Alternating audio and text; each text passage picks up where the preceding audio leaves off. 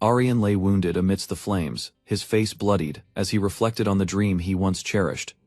That dream, once bright, had twisted into a desire to destroy everything, starting with those who betrayed him. Damon stood coldly nearby, watching as black spears impaled Aryan's body, ending the infamous villain's life with brutal finality. Without a word, Damon turned away from the lifeless body, the battlefield still burning under the weight of long-held grudges. To him, Aryan's death marked the end of a monster, a fitting conclusion to a life of destruction. Meanwhile, ManhwaCapped, the novelist behind this world, finished writing the final lines of the story.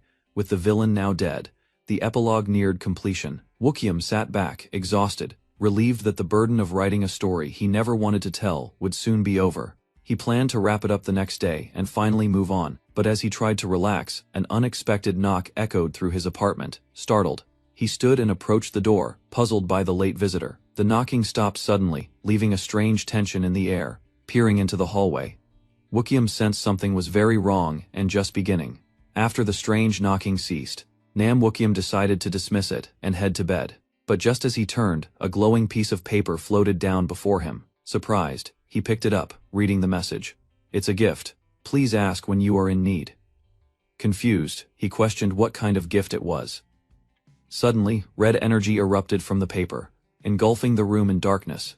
Before him appeared Aryan, the villain he had written and killed off. The atmosphere turned menacing as Aryan stared back, his chest still bearing the mark of death. ManhwaCapped stood frozen, unsure if it was real. Aryan's voice echoed with bitterness, explaining how he had devoted 10 years seeking revenge for his fallen family, only to fail. The red aura twisted around ManhwaCapped, dragging him into a chaotic vortex of pain and screaming. Aryan's final words demanded ManhwaCapped bear witness and carry his will forward. Moments later, Aryan awoke, gasping, disoriented, lying on an unfamiliar bed. He staggered to his feet, realizing he was somehow alive again. Looking down at his clothing, confusion deepened. Everything felt wrong: his body, his surroundings, even the time, panic growing. Aryan stepped forward, realizing he had returned. But to what? As Aryan stood before the mirror, he immediately recognized the reflection. Crimson hair, sly smile, and narrow eyes. It was unmistakably the face of the villain he created. The realization hit quickly: he had possessed the body of Adel inside. Memories began flooding in. This was just days before Adel's destined death. The setting confirmed it: inside the Demon Academy, surrounded by power struggles and hidden conspiracies. Adel, though from a noble bloodline, was targeted and isolated. Aryan recalled the lore he had written. Adel was a half-demon, hated and feared, and would die at the hands of the Six Families Knights. Though blessed with rare traits, Adel was never intended to surpass the main characters. His talents were impressive, but limited, especially now, with his mana sealed. Suddenly, Aryan noticed a glowing paper reappear on the floor, the same mysterious gift that brought him here. Desperate, he rushed toward it, recalling the message about asking for help. As he picked it up, panic set in the writing had vanished. But just as he cursed his misfortune, new text appeared. "Creator, if you do not know how to use the gift, please answer yes or no." A path forward had opened. Aryan, now inside Adel's body, confirms the mysterious message he must write, yes or no, on the paper. When he agrees, instructions appear explaining the information purchase system. Any question can be answered, but important ones come at a price. His first request, how to return to the real world, is instantly denied. Frustrated, but unsurprised, he shifts focus. Aryan instead asks how to access Adel's mana and traits. The paper accepts this without payment, triggering a surge of power and knowledge into his body. Aryan feels the mana activate. The first trait, darkness, grants him the power to remove another's 5 senses. It succeeds. Next comes killing intent, a pressure-based aura to immobilize weaker opponents. Again, it activates perfectly. He's close to unlocking everything. Finally, he tests Adel's unique skill, position transfer.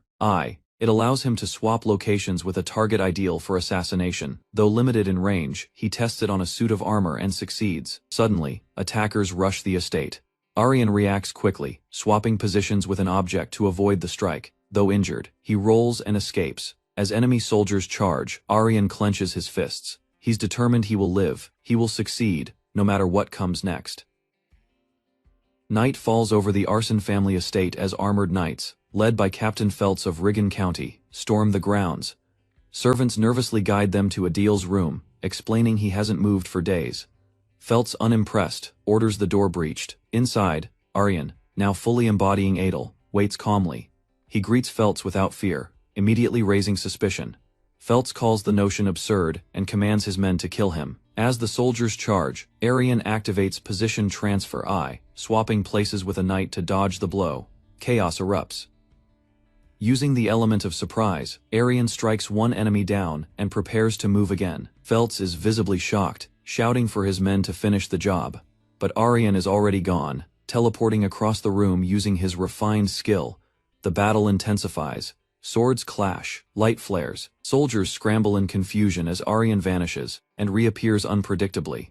He leaps through a window, executing another teleport mid-air to escape the immediate threat. Though outnumbered, he's far from defeated. Each movement brings him closer to survival. Captain Feltz roars for pursuit, but Aryan is already one step ahead, his resolve sharpened, his enemies behind. The fox-eyed villain has begun rewriting his fate. Aryan flees through the estate, gritting his teeth as Feltz's forces close in behind him. With no time to waste, he rushes toward the arson forest, hoping to reach the ancient gate hidden within, gasping for breath. He knows that even if he escapes the knights, survival beyond the territory is impossible. Instead, he decides to enter the demonic realm, believing his talents might earn him a place there. The forest looms ahead, dark and vast. Aryan runs deeper, aware that the knights are spreading out to track him. The only problem, he doesn't know the gate's exact location. Pushing forward, he nearly twists his ankle and barely regains balance. Before he can act, an explosion rocks the ground. Feltz has found him, with only a few position transfers left. Aryan tries to stay ahead. Desperation mounts. He reaches for the mysterious paper again, asking for the gate's precise location. A message appears. The information comes at a price: 100 gold or a rare artifact. Aryan yells in frustration, unable to pay. Another blast throws him across the forest floor, injured, exhausted, and cornered. He rises once more. He's not done yet, not until he finds that gate. Cornered and wounded, Aryan stares at the blade pointed toward him. Feltz declares his death inevitable. But Aryan grits his teeth, rising again. He refuses to die. With his last strength, he prepares one final move. Determined, he braces himself. Live or die. He will fight. Feltz mocks him for resisting, but Aryan deflects with sarcasm, accusing Feltz of cowardice for needing an entire force to chase one boy. Feltz responds with fury, charging to kill Aryan with a sword blessed by the Count. At the last second, Aryan triggers position transfer, dodging the lethal blow. A flash of light erupts. His sacrifice has unknowingly paid the price for new information. The location of the gate reveals itself. Realizing the gate is within reach, Aryan activates another transfer and dashes toward the glowing vortex. Feltz tries to stop him, screaming in frustration, but it's too late. Aryan reaches the swirling demonic gate, energy crackling around him. He's bleeding, barely standing, but his will is unshaken. Behind him, Feltz roars orders.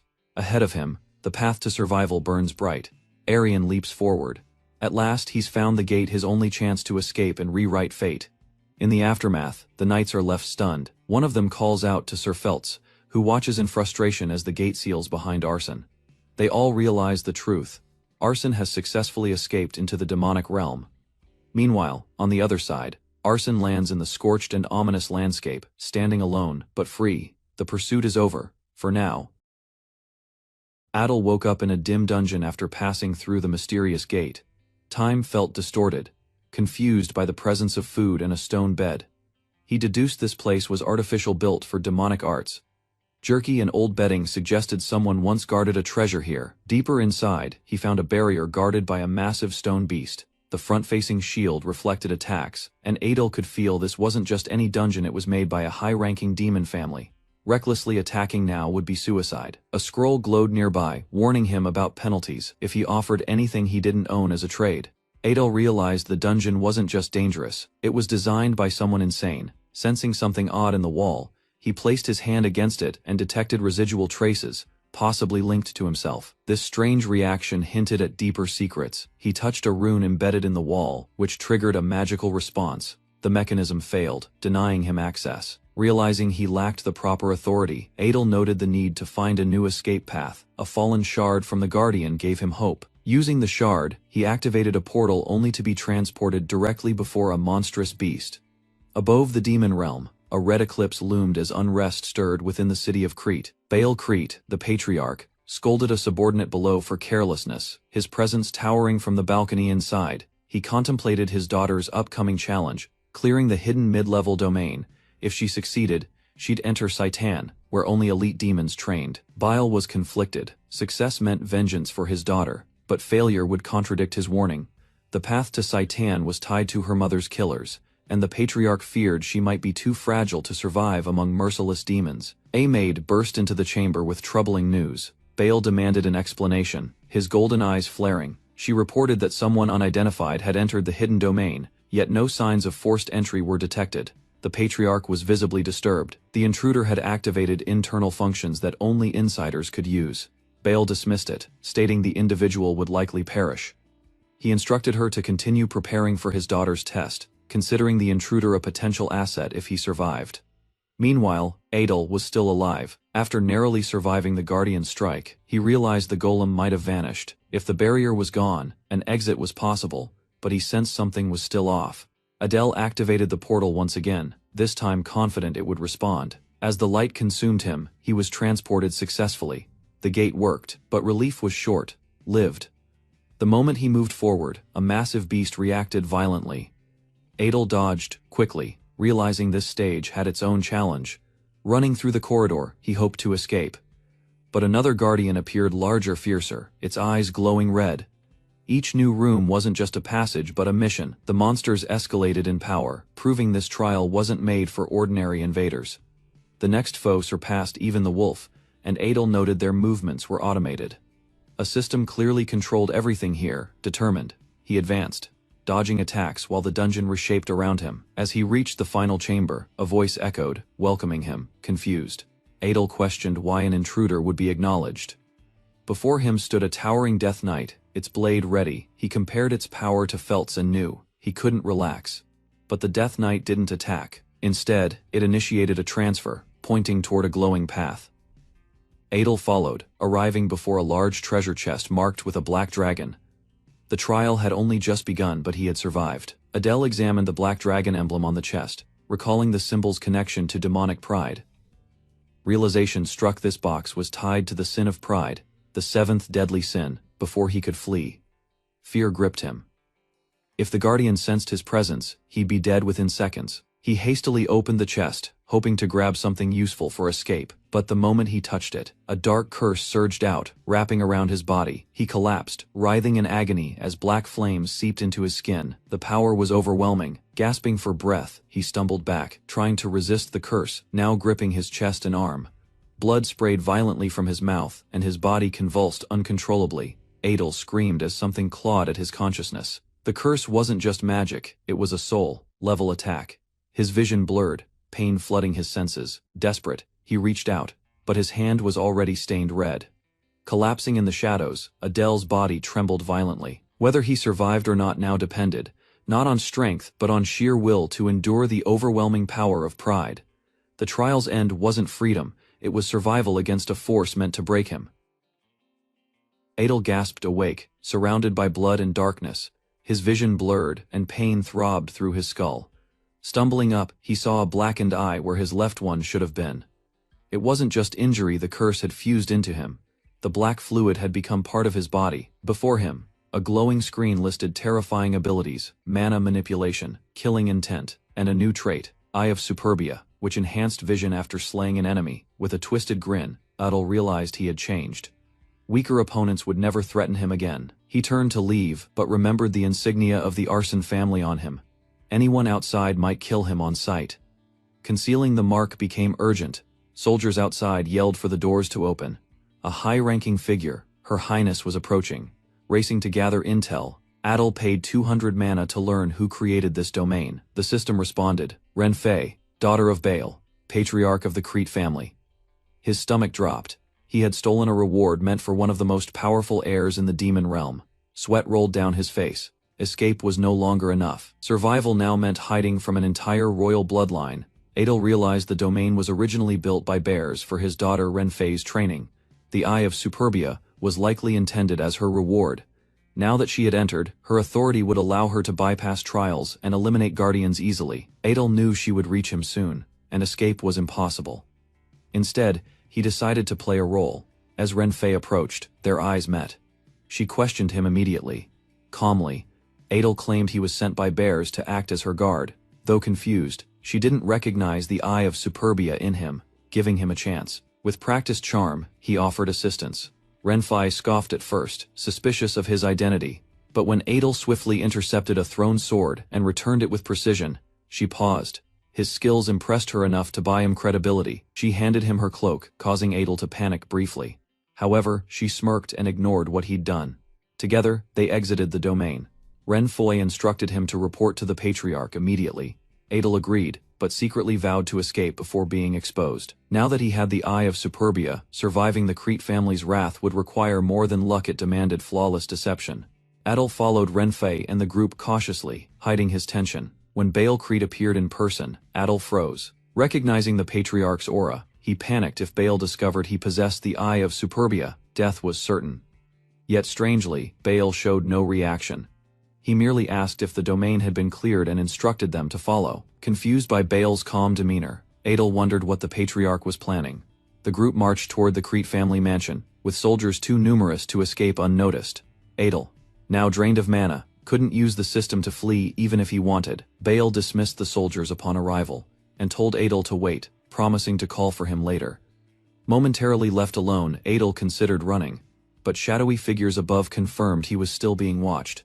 He cursed inwardly, realizing any thoughts of escape were futile for now. All he could do was survive and gather information. Yet elsewhere, someone watched, amused, and intrigued. They considered Oscar's survival a sign of potential. To them, Oscar had become a valuable asset worth exploiting. At sunset, Adel was led through the grand halls of the demon castle toward a private chamber. The tension grew heavier with each step until the escort opened the ornate door. Inside sat the Patriarch Radiac, a powerful figure known for his ruthless presence. Adel stood silently, aware that his fate rested in this man's hands. Radiac studied Adel with piercing eyes, showing no emotion. Adel, confused by his survival, questioned why he had been spared. Radiac offered no direct answer. Instead, his energy surged violently, engulfing the room in oppressive demonic power. Adel collapsed to the floor under the pressure, his body trembling as Radiac mocked his deception toward his daughter. Thou attacked with overwhelming force. Adel noticed Radiac never struck to kill. Gasping for breath, Adel realized this was a test. Radiac acknowledged Adel's quick instincts and demanded his name. Kneeling, Adel introduced himself. Hearing the name Adel, Radiac reacted. He extended his hand, surrounding Adel in dark energy. In an instant, Adel's body floated helplessly toward Radiac, his limbs bound by demonic power. Terrified, he demanded to know what Radiac wanted. The Patriarch's intentions remained unreadable, but one thing was clear: Adel's life was now entangled with something far more dangerous. Radiac forced Adel to ingest a mysterious substance, his dark energy coiling around Adel's throat. The Patriarch demanded that Adel simply continue his previous conversation with his daughter, implying there would be dire consequences if he strayed. As the poison spread through Adel's body, Radiac warned that disobedience would cause his heart to be torn apart. The pain surged violently, locking Adel into compliance. Once the curse was in place, Radiac dismissed him with a sinister calmness. He promised to arrange a place for Adel to stay and ordered him to leave.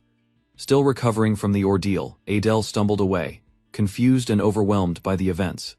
Night soon fell as he was taken to a remote building under Radiac's control. There, a servant informed him that he was now a dependent of the Crete household. Though uncertain of his role, Adel acknowledged his survival as a small victory. As he settled into the room, he reflected on the situation and tried to remain hopeful. But above all, removing the cursed implant became his priority. After extracting the object with magic, he confirmed it was inanimate. However, a strange beast awakened from its mana source being cut.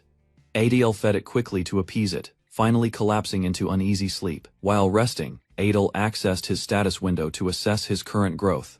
Though his position transfer ability had advanced, his mana remained critically low. The gap between himself and the protagonists of the world was still vast. Lying in bed, he reflected on ways to increase his mana, eventually recalling a risky method. However, the thought of it immediately triggered a memory: Renee's cold voice, rejecting something unseen. 3 days had passed since Adel had been assigned as Renee's personal guard. Despite their time together, her demeanor remained distant and cold. Adel remembered her past warmth and how she had changed after humans killed her mother. As her creator, he couldn't help but feel guilt over her fate. Suddenly, a servant summoned both of them. Radiac had called for a meeting concerning Renee's entrance into the demonic school, Saitan. Though she succeeded in clearing the required domain, Radiac warned of the danger awaiting her. Despite his concern, he made a deal. Renee could enter only if she took Adel as her guard. She refused immediately, shocking Adel as memories of Saitan's deadly events filled his mind. Adel realized the opportunity. Though dangerous, he could use the school to build power with renewed resolve. Adel prepared to make a request of Radiac. Knowing he'd be forced to accompany Renee, regardless, Adel decided to bargain for something useful. He requested a reward related to mana, hoping to boost his capabilities. Radiac, amused, assumed Adel would ask for the removal of the implanted curse. Unaware it had already been deactivated, Radiac agreed to hear the request. After dismissing Renee, Radiac explained that he would entrust Adel with a powerful item one considered a family treasure, sensitive to their bloodline. To avoid unnecessary reactions, he had sent Renee to retrieve it. While Adele expected a potion or artifact, Radiac offered something greater, the mana cultivation technique of the Bear's family. Radiac acknowledged Adel's weak mana reserves, but still chose to bestow the technique in his daughter's place. As his hands glowed with intense power, he instructed Adel to approach. Despite his anxiety, Adel stepped forward, realizing the gravity of the offer. The Bear's family's cultivation method was a secretive legacy. Receiving it meant not only increasing his potential, but also deepening his entanglement with the family. Adel understood the risk one wrong move could end in destruction, but the opportunity was too great to refuse. As the energy surged toward him, he prepared to accept the power that might change everything. Adel braced himself as Radiac began the transfer of the Bear's family's mana cultivation technique. As the demonic energy surged into him, a divine chant echoed in his mind, words so alien and overwhelming that they would shatter an ordinary person's sanity. Gasping for breath, Adel endured the ritual, barely keeping his consciousness intact. Radiac, impressed by Adel's resilience, acknowledged his uniqueness. With the new technique now integrated, Adel was expected to survive the harsh trials ahead. However, Radiac revealed an unexpected concern. There were signs Adel's bloodline might be connected to the 7 deadly sins, a lineage tied to chaos and danger. Though Adel denied it, he remained cautious. Released from the meeting, Adel moved to the forest to train. His mana, now unstable, needed to be brought under control. As he began the chant to invoke the demonic energy, a presence emerged. Accepting the power meant abandoning human mana forever. A monstrous figure materialized, the demon god. It recognized Adel as a half-blood and mocked his heritage, but didn't attack. Instead, it claimed a connection. Sensing a shared sense of rejection, declaring him a suitable host, the demon god began bestowing a mark upon Adel, one that would tie their fates together from this point on. Adel emerged from the ritual changed. With the demon god's power now infused into his body, he gained a unique mark that granted him multiple chances at survival. The power came with a price tattoos that would continue to spread across his body. Just as he processed this, he sensed someone nearby. Turning around, he was startled to see a young demon girl silently watching him from behind the trees. To his surprise, the girl referred to him as a dark priest, likely mistaking his connection with the demon god as a formal priestly role. He stood speechless, wondering what she might have overheard. A month passed. Adel's training bore fruit. His mana had more than tripled. According to his updated status window, he now possessed enough power to compete with top-ranking families. Despite the improvements, he noticed the same demon girl training suspiciously close to his house, rather than the official grounds. When he approached to question her, she responded politely. While her attitude toward him had softened, Adel realized she misunderstood his position. To avoid raising suspicion in the household, he politely asked her to treat him normally again. She agreed, stating she was only following orders, and requested the same comfort in return. After agreeing to treat each other comfortably, Renee quickly tested Adel's words by ordering him to fetch water. Surprised, Adel awkwardly complied. Though reluctant, he reminded himself that fulfilling her requests might be easier than arguing. As she lounged under the trees, Adel returned with a full basket, silently noting how easily her prideful attitude resurfaced. Despite his annoyance, he stayed composed. Renee's constant presence, however, was interfering with his own plans. He needed to conquer a hidden domain and retrieve a critical treasure before the protagonist entered the demonic academy. That item was vital for survival in Saitan, and time was running out. Trying to mask his true intentions, Adel asked Renee about her Saitan preparations. When she casually answered that everything was ready, he suggested she double-check, hinting she should leave briefly. Renee, suspicious, saw through the ruse. She accused him of lying and trying to sneak off behind her back. Cornered, Adel scrambled for an excuse, claiming he was only looking out for her safety. Renee questioned whether he was sick of her aura flaring slightly. Before he could respond, she suddenly remembered she had forgotten something and turned to leave. Adel saw his chance and prepared to move quickly. Adele's attempt to send Renee away had completely failed. Instead of leaving, she confidently declared she hadn't even warmed up yet, and unsheathed her sword. Without hesitation, she insisted on accompanying him to the domain, claiming they could finish the task if it was nearby. Stunned by her decisiveness, Adel struggled to respond, but she dismissed his hesitation and ordered him to hurry up. With no room left to argue, Adel led the way. Soon, they arrived at the edge of a twisted fog-covered land. Towering dead trees and crumbling gravestones stretched endlessly beneath an ominous sky. Their destination, the domain of the undying accursed land once ruled by necromancers, now filled with wrathful undead soldiers. Even Renee, usually calm, looks uneasy. The domain's danger has only grown, but now they face it together, with Renee leading the way through a hidden exit in the mansion. Renee followed Misk across the barren landscape, trying to keep his origins hidden from her. Although he remained outwardly calm, he was well aware that the entrance to the arson domain could only be found by someone of his bloodline.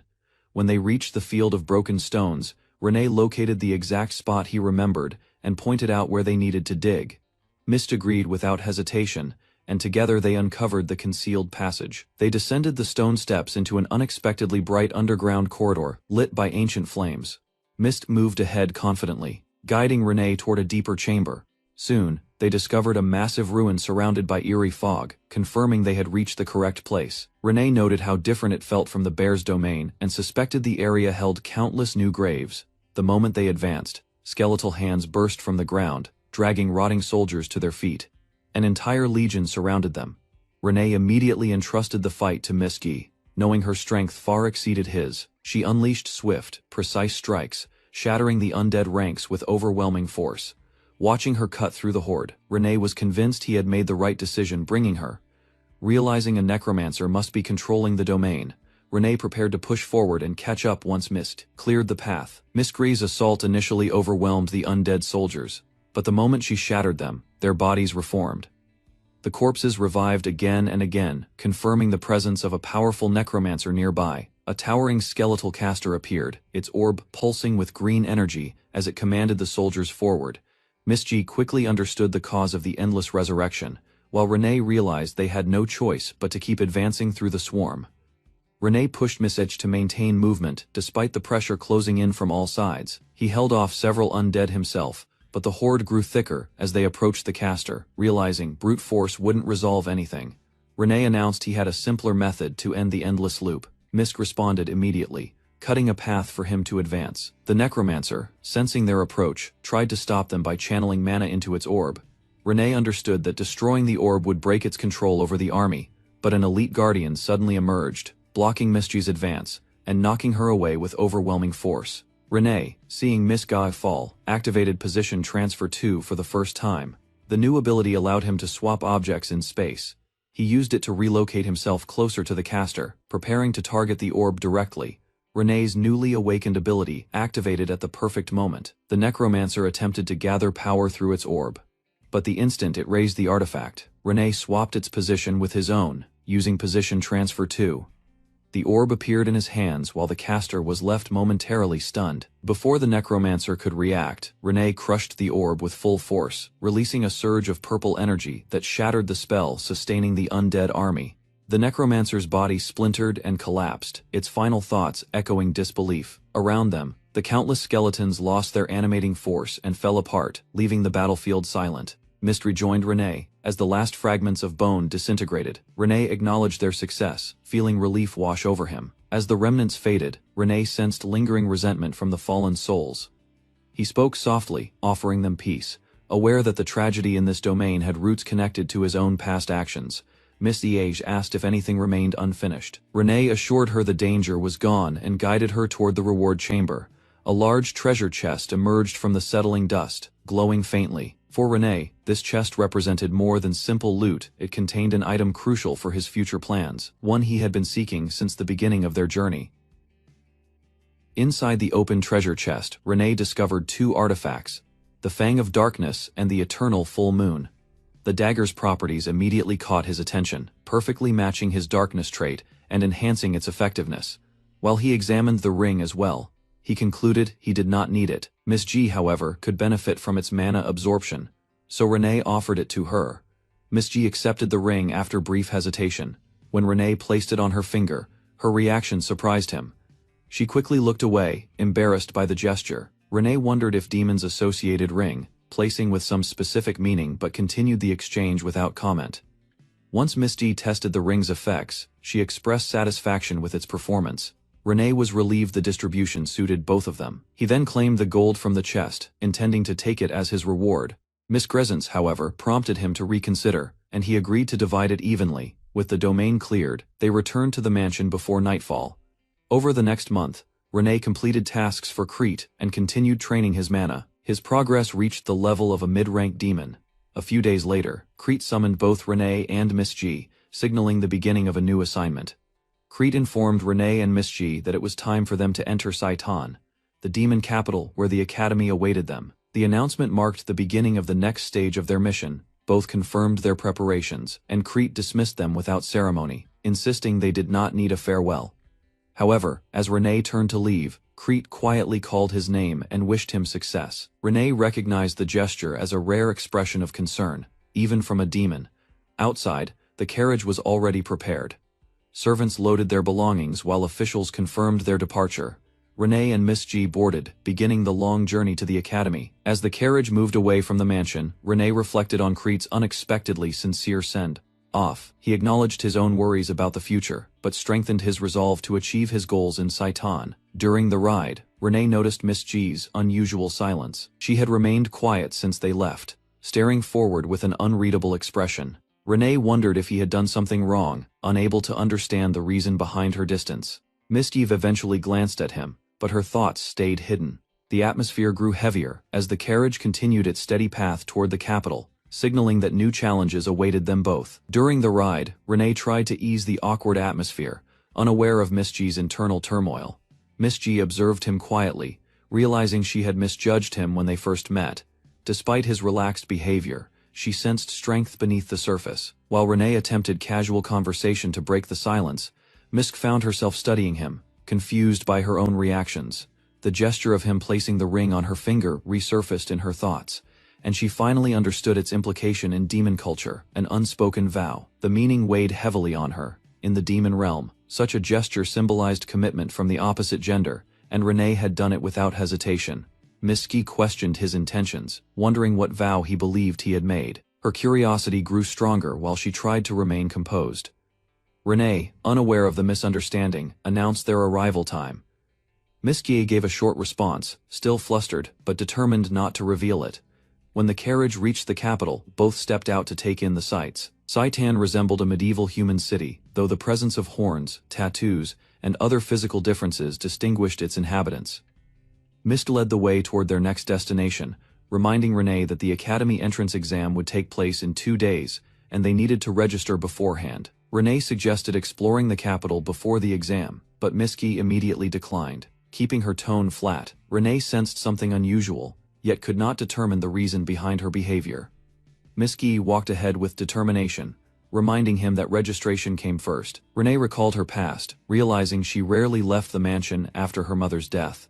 Her discomfort in crowded places made more sense, yet she remained difficult for him to understand. As they moved through Saitan, Renee took in the structured streets and towering buildings, surprised by how large the city was. The registration area was busy with young demons lining up. When it was their turn, the clerk quickly processed Miss Gog, but paused upon seeing Renee.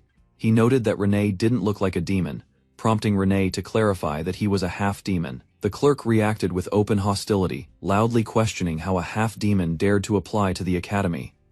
He ranted about the war and the pride of the demon realm, making the situation increasingly uncomfortable. Renee listened silently, already imagining the challenges he would face in an environment that looked down on someone like him. Despite the unpleasant welcome, he accepted that this was only the beginning, and he would need to push forward no matter the obstacles ahead. Misty immediately stepped forward when the clerk insulted Renee, her expression turning sharp. The clerk froze the moment he recognized her horns and realized she belonged to one of the 7 deadly sins houses.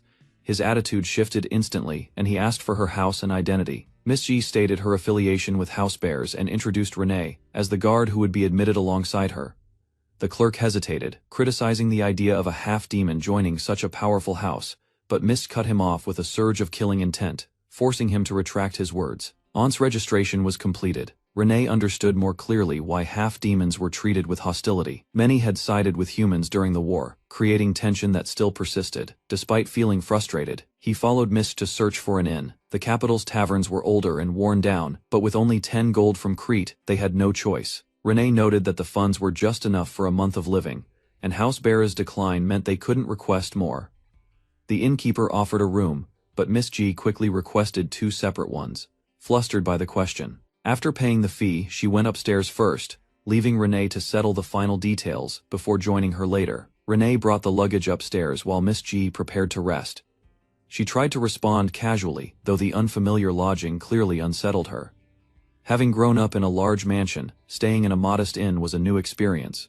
Renee assumed she would adapt quickly, then return to his own room to rest before the exam. 2 days passed, and the academy entrance day arrived.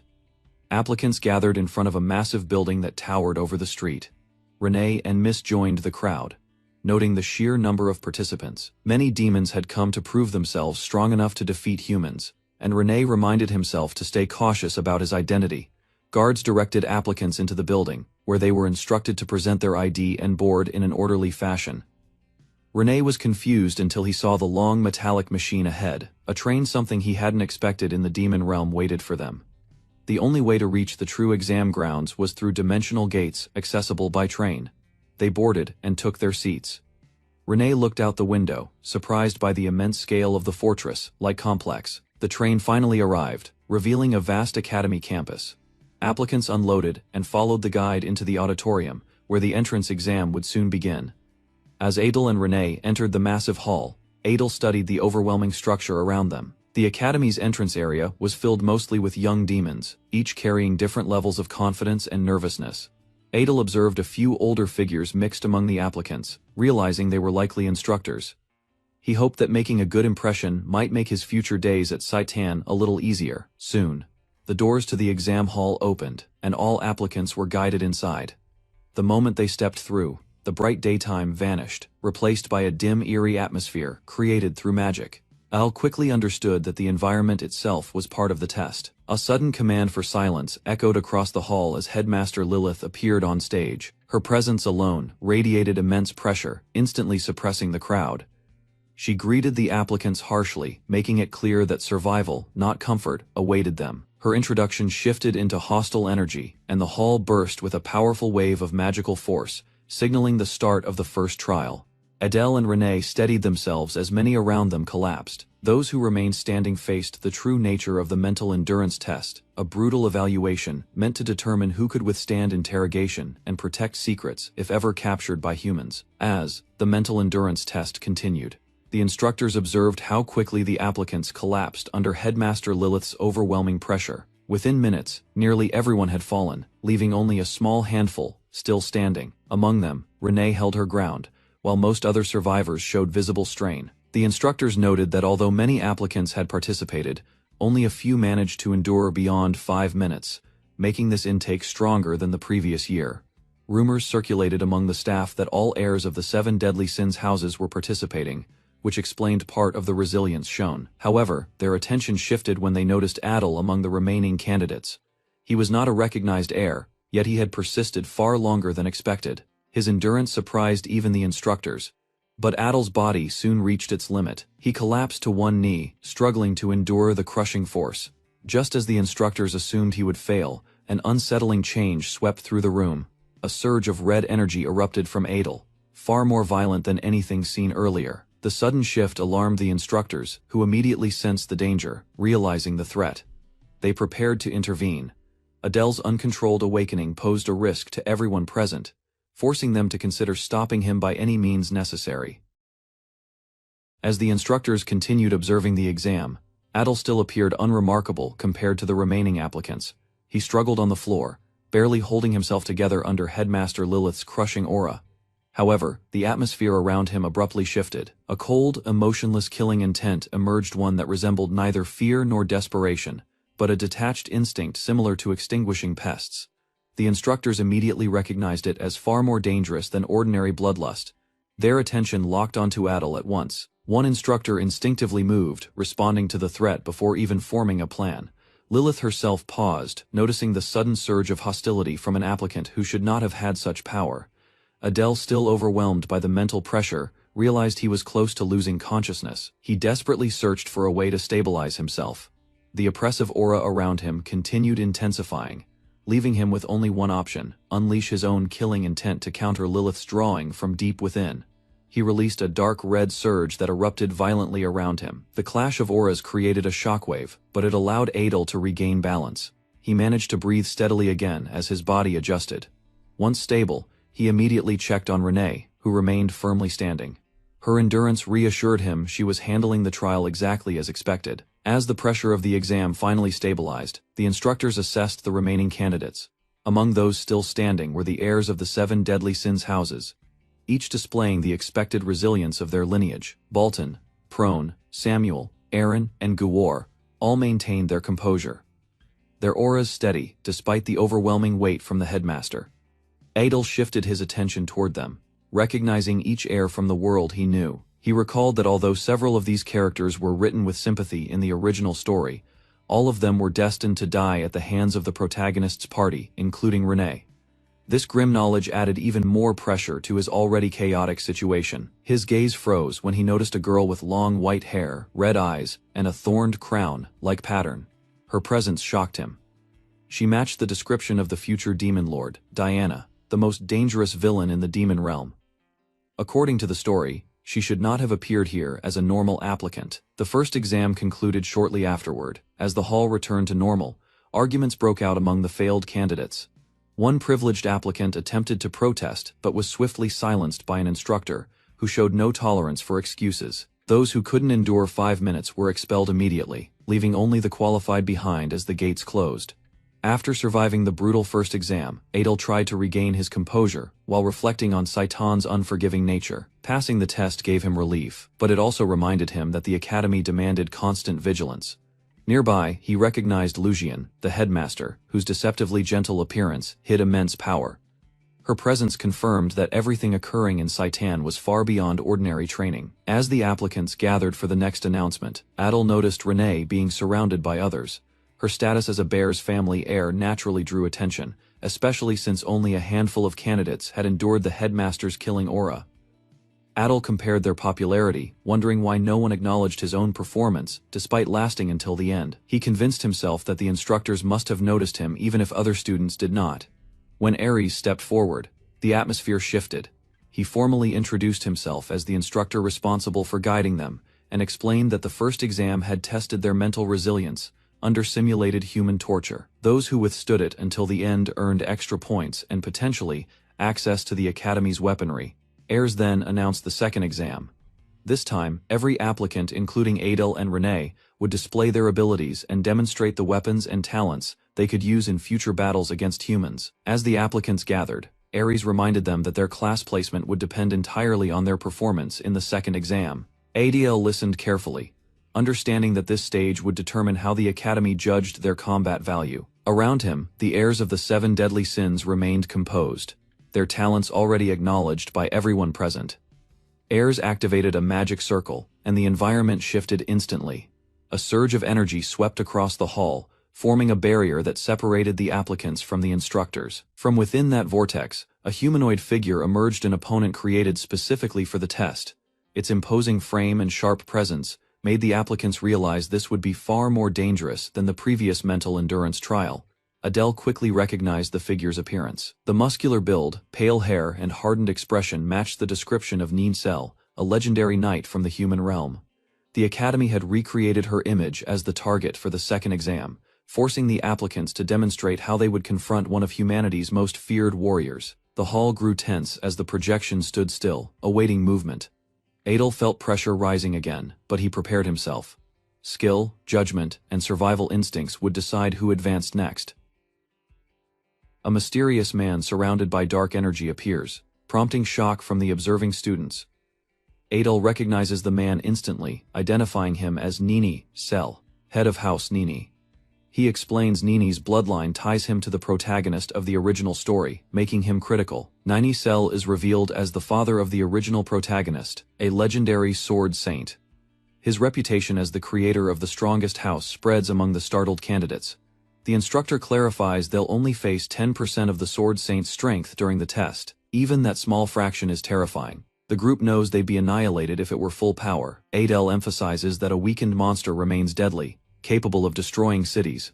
He considers using an information scroll, but their resources and questions are strictly limited. The instructor declares they'll form groups of 4 to confront the Sword Saint trial.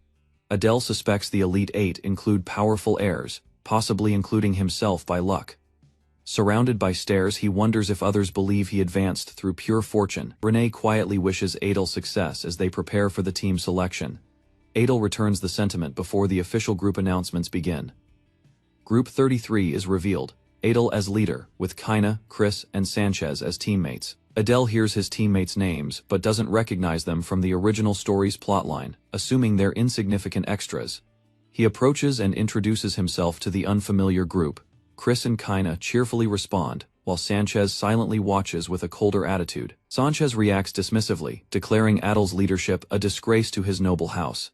Adel feels underestimated again, even by unknown individuals with inflated pride. Despite tension, Adel encourages the group to try their best, and they agree to cooperate. Adel begins assigning roles, starting with Chris, and asks about their weapons or powers.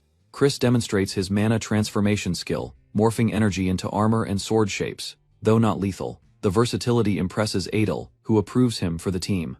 Next, Kaina explains her support role, relying on divine prayers to boost her allies' speed. She channels power through a demon god prayer, causing a lightened sensation in Adel, though impressed. Adel internally notes her spell is weak and questions how she passed. Kaina jokingly reacts to Adel's blunt feedback, and he reassures her with a smile. Adel acknowledges her buff is at least something, though barely noticeable to him. With Kaina's evaluation complete, Adel turns his attention to the last member, Sanchez. Sanchez activates his skill, hardening his body with visible force, preparing for combat evaluation. Adel deems the ability ideal for a tank role, appreciating its straightforward defensive utility. Unexpectedly, Sanchez launches a teleportation ring, shifting both himself and Adel in an instant. Adel is caught off guard as Sanchez grabs him and triggers the teleportation skill. He realizes too late what's happening, his expression shifting from confusion to alert. Sanchez smugly reveals his true ability, teleportation, leaving Adel both impressed and wary. Sanchez steps back confidently, declaring his demonstration complete, while Adel praises his useful power. The team is amazed by Sanchez's ability, but Adel decides to keep his own hidden. He organizes the formation, Chris and Sanchez at the front, Kaina supporting from the rear. Everyone agrees with the strategy, as the instructor announces the beginning of the second test. Group 1 is called first, tension rising across the participants as the arena awaits. Adel watches them step forward, surprised by their confidence, despite the daunting opponent ahead. The Sword Saint draws his blade, emitting overwhelming power as the battle commences. In an instant, he slashes through the arena, effortlessly overwhelming Group 1. Adel watches in horror as one participant screams in agony, confirming the Sword Saint's deadly might. Adel stares in disbelief, unable to follow the Sword Saint's movement. The power feels unreal. The instructor calls for the next group, and screams follow instantly from the chaos. Group after group collapses in seconds. The Sword Saint's strength is overwhelming, even at reduced power. Group 4 hesitates, arguing that it's hopeless and they'll lose no matter what. The instructor allows 2 members to forfeit, asking the remaining ones if they'll continue. To Adel's surprise, the remaining 2 agree to proceed, showing unexpected courage. Students question whether the stronger candidates are exempt from the test, but the instructor denies it. Group 4 begins their match, facing off against else, the test's overwhelmingly powerful swordmaster. Observers comment that even 2 students can't handle Cell, and decide to keep watching silently. Cell strikes with explosive force, launching opponents across the arena without hesitation or mercy. One student screams in pain. The onlookers note that real sword aura would have cut them apart. As fear spreads, some students tremble while pretending confidence. Group 5 is called up next. Another group is quickly defeated. One by one, teams begin forfeiting without even entering the match. By Group 10, surrender becomes common. Fear overshadows honor as the pattern of quitting continues. When Group 20 is summoned, the narrator notes only 5 teams remain from the first 30. The narrator explains the battle has no restrictions on retreat, but the opponent is undefeatable. A student manages to block Cell's attack, showing longer resistance than previous challengers. The longer the fight lasts, the more it becomes clear, perseverance is key to passing. As their turn nears, one student admits to trembling in fear, despite his brave front. Another realizes the true test isn't about winning, it's about continuing to fight, despite losing. Judging the instructor's reactions, he concludes endurance determines success. Group 33 is called up next. Adele steps forward, proposing they fight, seriously. Despite the risk, he believes they can win. His teammates agree without hesitation. Losing doesn't matter, they'll fight as one until the end. Adele reminds himself of his potential and charges ahead, trusting his villainous instincts and planning. Cell's strength is unknown, even to Adele, since he never detailed him in the original story. Uncertain, but focused. Adele directs the team to hold positions and stay calm under pressure. Cell moves first, unleashing a violent barrage, pushing the group into immediate defense. Adele warns the team as Cell charges at full speed with overwhelming energy. Chris freezes in fear, but the strike narrowly misses. Their teamwork is tested under real threat. Kina rushes to protect Chris as Sanchez prepares to intercept the sword. Saints follow. Kina casts a spell mid-air to reduce the impact of Chris's fall. Sanchez jumps forward, bracing himself. While Chris recovers and prepares to rejoin the fight, Cell attacks again without pause, forcing the team to split and defend with desperate coordination. Sanchez withstands the hit. Adele sees an opening but questions if it's a trap, though the gap seems clear. Instinct warns Adele something isn't right, realizing the Sword Saint might be baiting them. Adele hesitates, suspecting inhuman calculation. Adele warns the team as Cell readies another strike. He orders everyone back to position. Chris tries blocking with a magic shield, but his strength is nearing its absolute limit. Adele notices Sanchez's arms cracking under pressure. One attack caused severe damage. Time is running out. Cell raises his sword again without rest. Adele anticipates the incoming strike and prepares mentally. The Sword Saint's second wave crashes down, stronger than before, forcing the team into retreat. Sanchez holds on but grits his teeth under the pressure. Adele realizes CL is increasing power. Frustration builds as they struggle to withstand the barrage. Panic spreads among the group. Despite injuries, Adele remains calm, recognizing they're the only team to block a second attack. Cell smiles with approval. His glowing stance signals yet another overwhelming strike is coming soon. Chris collapses from exhaustion, groaning in pain as his energy drains completely. Adele kneels beside him, urging him to trust him and stand just one more time. Chris struggles to move, but listens. Adele's conviction strengthens their will to endure again. Sanchez shouts as Cell prepares to strike. Adele reassures them that he has a plan. With a chilling aura, Adele silently declares his intent to drive a sword through Cell's throat. Chris and Kina react to Adele's change, sensing a dangerous resolve awakening inside him. Cell surges forward with immense speed, his aura intensifying, forcing the students into quick decisions. Sanchez panics and calls to Chris, but Adele reveals Chris won't be using his barrier. Cell launches a fierce slash. Adele's plan begins, shifting their strategy without relying on defense. Sanchez braces for impact, but a teleportation skill activates, repositioning him just in time. Chris and Cell are swapped through spatial magic, dodging the strike with perfect timing. Cell quickly reorients himself as Chris appears in front of him, eyes locked for the next move. The second teleport is triggered, redirecting Chris out of danger and positioning Adele directly above Cell. Cell looks up as Adele descends from above, his sword aimed straight at Cell's throat. With fury and precision, Adele roars out his intent to end it. Die, Nini Cell. Rose student charges fiercely, aiming his fist at his opponent with explosive determination. Observers watch in disbelief as the sudden attack catches even the instructor off guard. The demon girl and her companion look on, surprised by the shift in power dynamics. A counterattack pierces the student's chest, halting his advance and leaving blood splattered across the ground. He collapses briefly, groaning in pain, but clenches his teeth and refuses to stay down. Driven by desperation, he activates a powerful darkness ability and traps both himself and the enemy. Swallowed by shadows, the enemy struggles, while the student thanks Chris Barley for shielding his body.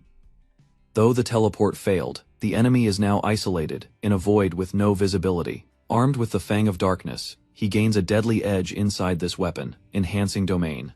Resolved to win, the student prepares his stance, determined to end the battle. The enemy tries to read his movements, unaware of the trap set by the swirling shadows. With speed and precision, the enemy charges in, unaware the tables have turned. Realizing the enemy's monstrous strength, the student braces for a final strike. He stares directly ahead, eyes glowing, and channels power through his darkness-infused arm. A spectral blade forms silently, ready to deliver the decisive blow in the Shadow Realm. As the shadows swirl violently, the white-haired enemy prepares to counter. Sensing danger too late, Rose Student declares control over the space, stating the trap has reversed on the Sword Saint. Activating his ultimate technique, he summons Black Blade Rain, aiming to end the fight instantly.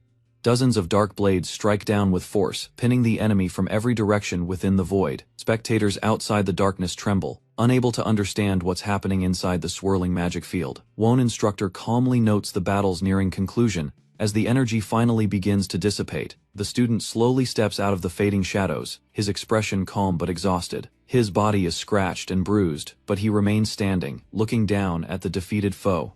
Students watch in stunned silence as the once powerful enemy lies unconscious and motionless. As everyone stares, Rose Student breaks the silence, smiling and claiming his hard-earned victory. Excited classmates call his name and rush to congratulate him without hesitation. Friends cheer, overwhelmed by relief and awe at his incredible strength and performance. They ask how he succeeded. He humbly credits teamwork and support, rather than his own strength. When asked about another student, he confirms the instructors are treating him after the shock.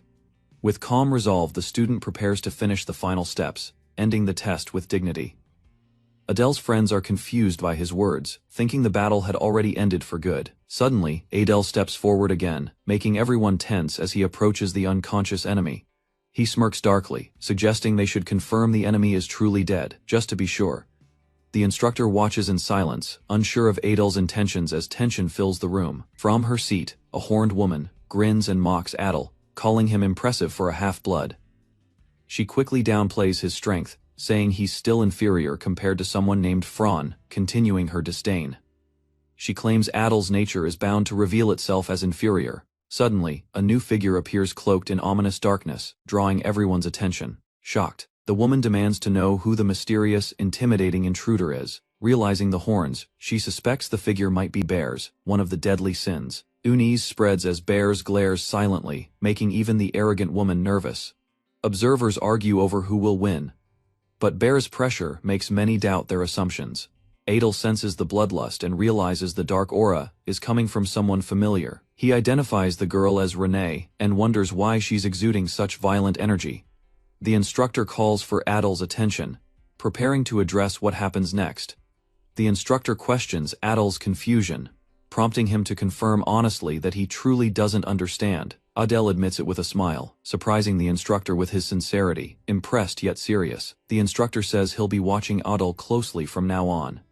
Elsewhere, Renee and Laurel Fran face off, both surrounded by intense magical pressure. Adele notices the clash and wonders about the identity of Fran, who radiates hostility. Another student explains Fran's background. She's from the House of Lust, a dangerous elite. Adele questions Fran's motives for fighting Renee, still confused by Demon World customs. Fran glares at him suddenly, locking her eyes on him mid-duel. Without warning, she shouts at Adele, calling him out directly as a half-blood. Adele is stunned by her sudden aggression and public declaration. Fran demands Adele become her slave, revealing her twisted intent. Enraged, Renee leaps into action, her aura exploding with power.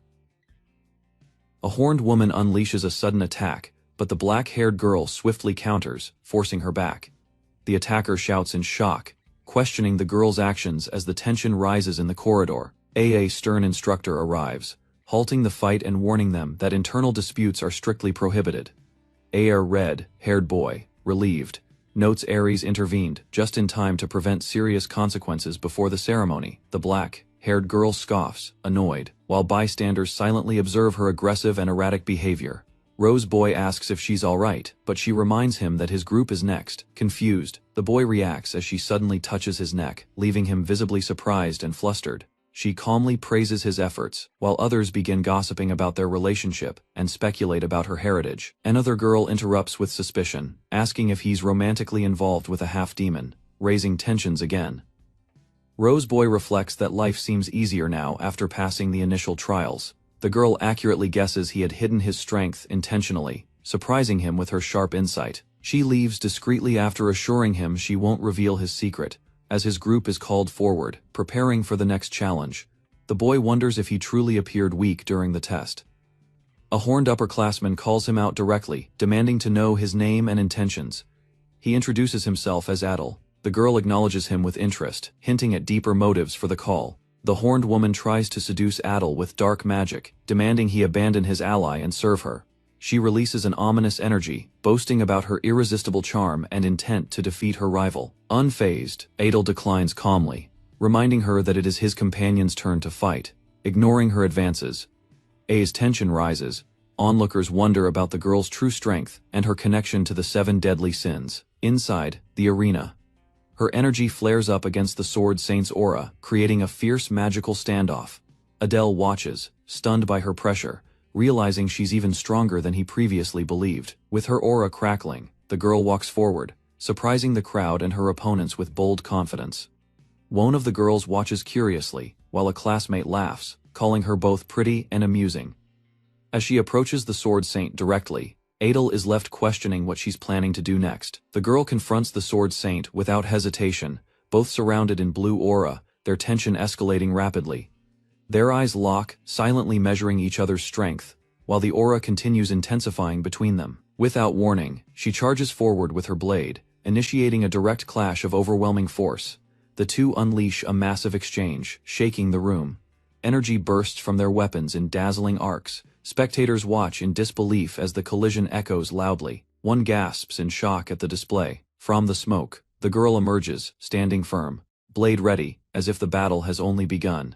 Cheers erupt as Renee steps back from the arena, having clearly dominated the battle without effort. Cell acknowledges her performance as decent, while others yell her name, amazed by her overwhelming win. Adele is stunned by the result, realizing Cell never attacked because he already sensed Renee's strength. The horned woman voices disappointment at missing Renee's humiliation, but admits she must be quite capable. Adele questions whether all 7 deadly sins children together could defeat the real Sword Saint. She scoffs at the idea, explaining even 10% of the real Sword Saint is unmatched. Adel reflects on how he struggled against a mere imitation, recognizing his ignorance of the demon realm. He feels excitement building in his heart, curious to witness how events unfold from here. As Group 35 is called, others begin passing too, inspired by Renee's impressive example. Though many passed, the differences in strength among the 7 deadly sins children remain unclear. Adele identifies the 2 strongest, feeling reassured. As Cell announces the entrance exam's conclusion, combat participants pass automatically.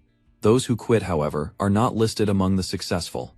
Cell reminds the students their true challenge lies ahead and warns of a harsh training path. He instructs those who passed to prepare for the entrance ceremony happening in 2 days. 8 students who defeated the Sword Saint are told to remain, leaving Adel and Renee curious. Cell addresses the 8 victors, congratulating them and granting special access to the Academy's sacred armory. Trainee Bolton eagerly raises his hand, curious if they can leave with multiple powerful weapons.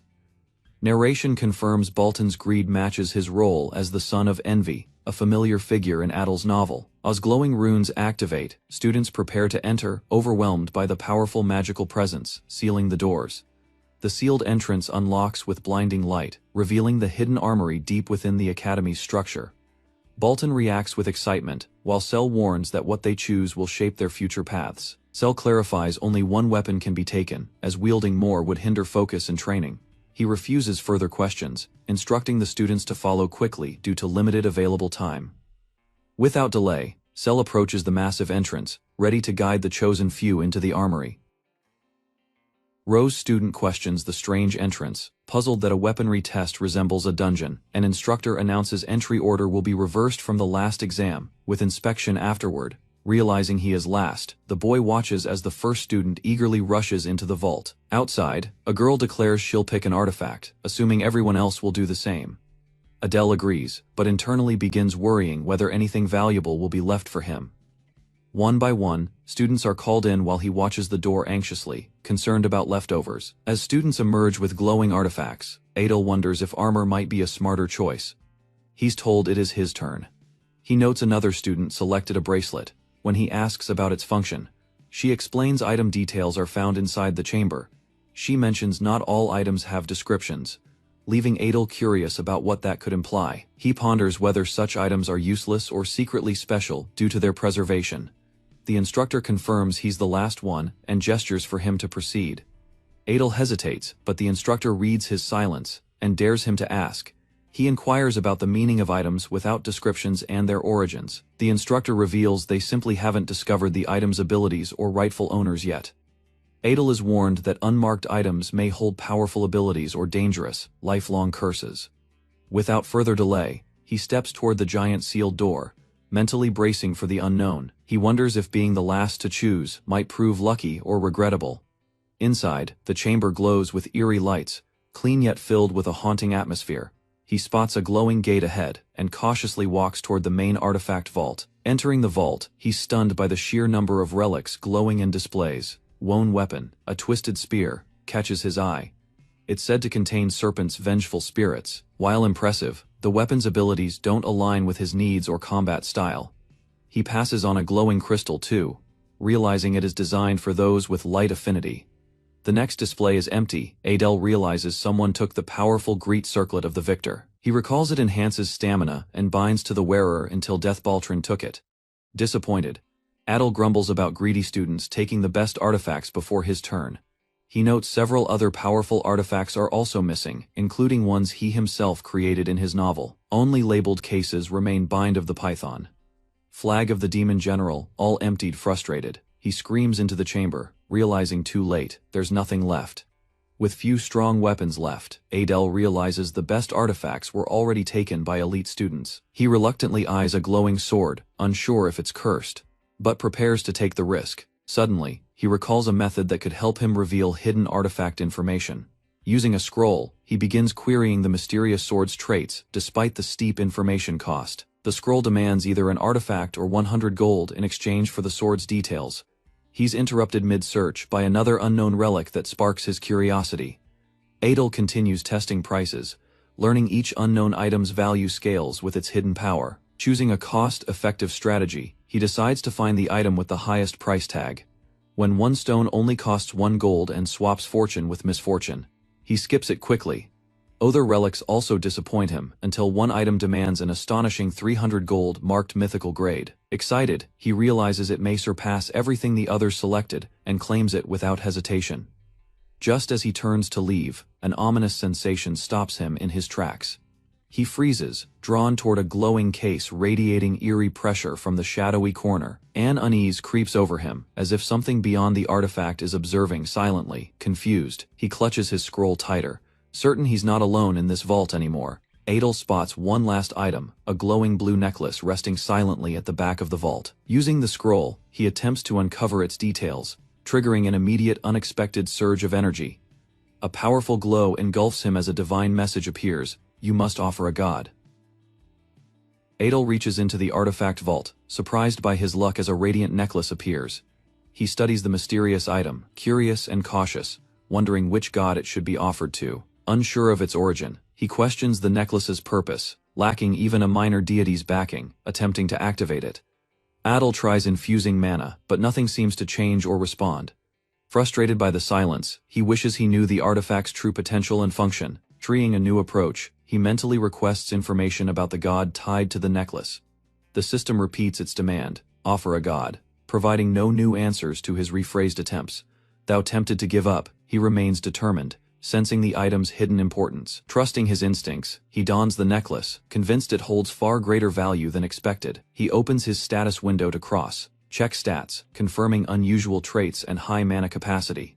Content with no outside interest, he decides to take time understanding the necklace alone. Later, A fellow cadet confronts him, questioning the decision to choose an unregistered artifact, feigning ignorance.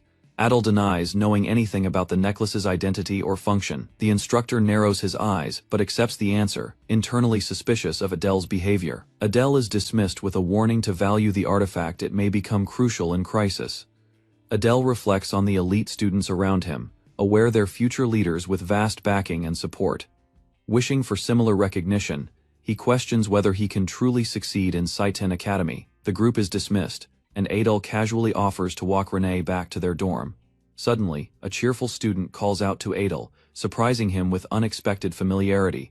Introducing himself as Balton, the energetic boy apologizes for earlier rudeness and offers a handshake. Adel returns the greeting, puzzled but pleased, realizing Balton's interest might be strategic.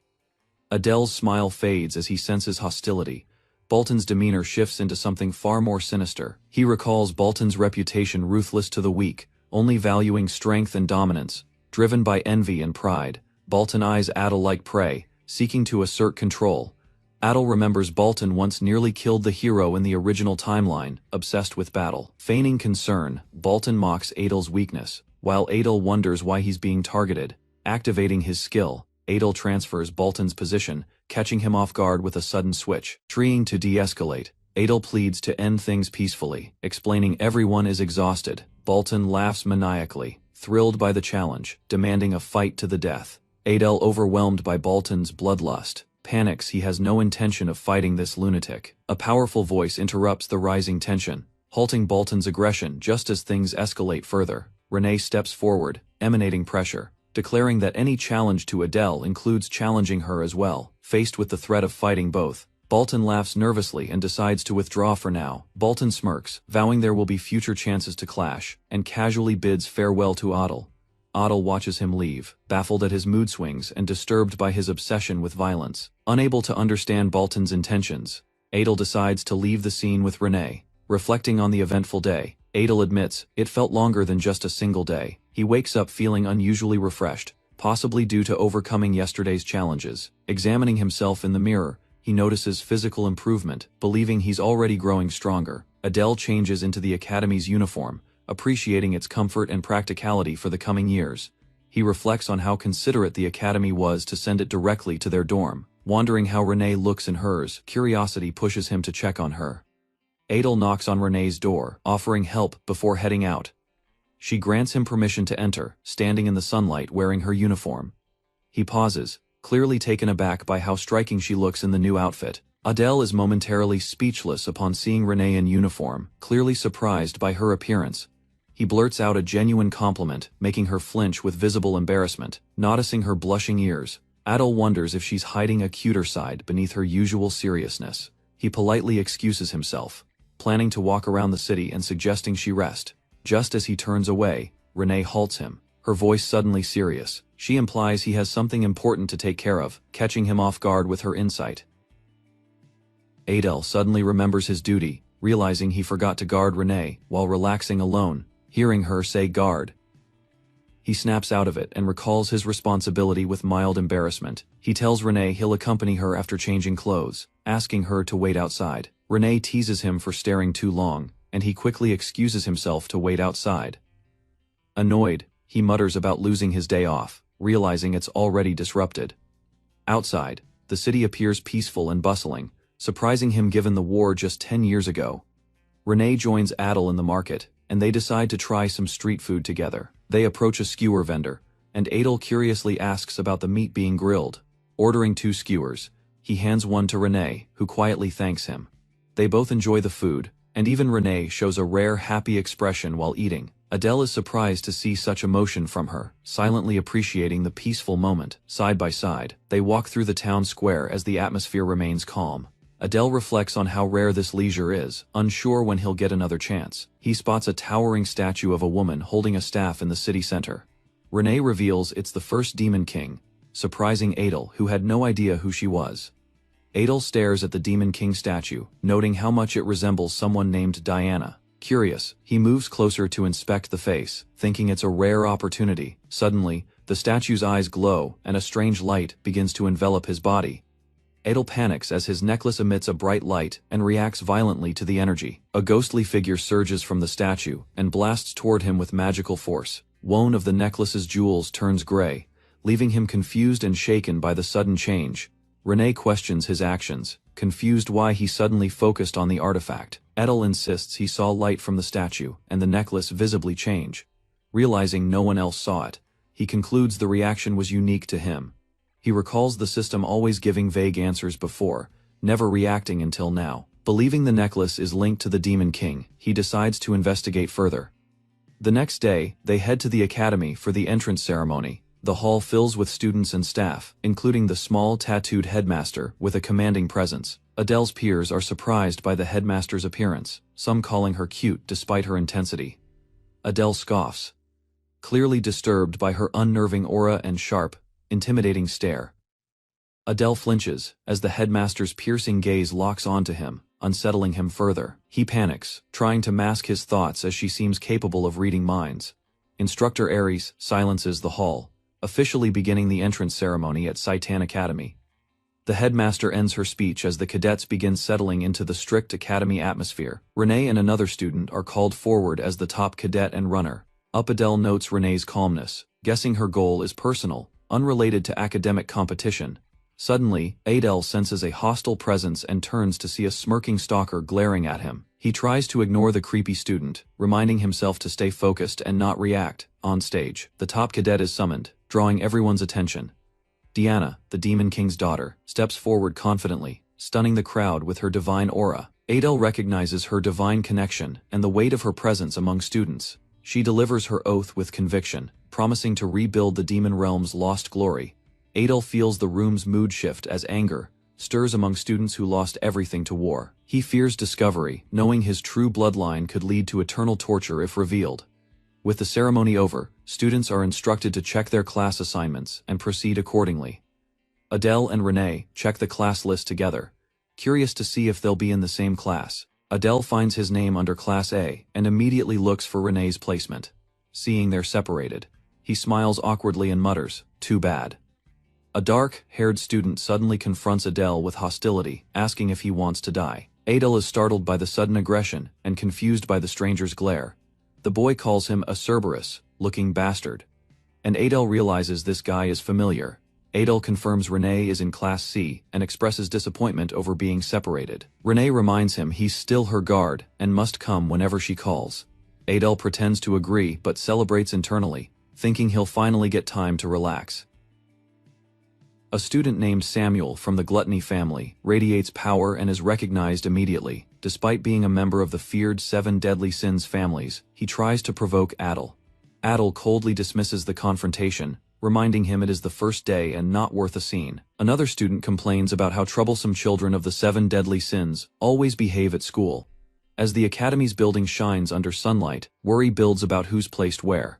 In a meeting, one instructor defends his position, insisting he is now a proper Saitan teacher. Aries warns the others that a particular child is too dangerous to be handled normally. The Class A instructor protests, claiming the student already belongs under his guidance. The chairwoman silences the dispute, demanding Instructor Idea to stop arguing and sit.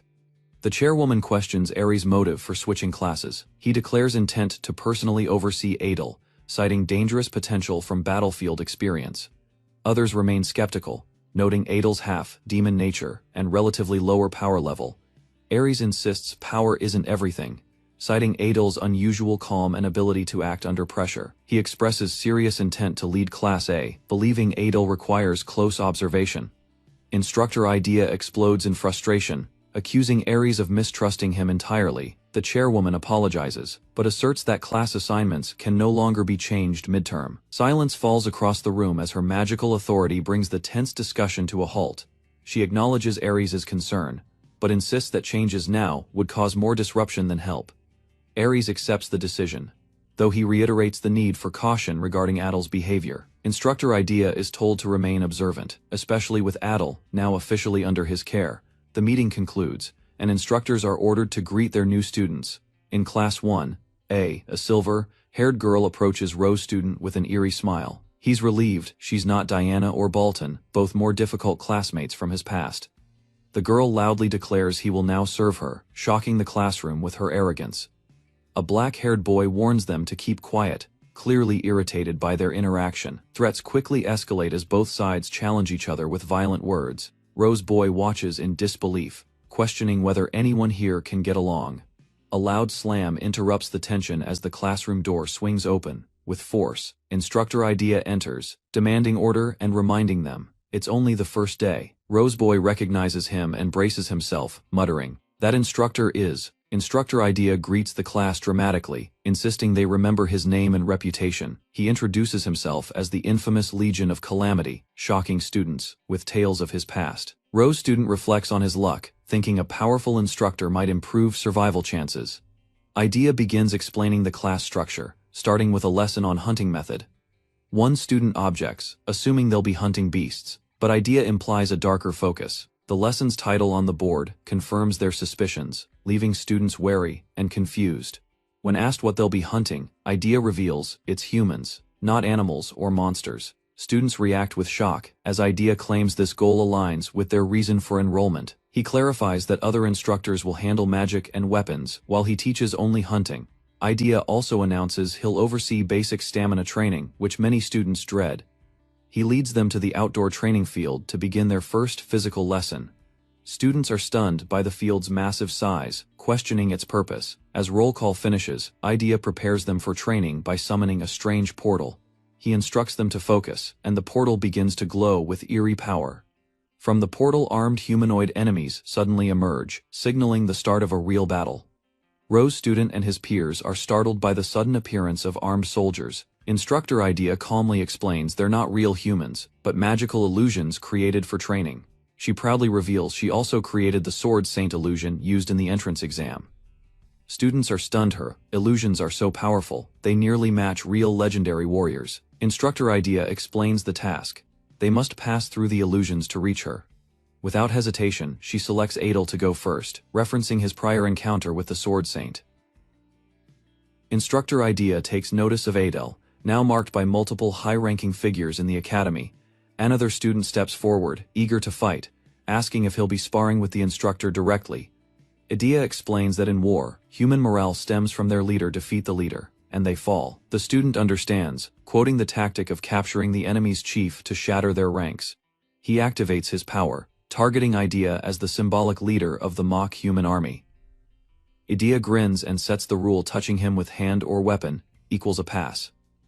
The test begins. Adel activates his ability, instantly teleporting across the battlefield with position transfer to move. He appears behind Idea in a flash, catching even the instructor by surprise. Despite the initial distance, he successfully touches Idea, demonstrating overwhelming spatial control. Reflecting on his progress, Adel notes how much further he can now leap with precision. Idea acknowledges his strength, finally understanding why others warned him about Adel. Satisfied, Idea grants him a pass. Adel respectfully returns to his place. Adel wonders why the instructors reacted so strongly, unsure if they sensed his true identity. Meanwhile, Idea warns the others, fail, and they'll face additional classes. Another student screams and charges wildly, hurling himself toward the humans in blind rage. Adel observes the demons performing standard maneuvers, their attacks limited in impact due to their basic nature. Though a few enemies fall, their lack of power prevents them from turning the tide of battle. Idea smiles ominously, hinting at the chaos he'd unleash if he directly controlled the soldiers. A cadet jumps into the air to bypass the formation, confident he can evade their weapons. Archers immediately react, firing a volley mid-air as the crowd watches the doomed attempt. The cadet crashes to the ground, pierced and defeated, while Adel silently affirms his spatial magic's superiority. Instructor Idea calls for the next cadet. Samuel steps forward confidently, without hesitation. Adel watches silently, curious if Samuel's arrogance reflects genuine power or just empty pride. Samuel prepares to demonstrate his strength, radiating green energy that warps the air around him. A storm of green magic spirals from Samuel as his power erupts violently. He rushes forward, annihilating targets with a single move before anyone reacts. Adel is stunned. Samuel's magic wipes enemies instantly, showcasing brutal, overwhelming effectiveness. The battlefield lies in ruins. Samuel stands alone amid the aftermath of his devastating assault. His magic, born from gluttony, consumes everything in its path without resistance. Adele quietly acknowledges it a monstrous ability that devours all, impossible to ignore. Adele chooses not to compete further, letting Samuel hold the top spot for now. Samuel, despite his victory, feels annoyed by the odd energy surrounding the group.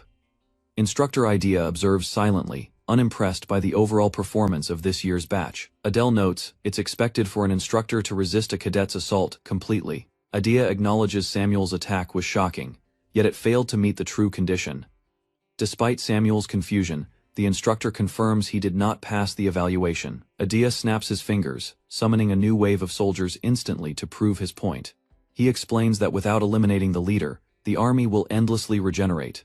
Adele estimates the new formation numbers over 200 soldiers, stunned by its speed. Idea compliments Samuel's magic, but reminds him it was insufficient for a true pass. Samuel exits reluctantly as the instructor calls the next cadet forward. Though upset, Samuel accepts the result quietly, drawing a knowing glance from Adele. Adele criticizes Samuel's overconfidence, pointing out his failure to target the real threat. Had he struck the instructor directly, the outcome would have changed entirely. Adele laughs confidently, preparing to take the stage himself next. A horned girl excitedly steps forward, announcing her turn as the next challenger in the trial. She's revealed to be Fran, a member of the prestigious 7 Deadly Sins, House of Lust. Fran boldly taunts the approaching soldiers, but then suddenly freezes, confusing everyone watching. Panicking, Fran realizes she doesn't know what to do in direct combat without her minions. Adele watches calmly, recalling that children of lust usually control others, rather than fight themselves. Memories of her summoning demons like a queen bee flash through her mind. Without them, she's helpless. Fran's eyes widen as she spots Adele nearby, a desperate idea forming in her mind. She turns to him dramatically and shouts for help, attempting to command him as her slave. Adele responds only with a blank smile, leaving the observers confused by the absurdity of her plea.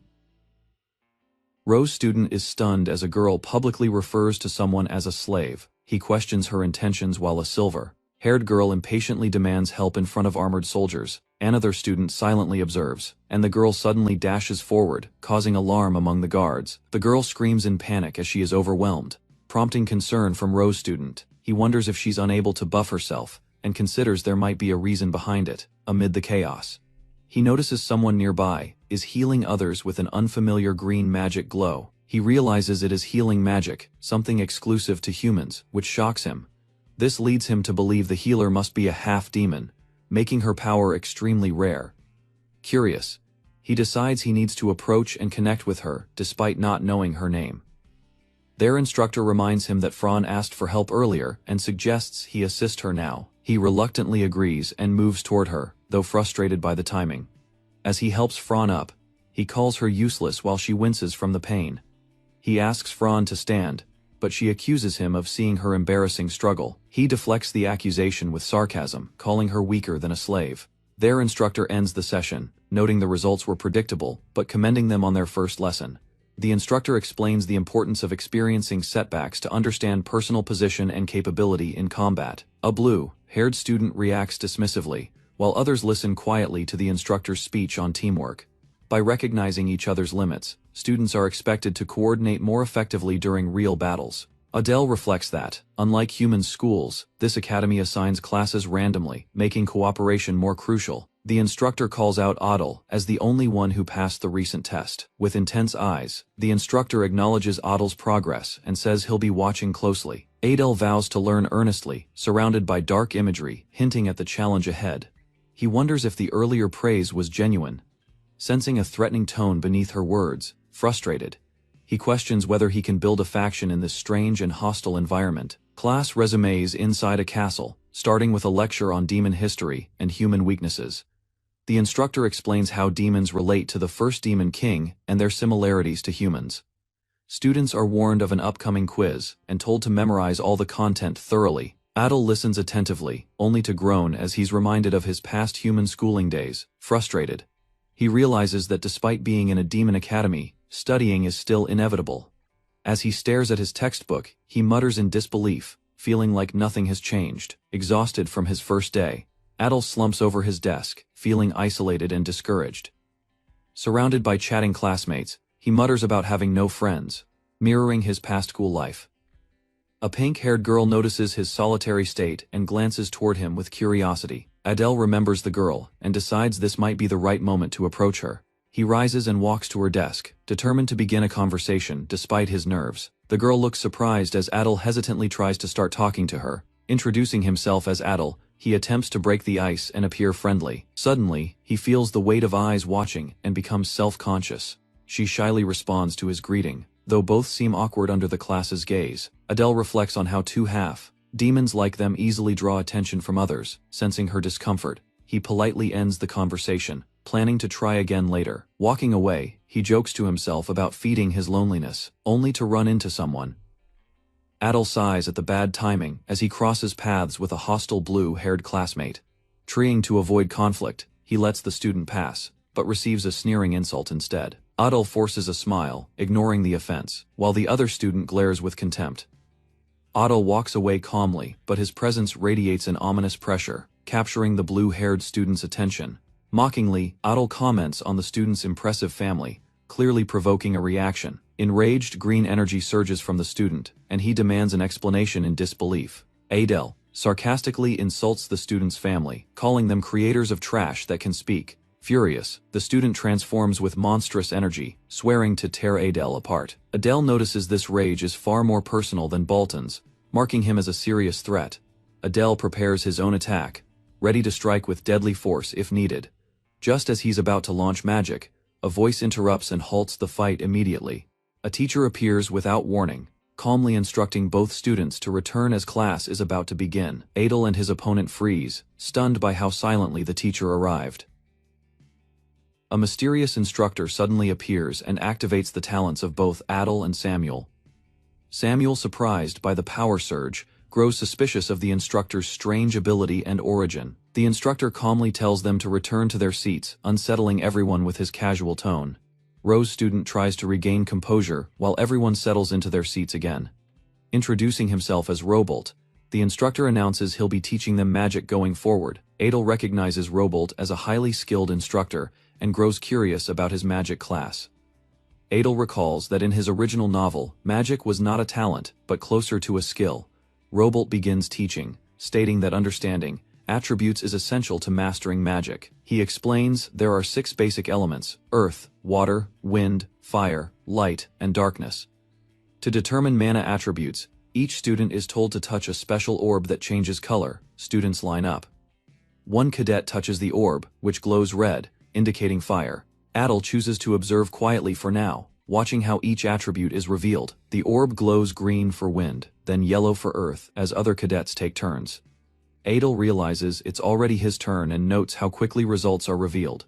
With interest from the instructor, Adele steps forward to reveal his attribute next.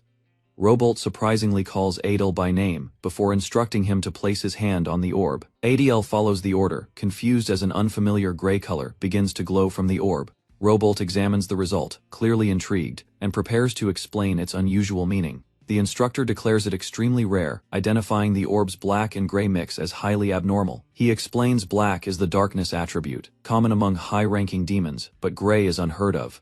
Robolt finally reveals that gray represents chaos, a magic that disrupts natural magical order. Adele is surprised by the revelation, noting that even in his novel, chaos never existed. He reflects on the phrase, magic that defies the natural order, and decides to focus on darkness first. Though unsettled, he quietly returns to his seat, still thinking about the implications of the gray color.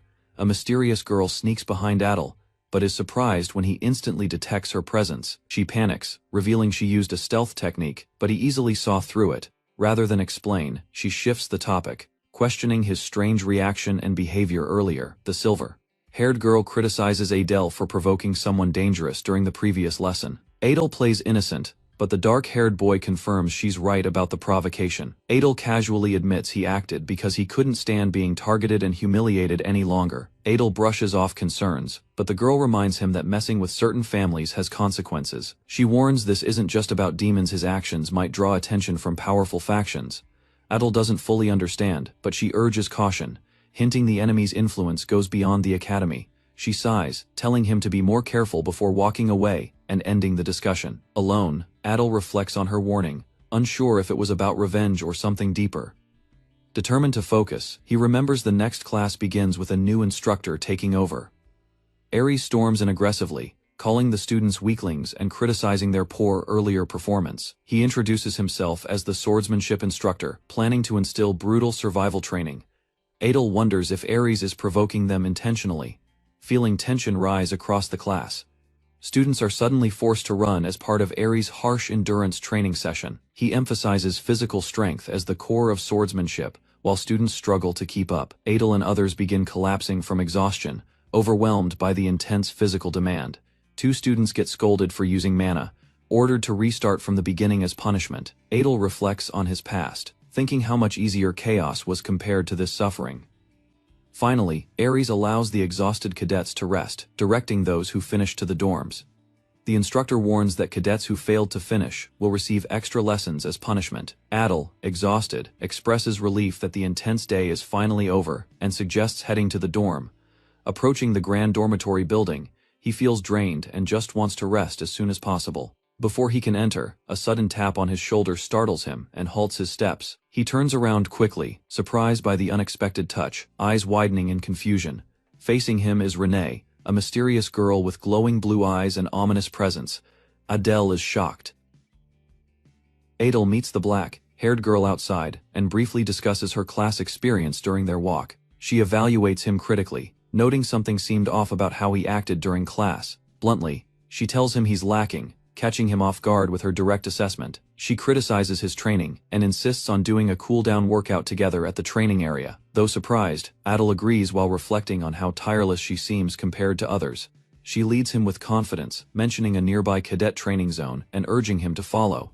They arrive at a spacious gym filled with cadets actively training with various types of equipment. The black-haired girl comments on the environment's usefulness for stamina building and exercise intensity. She picks up a barbell and asks Adel to start with her, beginning their training session. Adel tries lifting the weights confidently, but struggles and realizes his body isn't in top shape. She watches unimpressed and easily lifts the weight herself, shocking him with her strength. Adel acknowledges his own weakness, vowing to improve if he wants to keep up with her. Time passes, and after 2 hours, Adel suggests they finish and return to the dorm. She agrees, and he offers to escort her back, showing a small shift in his attitude. Their session ends with mutual respect as they walk away from the training field together. Adel reflects on how intensely the girl has been training and grows curious about her progress. While she steps away, he secretly checks her stats using a skill to inspect her condition. He notices her mana has increased slightly, though it is less than expected. Despite constant training, Adel wonders if her growth is being limited and considers using an elixir to help her. She returns, asking what he's doing, prompting him to quickly close the inspection window. They part ways at the academy courtyard, wishing each other a good rest after training. Exhausted, Adel drags himself toward the dorms, thinking only about getting some sleep. Following directions, he finds his way through the halls toward his designated dorm room. Checking the letter again, he confirms his room number 407 and proceeds to the correct floor. Reaching the 4th floor, Adel wonders what kind of roommate he'll be paired with. He hopes it's someone talented and cooperative, someone he can maybe form a bond with.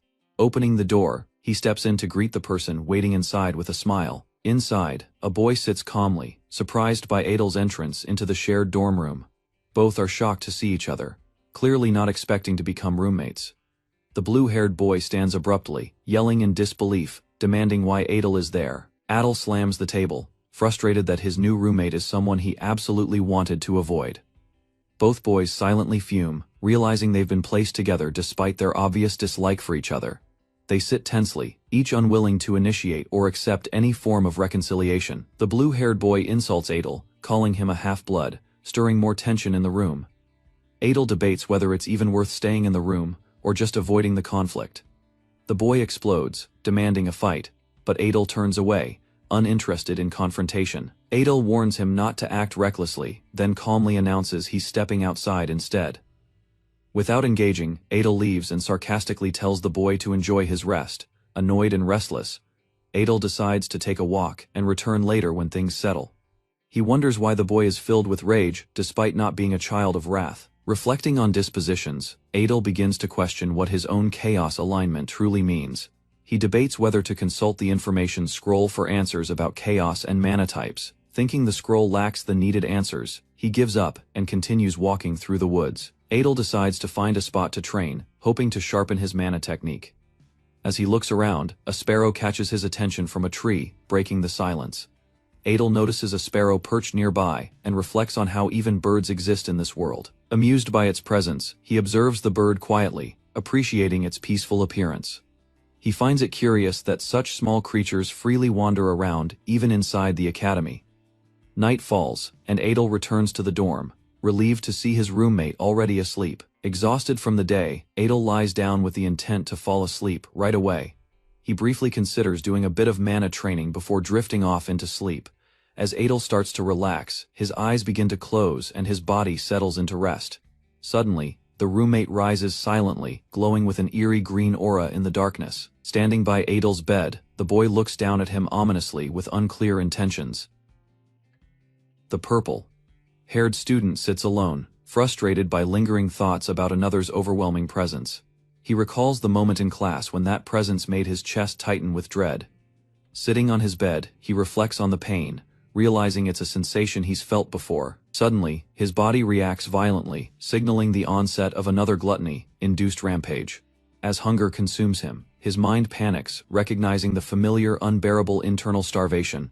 He watches his red-haired roommate sleep peacefully, envy growing amid the agonizing hunger. Still tormented by hunger, he glares at his roommate, irritated by his calm expression. Morning breaks over the academy, and his roommate begins to stir from the floor. Yawning, the redhead sits up, confused by the morning light and the situation. He notices the same bird from yesterday, suspecting someone is spying on him. Considering academy rules, he wonders if Ares might be the one targeting him, deciding to test the bird. He calls to it, offering food to gain trust. Thinking of breakfast, he assumes Samuel is already done and rushes to eat.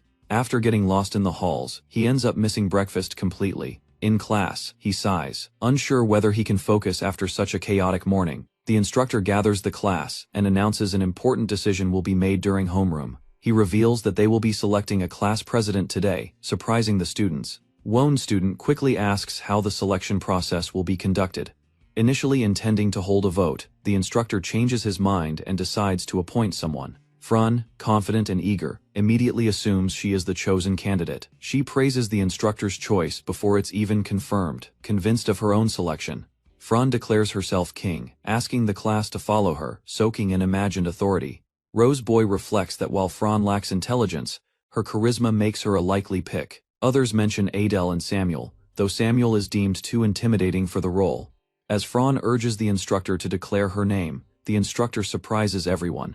He firmly states that Fran is not the class president, shocking the class. Fran reacts with disbelief and outrage, unable to process the unexpected rejection. The instructor calmly names Pixie Adel as Class A's new president.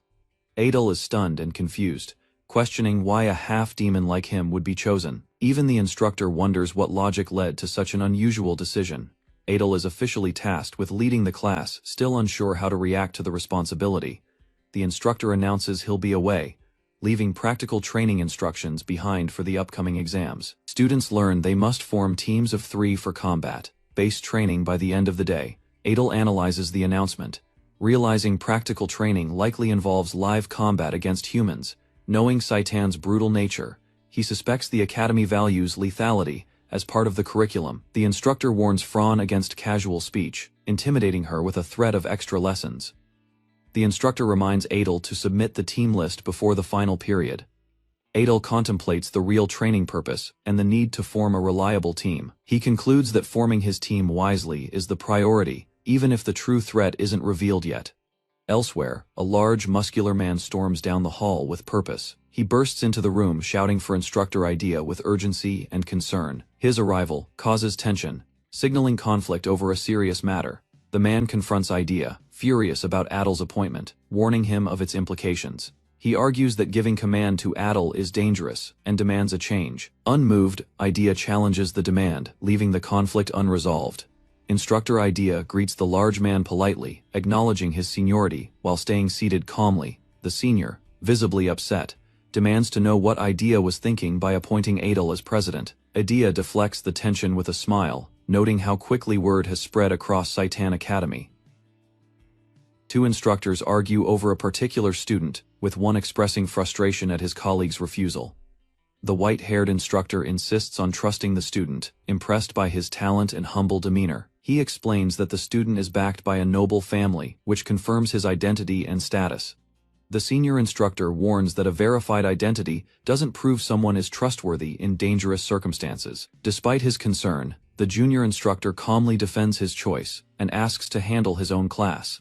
He asserts confidence in his judgment, asking his senior to stop interfering and trust his decision.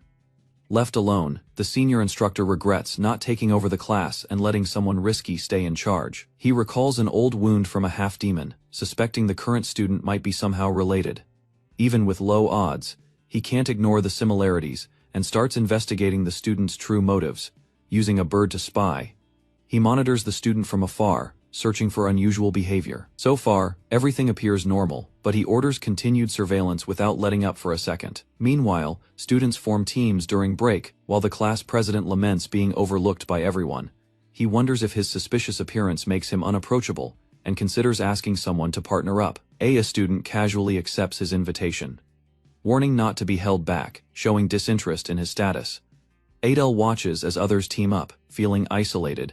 Despite being class president and taking initiative, frustrated that no one approaches him, he decides to act first and search for a teammate. Meanwhile, Luna, a half-demon, also realizes no one will approach her and prepares to act. Luna nervously greets Adele, but his intense presence startles her and she instinctively recoils in fear.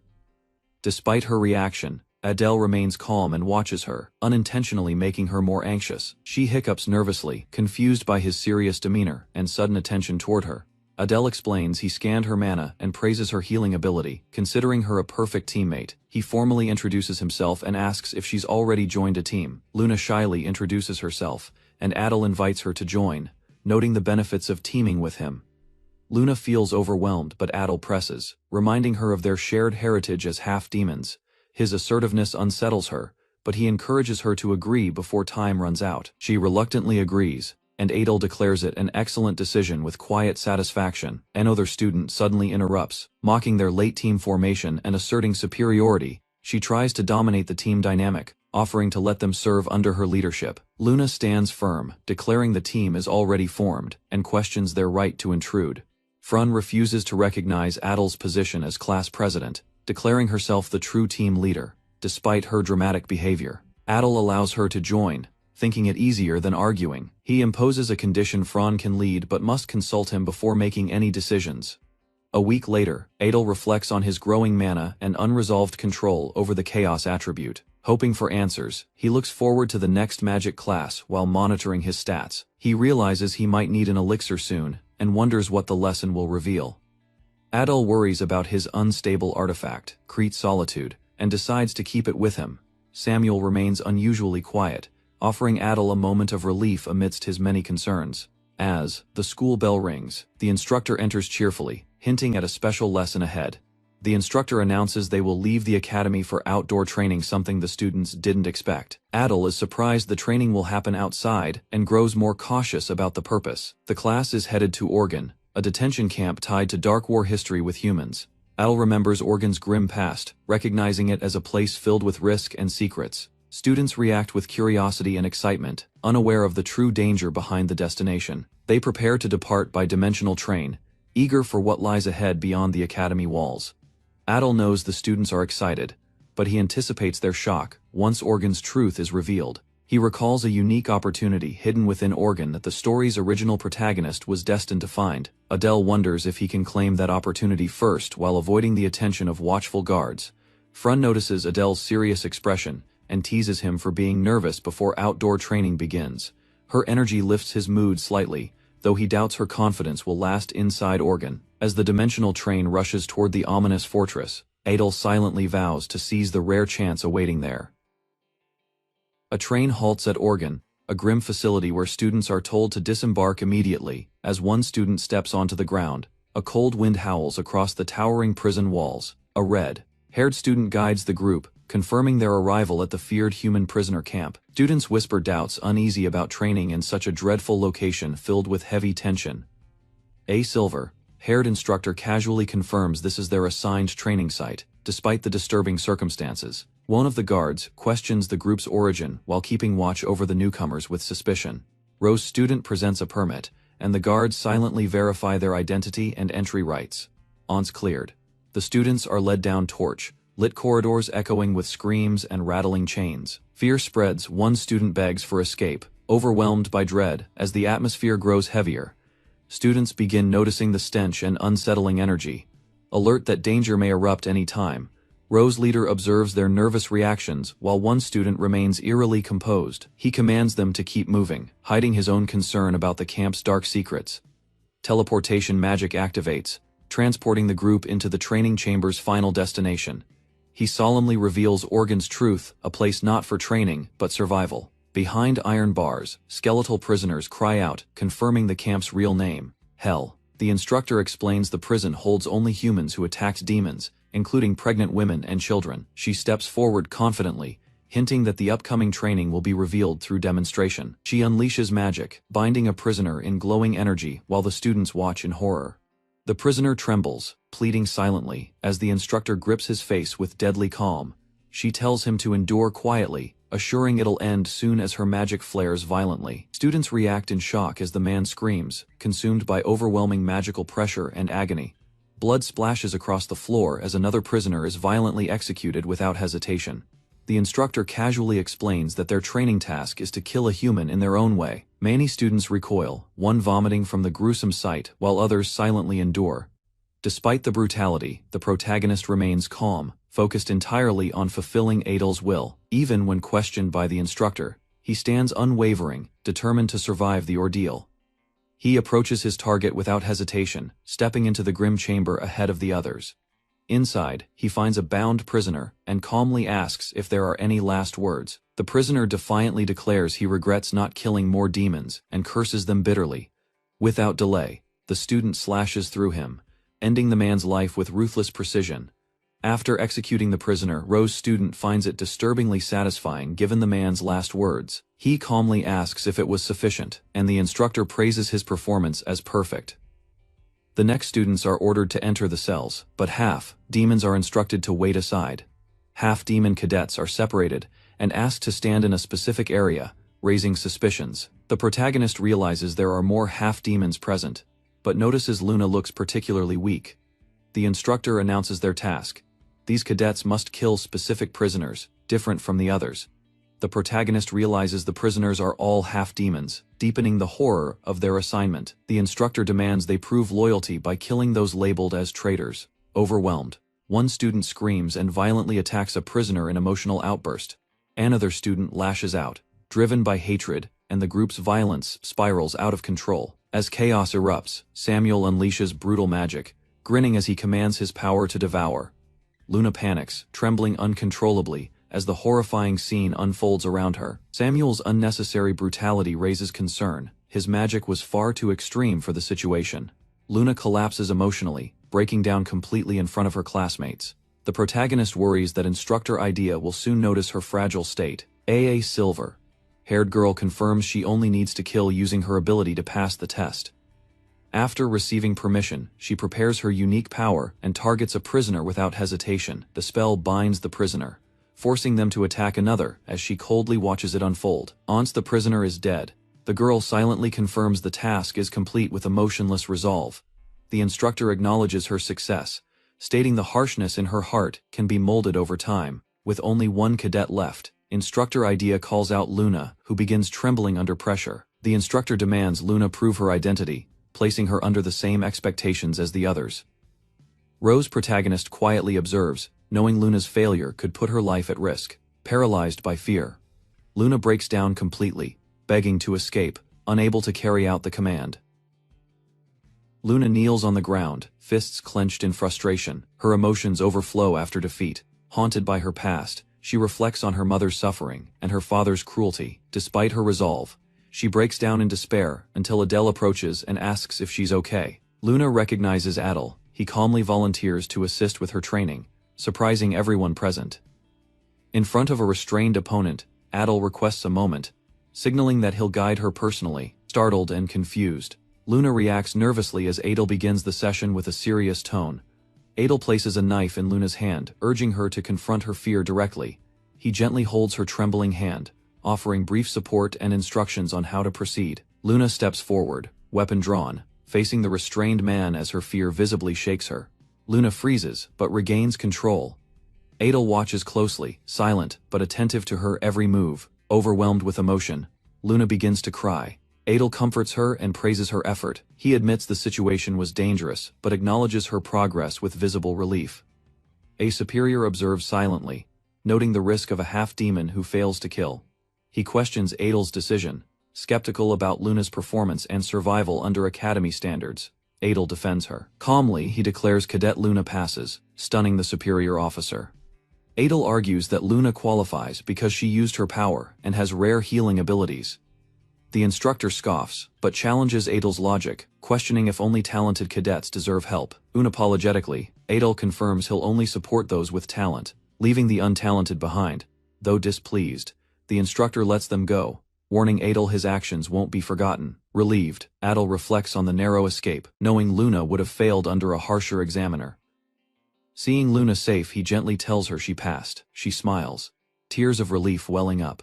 Luna collapses unconscious from emotional exhaustion. Adel quietly catches her before she hits the ground. He lets her rest, then shifts focus, eyes sharpening as a new objective takes priority. Confident and composed, he prepares for his next move, revealing deeper plans and knowledge of Organ. With security tight, Adel decides to infiltrate through the underground route. Using dark concealment magic, shadow energy surrounds him.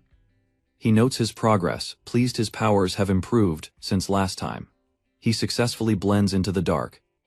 The next step, reaching the tunnel unnoticed beneath the academy. While sneaking, he senses movement. A guard's presence freezes him mid-step. Adel holds his breath, unsure if his concealment was effective. Suspicion rises in his mind. The guard's eyes glow red, staring directly at him. Adel fears he's been spotted. Adel hides in the shadows, sensing the guard's subtle aura, an elite from Organ's forces. He exhales quietly, pushing forward. He must move fast before the patrol shifts again. Spotting the only empty cell on the floor, he discovers the hidden passage entrance. Activating Apposition Swap 2, Adel's body bursts with light as he shifts location instantly. He lands inside the hidden route, noting the pressure mechanism just as he suspected. With no way back, he calculates timing. He'll descend using memory and reflex alone. He recalls how deep the protagonists once fell, using that data to guide his own fall, counting the levels, 1-26. He watches for a sign to trigger his next move. As blades shoot from below, he swaps positions again, dodging them just in time. He lands in an underground waterway. The real trial begins now. Recalling the map, he anticipates the black slime poisonous and deadly upon touch. Adel channels darkness. With knowledge and precision, he prepares to strike before it reaches him. He attacks from range using Fang of Darkness, Black Blade Vibi, slicing through slime cores. Each strike pierces with deadly accuracy, eliminating the creatures before they can retaliate. Victory assured, Adel approaches the toxic water. The next step, dive beneath the surface. Adel plunges into the underwater path, enveloped by magical energy as he descends into the depths. A voice echoes in his mind, warning not to proceed, claiming the great evil is dead. Confused, Adel questions the message. Was this where an ancient rebellion leader was sealed? Emerging from the water, Adel climbs ashore and surveys his surroundings with tense anticipation. He spots a chained skeleton suspended midair, with a glowing heart embedded in its chest. Adel believes the heart contains the opportunity he seeks, possibly tied to the sealed power. Cautiously, he reaches out to take the heart, hand trembling as he draws near. The moment he touches it, the heart begins to pulse violently, radiating ominous energy. The skeleton shudders, the cavern rumbles, and dark power erupts around him. Adel stumbles back in shock. A monstrous skeletal figure with a glowing red heart and golden eyes releases an overwhelming power. The chained being ascends violently, engulfed in radiant chaos energy, causing the observer to freeze in awe. Realizing the glowing symbol matches his family tattoo, the boy suspects a dark connection to Asen. The skeletal being identifies him as Asen's descendant and urges him to listen closely. It explains that chaos lives within him, and to hear its voice is to bear its curse. The being warns him not to surrender to chaos, which corrupts the balance of the world. If he loses himself to chaos's meaning, he'll meet the same tragic fate as the speaker. As the chaotic heart dims and falls, The surrounding figures observe its return to lifelessness. The boy carefully retrieves the now dormant heart, holding it as red power surges through him. He feels a destructive will, a craving rooted deep within the Aeson bloodline. As the heart cracks, his status window activates, revealing traits tied to chaos and new powers. With wonder, he confirms he's finally awakened psychokinesis, one of his long-awaited abilities. Eager to test it, he attempts to manipulate a nearby dagger with telekinetic force. The dagger drops, and he considers whether it's due to inexperience, not lack of mana. Though not fully mastered, he gains vital insight into chaos and psychokinesis, an unexpected but major breakthrough. After confirming there's nothing left to gain, Adel prepares to leave before being discovered. He's intercepted by a silver-haired girl who questions his solitary actions with visible frustration. Adel brushes off her concern casually, but she presses further, unimpressed by his vague excuse. Before he can respond, another student appears, shouting to interrupt their escalating exchange. Luna arrives and greets Adel warmly, expressing gratitude for his help during the mission. Touched, yet unfazed, Adel downplays his role, while Luna sincerely thanks him for saving her. Internally, Adel acknowledges Luna's debt to him, and considers using it strategically later. An instructor gathers all cadets, noting with relief that no one dropped out during training. The instructor observes that the students have grown, but still require further refinement and discipline. Adel returns to Saitan with the others, reflecting on the brief but intense training period. A week passes at the academy, but daily life remains largely unchanged for the cadets. While others relax, Adel continues training his psychokinesis and prepares for the upcoming midterms. He recalls that midterms will involve an invasion of the human world. As written in the novel Concerned, Adel wonders how many cadets will survive the brutal real-world confrontation. His attention shifts to Luna, silently observing her solemn expression from across the classroom. Adel watches Luna from a distance, sensing something strange in her behavior and expression. Her head remains buried in her arms, unmoving, deep in thought or fatigue.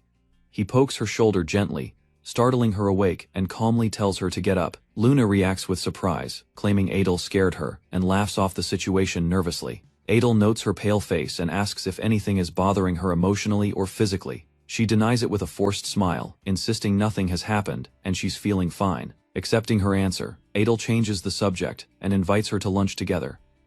Though confused at first, Luna happily agrees and confirms they'll meet at the cafeteria.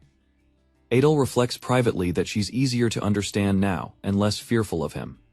Later, Adel waits in the courtyard under the sun, wondering where Luna has gone. Time passes, the area clears, and he realizes lunchtime is nearly over. Confused and disappointed, he wonders aloud why Luna didn't show up as promised. Deciding not to dwell on it, he starts walking back to the dorm to train. Suddenly, two familiar girls, Renee and Diana, appear in front of him without warning. Recognizing danger, Adel immediately activates Position Swap Thigh and prepares to escape the encounter. Diana notices something strange, prompting Ren to pause and question her sudden reaction. Rente believes she saw their missing escort, unsure if it was imagination or real. Hiding in the bushes, Adel panics. If they discover his Aeson bloodline, his life is over. He recalls the most damning secret. He was the one who killed the Demon King. Not just the king but his wife as well, ensuring full responsibility for the downfall. He flees quickly while the girls decide to leave, unaware of his hidden presence. Safe at last, Adel takes a breath, vowing to be more cautious moving forward. Strolling behind the cafeteria, he's surprised to find the peaceful area unexpectedly spacious and quiet. Thinking it suitable for training, he considers using the outdoor space instead of his room. Adel arrives to find Luna, cornered by classmates. The crowd parts as his presence shifts the mood. Luna calls out to Adel in desperation, eyes wide in panic, clinging to the wall behind her. Adel assesses the scene calmly. Without hesitation, he commands the group to return to class. One boy mocks Adel's warning, stepping forward aggressively, while others silently stand behind him. Calling Adel an eyesore, he tries to provoke him, dismissing his authority in front of everyone. Adel grabs him by the collar. Dark energy bursts forth, overwhelming the group with pressure. The onlookers freeze, shocked by Adel's intense bloodlust, radiating in all directions. Adel notes they're paralyzed by mere killing intent, yet dared to act boldly before. One collapses unconscious as Adel walks past, unfazed, letting his aura subside. Among them, one cadet stands unaffected, analyzing Adel without fear or hostility. Adel observes the calm figure curiously, Noting he shows no signs of aggression, Adel warns the group to back off, hinting at consequences if they continue. Defeated, the group retreats. The calm cadet glances back once more at Adel. Adel internally praises his composure, thinking there's another promising cadet besides Luna. Luna rushes to him. Adel checks if she's okay now that the threat has passed. After the confrontation, Luna thanks Adel for helping her. He calmly confirms he's relieved she's unharmed. Adel reminds her that class will begin soon. They head toward the academy building together. Luna expresses excitement about finally learning real magic as the students gather to greet the instructor. The instructor announces they'll be learning practical magic, specifically invisibility and silence skills used for survival and combat. Adel recognizes this as his area of strength, while others seem more curious or unsure. The instructor explains that assassination is the only viable option when facing stronger enemies. To demonstrate, the instructor activates invisibility magic, guiding them through the mana control steps. He advises spreading mana evenly throughout the body for the spell to work properly. The instructor vanishes completely, surprising the class with a perfect execution of the technique. Adel recalls the instructor used this spell unnoticed during a previous incident. The class is instructed to wrap mana around their bodies as the day's training objective. He urges everyone to take it slowly, emphasizing the difficulty of mana control for beginners. Students begin their attempts. Glowing mana spreads unevenly as many struggle with precision. The instructor observes Fran's strong mana control, typical of her elite family background. However, it's Samuel who stands out. His rapid progress drains his stamina, but shows rare talent. The instructor notes how rare it is to see progress this fast, labeling both students prodigies. He suddenly recalls another standout cadet, one tied to the dangerous and rare chaos attribute. Calling Adel's name, he's shocked to realize the boy has vanished completely using invisibility. Adel appears, amused by how easy the magic feels compared to others struggling around him. He acknowledges the spell's simplicity but ponders how to merge it with his chaos power. Knowing strong foes won't fall to stealth alone, he plans to find a new method. The instructor stops Adel, asking about his magic background at the academy. Adel replies that this is his first formal lesson, though he's always had natural ability. Amused, the instructor invites him to his lab for future study, surprising Adel. The instructor praises Adel's rare combination of magic and chaos, noting high research value. Adel deflects, stating his skills are narrow and limited mostly to assassination techniques. He promises to visit later and leaves with a polite smile. Outside, Adel reflects on needing to maintain his genius act to avoid suspicion. Alone in his room, he prepares to train further, determined to exceed mere invisibility. Aware of a human spy hidden in the demon realm, he knows discovery would be fatal. Alone in his room, Adel focuses his thoughts. The human spy must be eliminated at any cost. He exhales calmly, channeling mana, preparing a deeper technique that surpasses simple invisibility.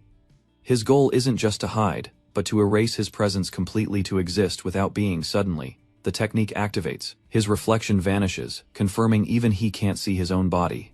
A sharp pain strikes unexpectedly, his chest pulsing as his body trembles from within. Shocked and overwhelmed, Adel clutches his chest, unsure why his body is reacting so violently. The boy is overwhelmed by the effects of an unstable technique, his body surrounded by glowing symbols and energy. He struggles to breathe and regain control. He attempts to deactivate the stealth technique, but it won't release. Confused and panicked, he realizes his mana isn't responding. Barely maintaining his posture, he stumbles forward. His body is still glowing with uncontrolled energy as he gasps in pain. He collapses on the floor, finally out of the chaotic state.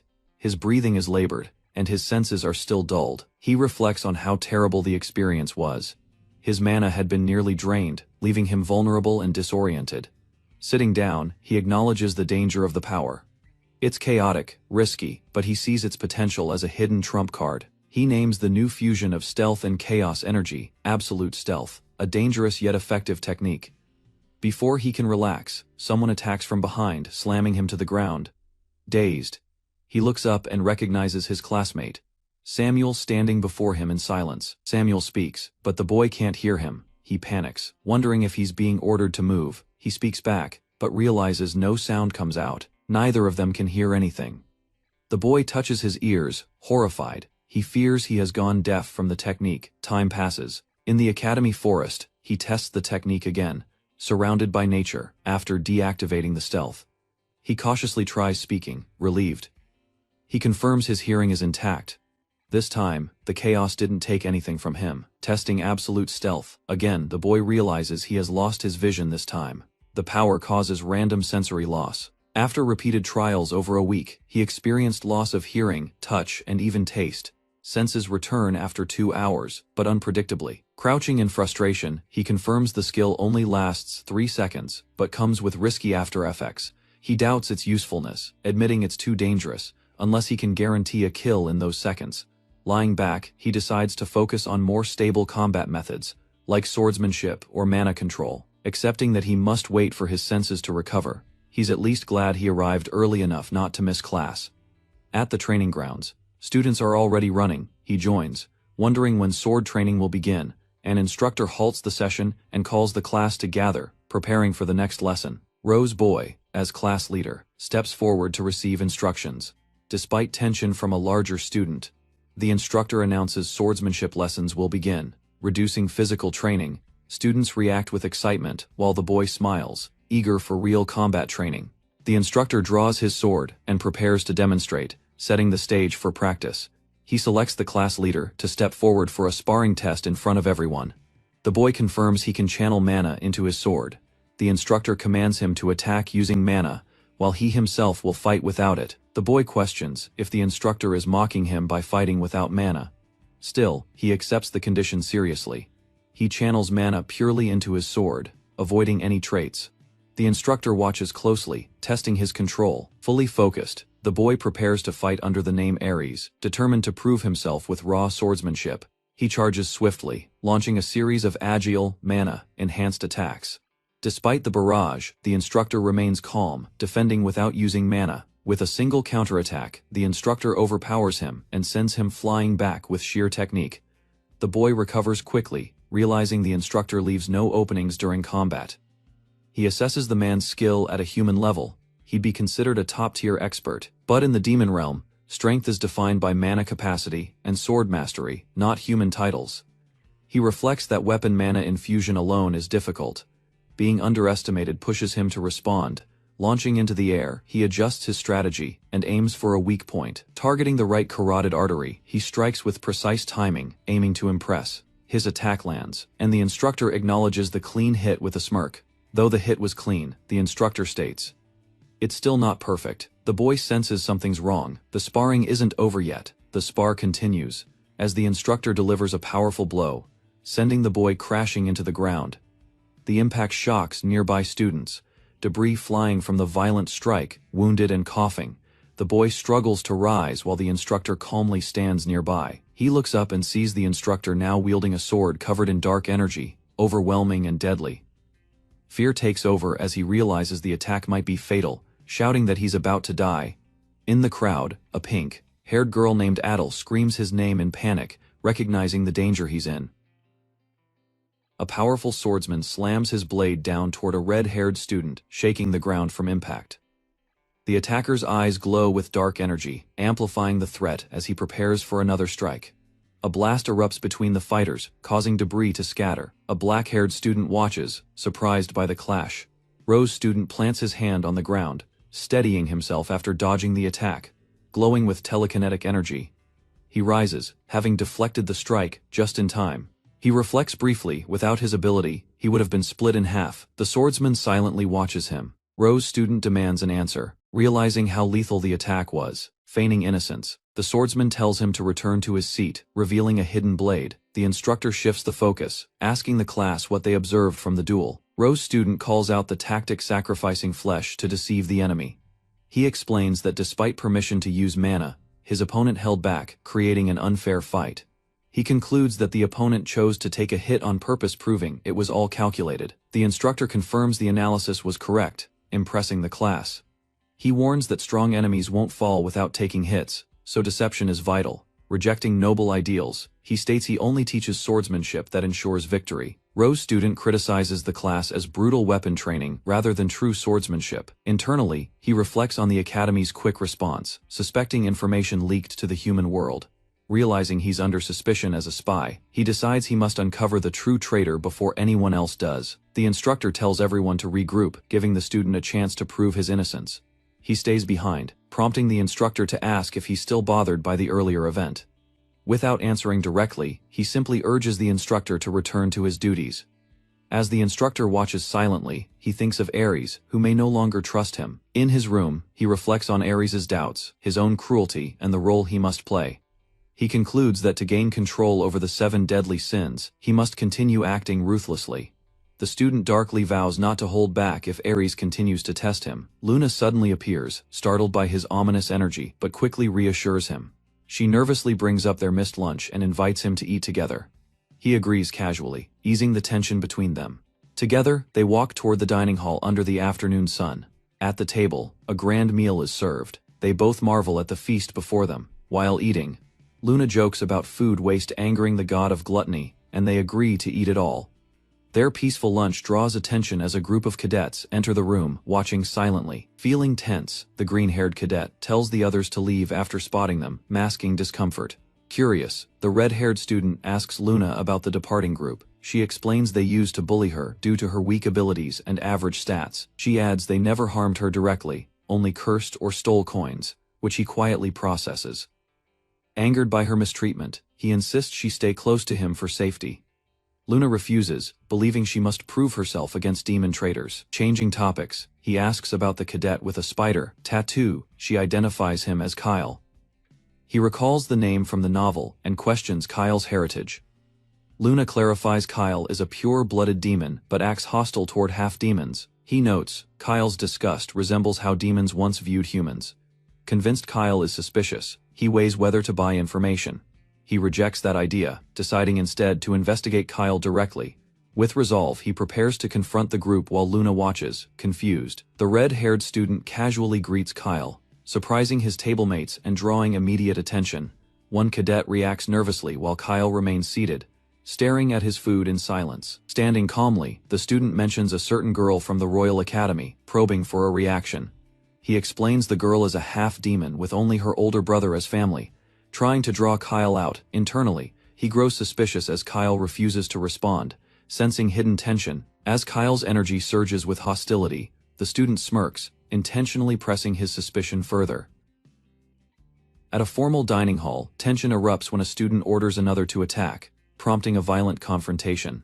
One student throws a punch, but the red-haired boy swiftly counters, dodging and retaliating. Both attackers are taken down with a single blow as a calm student watches, confirming the red-haired boy's identity.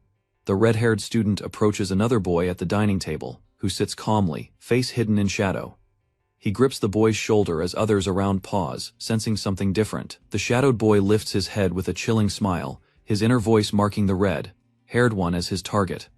In a washroom, students clean up while blood washes down the sink, hinting at recent violence. The green-haired student refers to someone as a half-breed, showing disgust and demanding retaliation. He tries to provoke Kyle, who stays silent with crossed arms, his expression unreadable. The green-haired boy angrily confronts Kyle, blaming him for backing down. As emotions rise, Kyle suddenly punches him hard across the face. The attacker collapses, dazed and bleeding, unable to recover.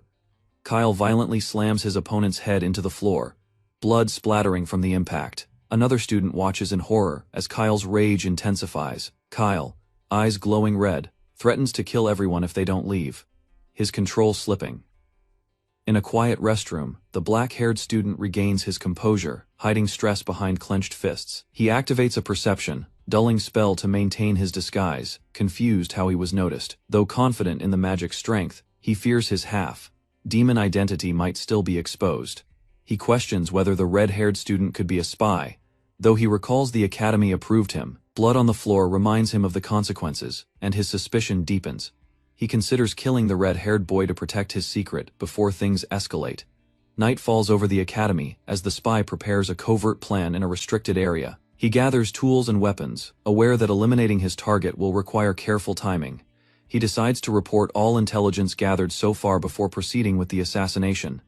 While preparing, he senses someone entering. The red-haired boy appears, catching him by surprise. Startled, he realizes he's been followed, and his timing has been compromised. The red-haired boy casually jokes, having arrived just in time to interrupt his plans. The spy questions how he was found, but the red-haired boy only greets him calmly. Feigning politeness, the boy acknowledges the evening, but tension hangs in the air. The spy launches an attack, but the red Haired boy deflects it easily, amused by the attempt. The red-haired student is struck by a sudden magical surge, reacting in confusion as energy engulfs him. Kyle, fully charged with golden magic, launches a second circle spell called Energy Bolt. The red-haired boy identifies the spell's rank and mocks Kyle for revealing his half-demon identity. Kyle continues casting, while the red-haired boy questions him about his race and disguise. Kyle confirms the assumptions, realizing the red-haired student has discovered everything. Kyle demands to know how the red-haired boy knows his sister, Rady, while charging more spells. Kyle's thoughts show his concern for his sister despite the conflict. He explains Ray's condition and his alliance with humans to find a cure. Kyle unleashes multiple energy bolts in rage, but the red-haired boy remains composed. The red-haired student decides to provoke Kyle further to gain control of the situation. He coldly mentions Rady's smile and implies twisted intentions. Kyle's fury peaks, his aura burning with rage as his eyes glow fiercely. Kyle explodes with anger, yelling in frustration and power. The red-haired student mocks him again, fueling the tension. Kyle prepares for a deadly strike, vowing to extract the truth before ending it all. The red-haired student smiles confidently, silently declaring he's ready for what comes next. Kyle blasts forward with a powered-up energy bolt while activating a position switch technique. Using the switch mid-air, the red-haired boy narrowly dodges the blast and lands with precision. Kyle is left stunned, questioning if his opponent has teleportation magic. The red-haired student brushes it off, asking if Kyle has already figured out his identity. Kyle demands to know how long the red-haired student has known his secret, which is met with a teasing reply. Kyle concludes that his opponent understands everything and sees no point in holding back. He clenches his fists, declaring he'll fight with full power from now on. Kyle unleashes a barrage of spells, flooding the room with energy as the red-haired boy braces himself for the storm.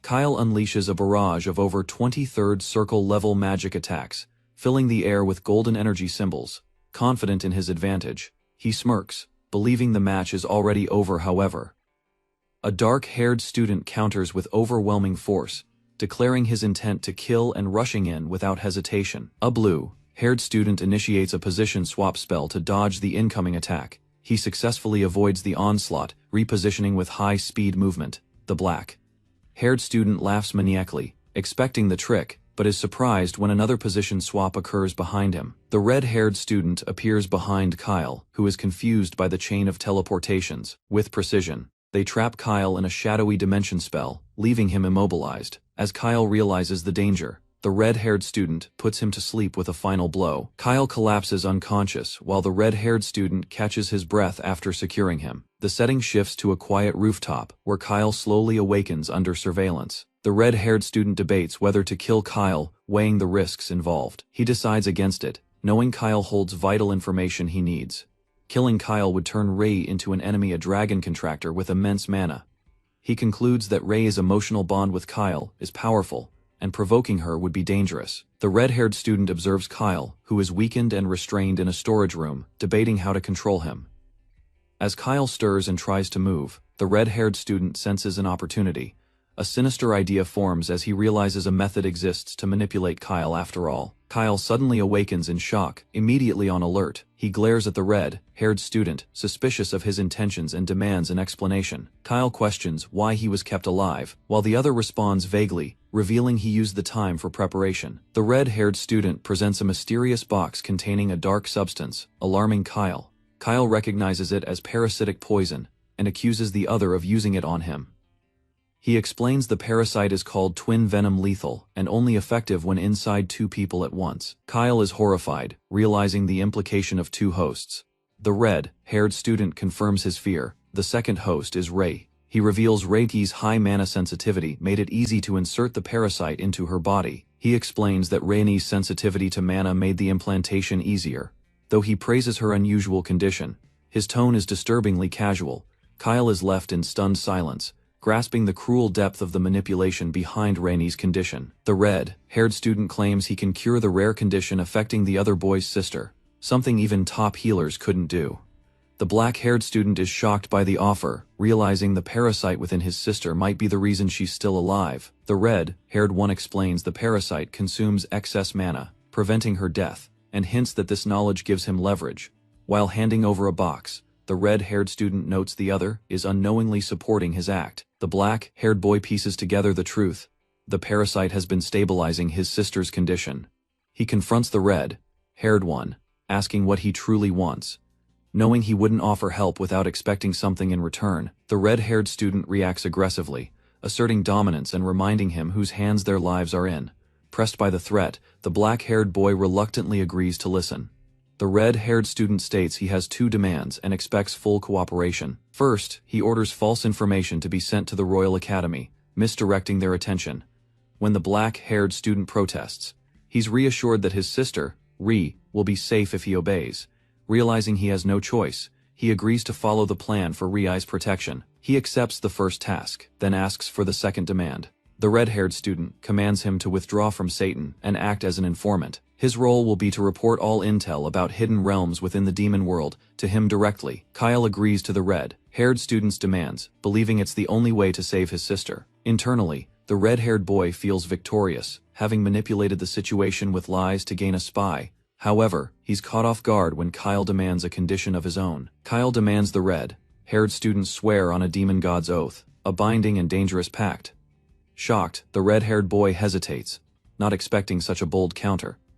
Kyle pushes further, threatening death for both him and his sister if the oath isn't made. A powerful demon god's oath is prepared, known for its deadly consequence if broken. The contract glows with ominous energy, and the risk is high, but it promises control over Kyle. Though dangerous, the red-haired student accepts, intending to insert loopholes to break it if needed. The other student doubts his confidence, pointing out that only master-level mages can create such items. Thinking quickly, the red-haired student considers who at the academy might possess one. He decides to approach Instructor Robble and agrees to meet the student again at dawn. They shake hands to seal the plan, with the red-haired student viewing it as a step forward. Still, he knows it won't be enough, as deception alone won't secure his future. Even if Kyle is misled, the red-haired student worries about surviving the midterms and the academy itself. The next day, he visits Instructor Robble, who is surprised by the sudden appearance. Keeping his word, the instructor welcomes him into the room, curious about the visit. The red-haired student states his purpose with confidence, trying to maintain a respectful tone. The instructor offers a seat and tea as their conversation begins politely. As they talk, the student observes magic diagrams and ritual tools displayed around the lab. Their meeting ends cordially, with both maintaining formal courtesy under tense intentions. Adele asks why Instructor Robble's help is needed, suspecting deeper motives behind the request. Robble hesitates to explain, prompting Adele to offer a demon god's oath to earn trust. Robble is surprised by the offer, realizing Adele is serious and willing to bind himself magically. Accepting the offer, Robble retrieves the contract scroll and prepares the ritual. Adele is surprised at how quickly Robble provides the demon god's contract. The contract states Adele must help with research and keep Robble's work confidential in exchange for a reward. Adele questions whether Robble had pre-prepared the contract, prompting a revision of the terms. Robble adds that if Adele is unfit for the task, the agreement will be void and payment returned. When asked what he wants, Adele requests the contract and 3 bottles of high-grade mana potions. Robble acknowledges the cost of mana potions and agrees. Finding the request, Adele signs the contract, still wondering why he was chosen over others. Robble explains that he had asked many students, but Adele was the only one suitable. The demon god's contract activates with a fiery flash as the oath is sealed. Adele reacts to the intense magical process, watching it bind in red flames. The ritual completes, and Robble signals the immediate start of their collaboration. Adele follows Robble into a hidden chamber, surprised that such a secret lab exists within the academy. They enter a concealed room lit by chandeliers, filled with magical artifacts and tools. Robble introduces the mysterious book he has been studying, placed on a pedestal. Robble confirms the book is ancient, and Adele notes its manuscript-like appearance. Adele opens it, shocked to find most pages blank except for a message at the end. Robble confirms the final page contains the only legible text, piquing Adele's curiosity. Robble explains he discovered the book by accident in a desert ruin. The ruins were in the western desert, implying a vanished village once stood there. Adele deduces that, aside from the book, all trace of the village has disappeared. Intrigued, Adele asks to read the final sentence, which Robble happily allows. The strange script is completely foreign, and Robel admits he couldn't decipher it. Adel confirms the text is unrecognizable and wonders how to proceed without understanding it. Robel explains all previous students also failed to read it or find clues. Adel realizes he has no leads or progress, making the task seem hopeless. Faced with the pressure, he worries about returning without results or new information. Adel stares at the cryptic sentence, convinced there must be a hidden clue within the writing. As he touches the page again, the characters remain unreadable, but something begins to stir. Suddenly, a magical reaction erupts. Adel's necklace glows intensely as energy surges around him. During an examination of an ancient text, glowing symbols suddenly shift, causing Adel to question whether he is hallucinating. The letters rearrange themselves into a readable rule, reacting to his presence alone. He realizes the text has transformed because of the relic's curse, leaving him isolated in a strange distortion. Adel admits he can read the phrase but cannot interpret its full meaning. The instructor studies the reaction, noting its link to the chaos attribute and its unusual research value. Impressed by the discovery, the instructor decides further investigation is required beyond the academy. Adel provides the phrase, and the instructor confirms the finding is significant enough to compensate him immediately. The instructor asks for the relic, preparing the payment with visible excitement. Adel waits as the instructor searches for the prepared reward, noting the unexpected speed of the process. As he touches his necklace, Adel notices 3 rings glowing unnaturally from the book's influence. He senses that once every gem becomes tainted, a greater reaction may occur. Unsure of the outcome, he braces himself for whatever consequence the corrupted relic may trigger. Adel debates whether to hand over the necklace, but he ultimately keeps it, sensing its link to the demon god is too important. Robel retrieves several potions, preparing them as payment for Adel's earlier assistance. Adel accepts the bundle, earning Robelt's gratitude for interpreting the mysterious phrase. Robelt expresses hope that their cooperation will continue, valuing Adel's unique ability. Adel hints that confidentiality depends on Robelt's actions, unsettling the instructor, realizing the threat. Robelt panics as Adel questions the legitimacy of his unauthorized research. Adel exposes Robelt's fear, confirming that the research violates academy regulations. He warns that discovery could lead to expulsion, tightening his hold over the instructor. Robelt surrenders, agreeing to support Adel completely to protect himself. Adel requests only a mana potion, accepting Robelt's limited supply. As he prepares to leave, Robelt nervously asks why Adel needs the oath. Adel casually replies that it is to secure a subordinate, shocking the instructor. Later, Adel meets a student at sunset outside the academy building. They approach each other as evening light fills the hall. The student asks for the oath immediately, revealing impatience as Adel arrives. Adel prepares the contract, confident that Kyle has no choice but to accept the binding oath. Kyle hesitates but realizes he must proceed. Knowing the oath will lock him into Adel's control, the demonic script activates as the oath forms, binding their agreement through a surge of red energy. The ritual stabilizes, signaling the contract's completion between the 2 students. Adel immediately issues the first command, testing Kyle's obedience. Kyle accepts the order and prepares the device to transmit the fabricated information as instructed. Adel examines Kyle's transmission tool, noting its impressive magical function and monthly recharge limit. He considers its usefulness for future plans, predicting how enemies will react to the false reports. Kyle responds indifferently, showing little concern for Adel's strategic framing of their arrangement. Adel gives Kyle his final command to leave Sidam and gather information from the wider demon realm. He details the targets, hidden realms, noble clans, lost histories, and relics of significance. Kyle silently accepts, demonstrating the efficiency he once had as a spy. Kyle unexpectedly offers a handshake, surprising Adel with the gesture of formal agreement. Kyle then abruptly demands payment up front, reminding Adel of the cost of information. Gathering Adel realizes Kyle intends to treat the contract as business, not loyalty, marking the start of their uneasy cooperation. Adel realizes he forgot to prepare funds for Kyle and quickly thinks of a solution. He hands Kyle a sealed item and instructs him to use his name to request support from trusted allies. Kyle agrees to depart immediately, confirming he will leave Saitan once his paperwork is submitted. In class, the instructor announces that midterms will begin in 3 days, causing the room to tense. He lists the subject's weapon techniques, human studies, magic, and practical training.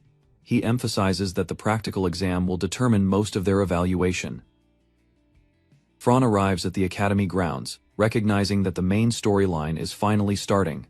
He recalls the original plot involving demons invading the Royal Academy, and humans resisting the assault. Knowing many villains will appear during the chaos, he prepares himself for the fierce battles to come. A confident student declares her ambition to take first place in the midterms, stirring up excitement.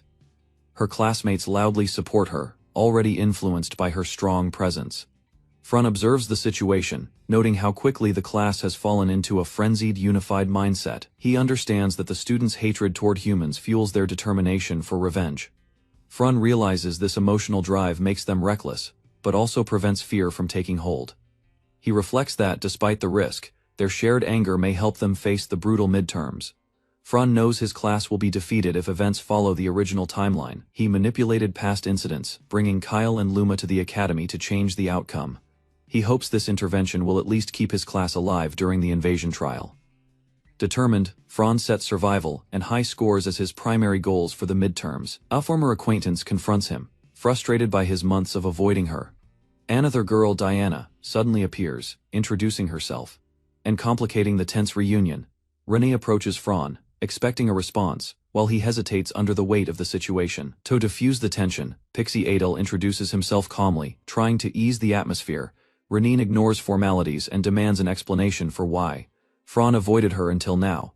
Fran admits he felt guilty for failing in his duty, surprising Renee with this sudden honesty. As she grows emotional, he worries about escalating the conflict and considers another approach. He offers a rare mana potion as compensation, hoping it will help resolve the misunderstanding.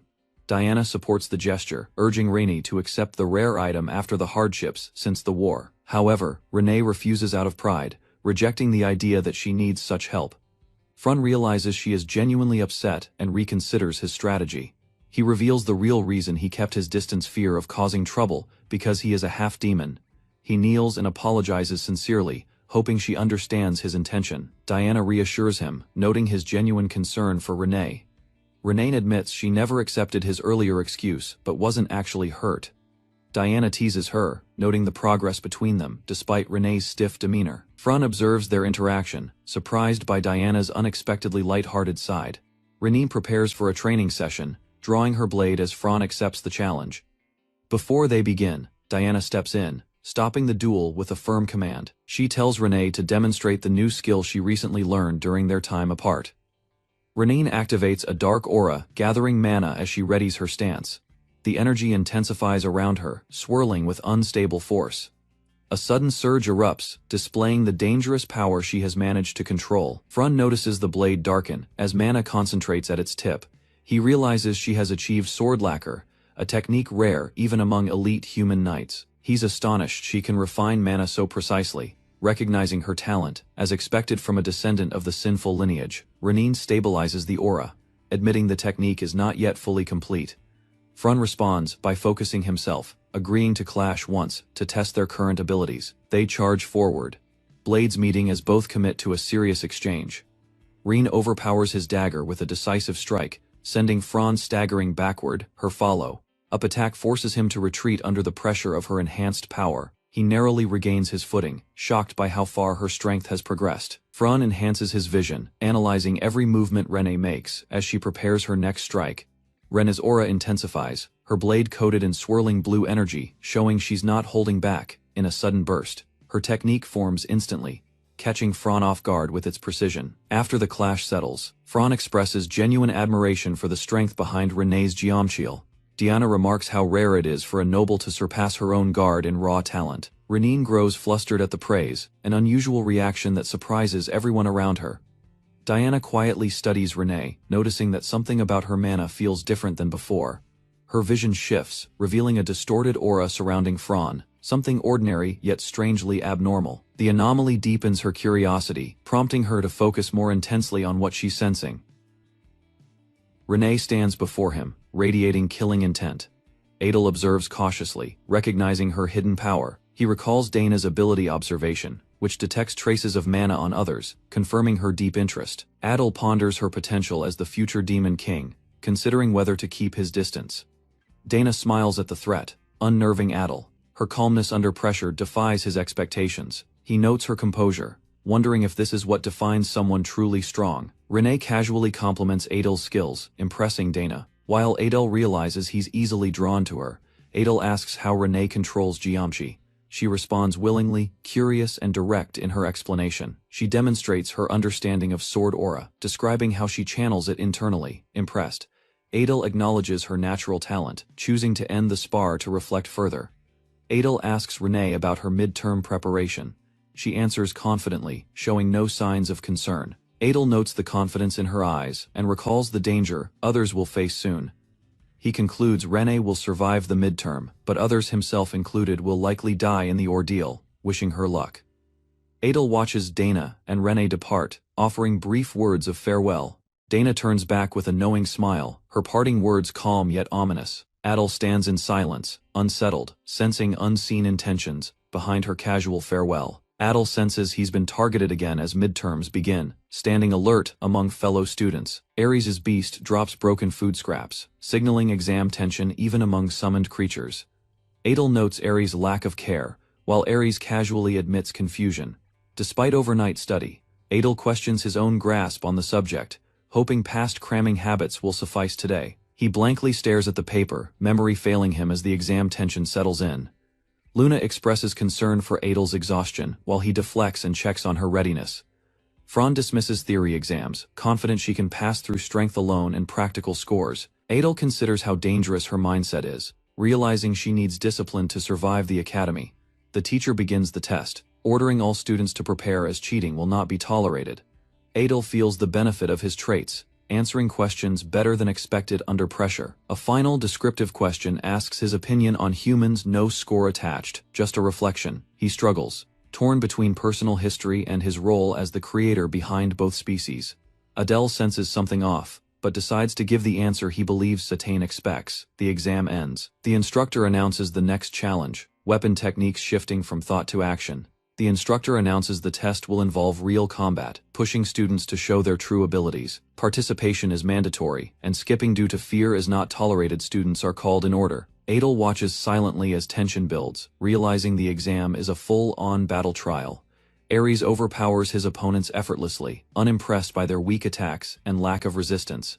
He fights barehanded, making it clear that even their combined strength can't faze him. Samuel steps forward, next, enveloped in a powerful green aura, ready to give it his all. Samuel charges with aggressive speed, his energy crackling as he prepares to strike with full force. Ares responds with explosive power, meeting Samuel's attack with brutal, precise counterforce. Despite Samuel's strength, Ares sees through his movements and easily reads his intentions. Samuel recovers quickly and launches a surprise attack, impressing Ares with his tenacity.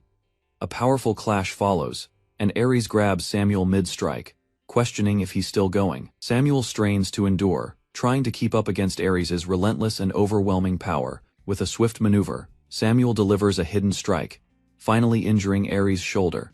Ares acknowledges the surprise attack, calling it a clever move despite the pain. Exhausted and breathing heavily, Samuel collapses to the ground, drained from the brutal exchange. Ares commands the arena staff to remove Samuel's unconscious body after his exhausting match ends. Without pause, Ares loudly calls the next challenger, maintaining the pressure on all students. Adel steps forward with a confident smile, his red eyes glowing as he faces Ares directly.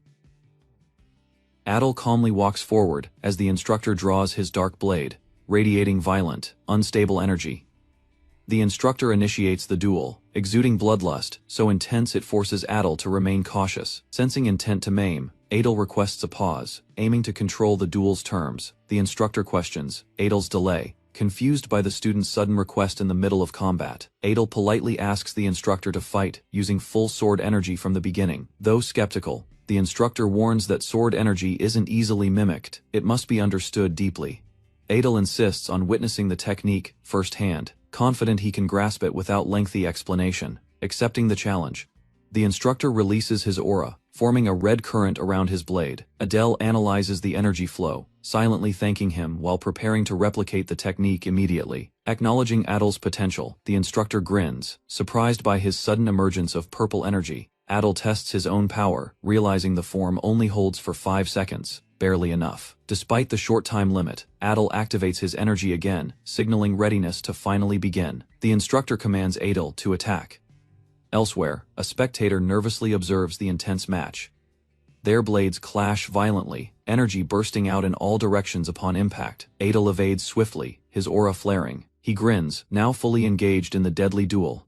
Adele's strike collides with the instructor's, but the older man notes Adele only coats his blade mid-swing. Adele responds with a smirk, landing a clean hit that sends the instructor flying backward. Another student activates a position swap skill, causing a rapid shift in the battlefield's arrangement.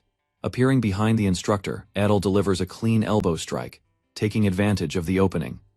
Adele follows up with a forceful kick, launching the instructor across the arena. Seeing the instructor drop his weapon, Adele prepares a finishing move. Sensing a clear opportunity, Adele activates Fang of Darkness, summoning a new weapon, the Black Blade +3. Energy surges around him as he unleashes an explosive ranged attack toward the disarmed opponent. The instructor withstands the barrage, roaring defiantly as he counters with overwhelming red lightning energy. Despite the instructor's massive size, Adele notes his unnatural speed and protective aura with disbelief. Adele realizes his dark blades are ineffective and halts the duel by formally surrendering. Caught off guard, the instructor questions Adele's sudden and unexpected decision to yield. Classmates criticize Adele for giving up, but he calmly explains both his arms and mana are spent. Smirking to himself, Adele admits that surrendering also served to irritate the instructor intentionally. Acknowledging Adele's decision, the instructor turns away, allowing him to return to his seat without penalty. After the duel ends, the instructor shouts for the next challenger, while Adele walks off unfazed. Classmates whisper in disbelief, stunned that Adele managed to tie with such a fearsome opponent. Smirking, Adele reveals his strategy using flashy moves to draw attention and make Ares seem incompetent. Adele notes he must establish himself as the class core to ensure survival in future battles. Ares confronts him, confused about his surrender, and wanting a clear explanation. Adele casually answers he simply ran out of mana, avoiding the real reason for his actions. When pressed further, Adele jokes that maybe he was just born strong without needing a reason. Ares becomes frustrated, questioning how someone like Adele could possibly be this powerful. Adele points out Ares also comes from a privileged background and possesses a rare power. Irritated, Ares activates his green aura, threatening Adele for his mocking tone. Adele remains calm and unimpressed, watching Ares power up without flinching. As Ares storms off, Adele dismisses him coldly, calling him trash behind his back. Ladder, the silver-haired girl scolds Adele, worried he'll disobey orders during the midterm exam. Adele denies starting anything, claiming Samuel was the one who picked the fight. She acknowledges Samuel's behavior, but criticizes Adele for constantly provoking his influential family. Adele expresses disbelief that all the chaos started just because he insulted Samuel's family background. He insists Samuel's prejudice against him for being a half-demon is a far worse offense. The girl sighs, realizing Adele truly didn't understand Samuel's importance. He's the head of the House of Greed. Adele's status as a patriarch shocks the students, despite being only a first year. The instructor explains Adele's family was wiped out in a war, leaving him the last survivor. Samuel realizes Adele's cold reactions stem from losing his kin during the human-demon conflict. Samuel reflects on Adele's past, noting how he can't feel the same pain due to possession. Seeing Samuel's sincerity, the instructor accepts his apology and leaves after offering final advice. Samuel laughs lightly at the farewell, amused by the instructor's unexpectedly friendly gesture. Fran boasts about the upcoming test, confidently telling Samuel to sit and observe. Samuel watches as she calls out her summon, surprised by her hidden seriousness. Though amused by her antics, Samuel prepares for his own exam with a nervous smile. The next exam focuses on stealth and magic theory, both of which Samuel finds manageable. He completes the written test with ease, noting it was the least stressful one so far. Despite this, he dreads the practical portion, where failure could be fatal. Exhausted, Samuel lies on the floor, trying to calm his anxiety about the practical.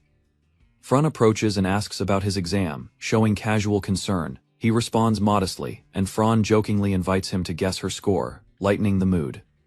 Samuel quickly guesses that Fran did well on the magic exam to avoid her pestering. His joke about her failing weapon skills backfires, and she instantly reacts in fury. She punches him hard, while Samuel awkwardly admits fault to calm her rage. Still recovering, Samuel shifts focus back to the upcoming practical, worrying about its danger. Suddenly, Bolton, an unexpected student, enters the classroom, surprising both Samuel and Fran recognizing him. Samuel greets Bolton with confusion, wondering why he suddenly appeared. Bolton greets Samuel cheerfully, acknowledging his growth and strength since their last encounter. Although intimidating, Bolton remains composed and respectful, hiding any hostile intent. He expresses interest in fighting Samuel again but leaves, hinting at other priorities. Balton turns his attention to Fran, recognizing her from the entrance exam. He invites her to join him for a mandatory class representative meeting. Fran is annoyed by the order but listens as Balton mentions the headmaster's attendance. Fran is surprised by the meeting announcement, but claims she is not the actual class rep. Instead, she points to Samuel, revealing he is the true class representative. Balton is visibly stunned by this unexpected revelation. Balton's energy surges as he challenges Samuel, but Samuel redirects him toward the meeting instead. Fran reluctantly joins, asserting her superiority as they follow Balton's lead. She storms ahead while Samuel trails behind, muttering about the chaotic pace. As they walk, Samuel asks why the meeting was summoned so suddenly. Balton explains it is for regional assignments related to the Human Realm Invasion exam. Samuel quickly understands that the meeting is to determine each class's invasion target. Impressed, Balton compliments Samuel's deduction, noting his capability despite being a half-demon. They reach the meeting room as Balton opens the door confidently. Inside, other class reps like Renee and Diana notice Samuel's presence in confusion. Class reps Guar and Aaron sit ready, while Balton takes his place and addresses the headmaster. The headmaster welcomes Adel, surprising the others who didn't expect him. Class C rep Diana reacts in shock, questioning how Adel became a representative. Adel thanks the headmaster, while Diana quietly observes him with suspicion. Adel suspects Renee manipulated the decision, deciding to explain later. As the headmaster calls for the meeting to begin, someone mocks Adel's half-demon status. Fran mocks the fallen student, implying he lost his status, despite being one of the 7 sins. Guar insults everyone in the room, calling them insects unworthy of the meeting. Aaron, lying on the ground, agrees with Guar's insult without hesitation. Adele and Fran remain quiet, silently enduring the tense, hostile atmosphere. Adele questions whether the meeting is legitimate or just a setup against him. Gower directly targets him, spitting hatred and calling Adel a filthy half-breed. Adel stands before a large student, enduring mockery. Tension fills the air, but he remains calm. 2 other students whisper about the situation, surprised that even the headmaster seems to allow it. Adel considers that this might be a test of his ability and prepares to respond. The opposing student mocks Adel again, but Adel doesn't answer, deciding to act instead. Adel swiftly deflects the student's grip, catching him off guard with precise counter-movement. The student activates his hardened skill to strengthen his body, while ominous energy gathers around Adel. Blinded by rage, the student hurls slurs and charges, punching wildly with empowered strength. Adel avoids the attack and retaliates with dark energy, locking the student's arm. Despite the pressure, the student grits his teeth and continues resisting, refusing to back down. The student screams in pain as Adel's blade strikes cleanly, stunning the spectators. A girl watching identifies the technique as sword coat, shocked by its effectiveness. Dark energy bursts from the student's face, his rage mixing with fear. Adele restrains him further with one hand, calmly stating that the fight is over. He steps back and tells everyone to return to their seats, maintaining control. As silence falls, a woman smirks, satisfied with how Adele handled the situation. Adele is assigned to sit beside Aaron, who reacts with visible frustration after his earlier defeat. Another student acknowledges Adele's strength with surprise, calling him his slave in a mocking tone. Observing quietly, students note Adel's unfamiliar techniques and link his skills to Renee's influence. Renee announces the start of the meeting, establishing her leadership over the elite students present. She explains the purpose, assigning human world regions to each class for an upcoming practicum. Adele questions the mission's details, prompting Renee to activate a magical device revealing a glowing map. Students recognize it as a map, identifying the terrain of the human continent. A student confirms, it's the full continental map, not an ordinary one. Renee reveals that she originally wanted Class A to attack the Imperial Academy, but changed plans. Adele processes the idea attacking the Imperial Academy would be highly dangerous and strategically difficult. Renee explains that intelligence shows a first-year human class may leave for a field exercise. She proposes targeting a city instead, considering it a more appropriate challenge for their class. A student scoffs, claiming small targets aren't worth their time, and proposes attacking the capital instead. Adele reflects that the protagonist's group in that class already surpasses Deadly Sin's successors, knowing their true strength will be exposed during inter-academy events. Adele warns of total annihilation. As the class debates their target, Adele analyzes which region would provide the greatest result. he calmly declares that Class A should attack one of the human first-year classes instead. Aaron scoffs at the decision, mocking Adel as a coward for avoiding the capital.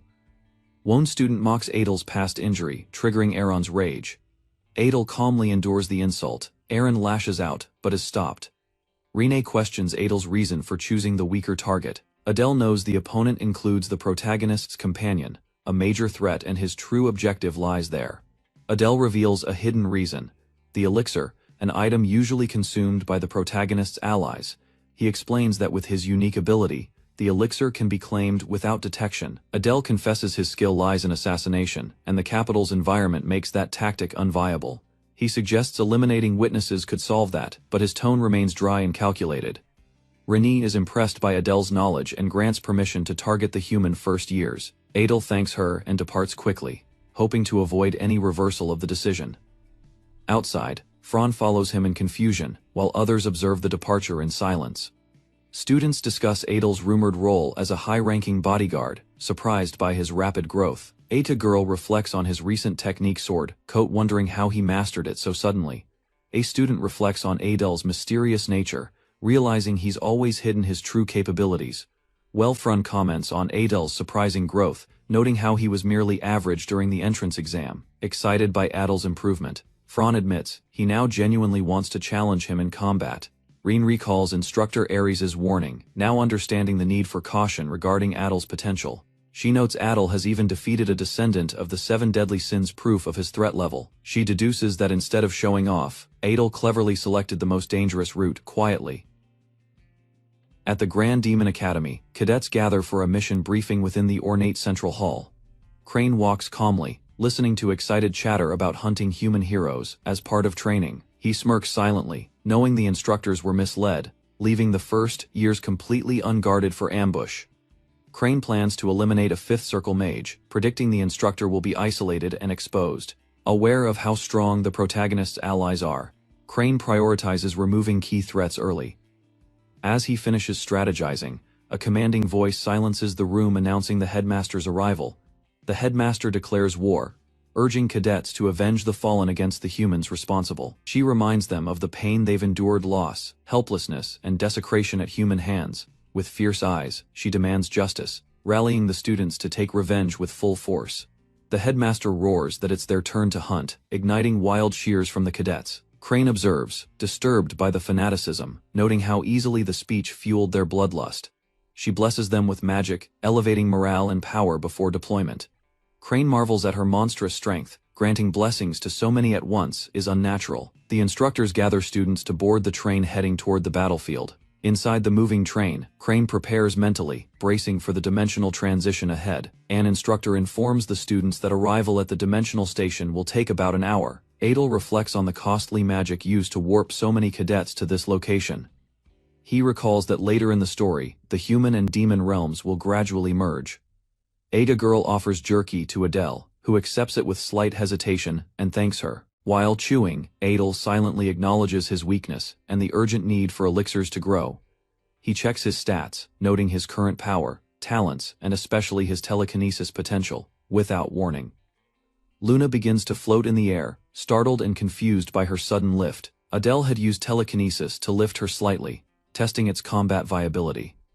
He concludes that even minor telekinetic control is useful, and it must continuously evolve. Adele considers that telekinesis may one day lead to control over gravity itself. He worries about encountering the Knights of the 6 Houses, who once tried to kill him. To remain hidden, he plans to conceal his identity with a mask. The train begins to slow as it nears the destination through harsh terrain. Adele steps off, wary of being recognized and targeted again. Ahead stands a massive black crystal structure, clearly the staging point for their next mission. Adele observes the massive crystal gate. Noting that even a fragment of it holds great value, he reflects on how wasteful it is to use such a resource for a single warp. An instructor explains that before departure, each cadet will receive one essential item. Adel is surprised to receive a mask, exactly what he had been needing. The instructor explains it reduces perception and hides identities while allowing wearers to recognize each other. Adele senses the magic effect as the mask activates, briefly obscuring others' presence. Adele puts on the mask as instructed, followed by other cadets doing the same. He's impressed by the clarity of vision despite the enchantment. Pleased with the result, the instructor hands him another item for survival. The second item is a food ration meant to replace full meals with one daily dose. Adele learns it's commonly used in battle, though the taste is notoriously unpleasant. He nods in understanding despite being warned it tastes like dirt mixed with guts. The instructor announces that cadets will enter without supervision as part of the exam. Some students protest, but he insists it's meant to test individual skill and survival. He explains the instructors must remain behind to operate the return gate after the mission. The instructor announces that each class representative will now assume full authority during the mission. Adel receives a black flower-shaped badge, the Enzer flower, a symbol of leadership in Satan, alongside the badge. He's handed a map that only he, as designated leader, can read. After a formal farewell, the instructor activates the large crystal gate for dimensional travel. As the gate powers up with dark energy, the cadets prepare to cross into the unknown. Adel adjusts his mask, knowing this world of chaos is one he has survived before. Adel leads the group through a twisted dimension, where ominous energy distorts the very air. The oppressive space grows heavier as the students push forward, straining their bodies against resistance. Adel struggles internally, realizing even he can't endure much longer, but notices the exit ahead. Encouraged by the sight of the dimensional rift, Adel urges everyone to move faster. The portal starts shrinking, catching them off guard as they scramble toward it in panic. Chaos erupts. Several students are dragged by the collapsing force as Adel shouts for haste. Adel grabs Luna, pushing her through the shrinking portal just before it seals completely. Everyone crashes onto a grassy field as the dimensional distortion fades behind them. They look up to see the Imperial Academy Sky Island floating high above. Adel stares at the magnificent academy, stunned by its advanced structure and magical presence. The students are equally amazed, struggling to comprehend the existence of a school in the sky. Adel confirms it is a human academy, far more advanced than anything they've seen before. Doubt arises among the group, wondering if they're expected to enter the floating fortress. Adel explains they can't enter. A barrier strong enough to stop dragons protects the academy.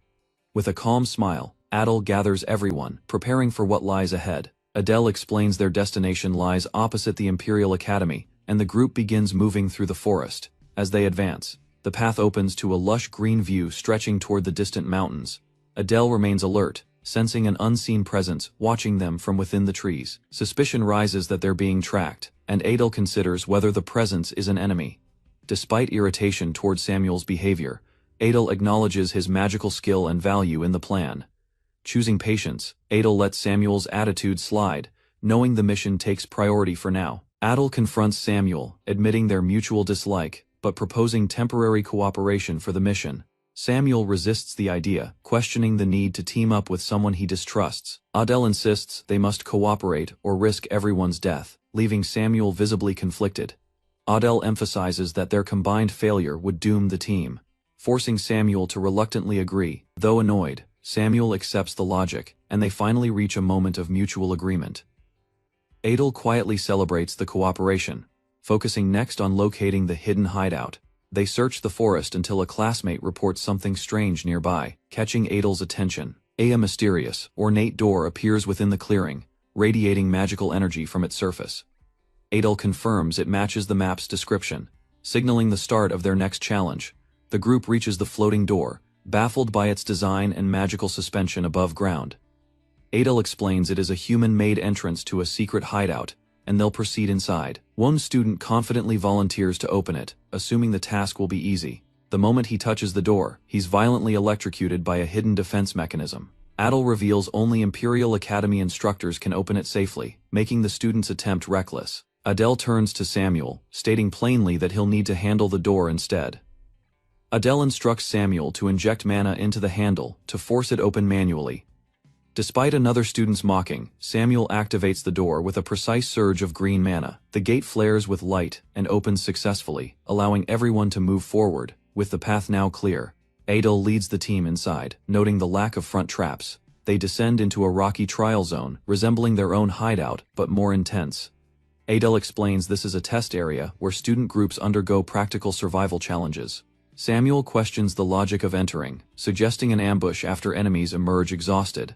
Adel agrees, it's valid, but reveals he knows every trap location inside the dungeon. With that knowledge, he plans to let others suffer while his group moves unharmed. Adel reveals the second reason for entering. They'll exit before the trial teams return, avoiding conflict. He explains the structure isn't just for training, it holds forgotten ruins, filled with hidden knowledge. Since the ruins remain largely unclaimed, he believes ancient treasures and weapons still exist inside. At a six-path crossroads, the students hesitate. Confusion rises as they question which direction to take. One student attempts a direction, but Luna warns it leads to a dead end. Red-haired Kai stops him, firmly insisting that path is forbidden and urges caution before proceeding. Kai confidently leads the group, claiming he knows the correct route, and urges them to follow. The others express disbelief, but Kai explains he designed this place himself, so he's familiar with it. They follow the path until a glowing box appears ahead. Kai confirms this is their destination. Luna asks about the box's contents. Kai admits he's unsure and opens it anyway. Inside are a sandbag and a canteen, surprising everyone with how mundane the items are.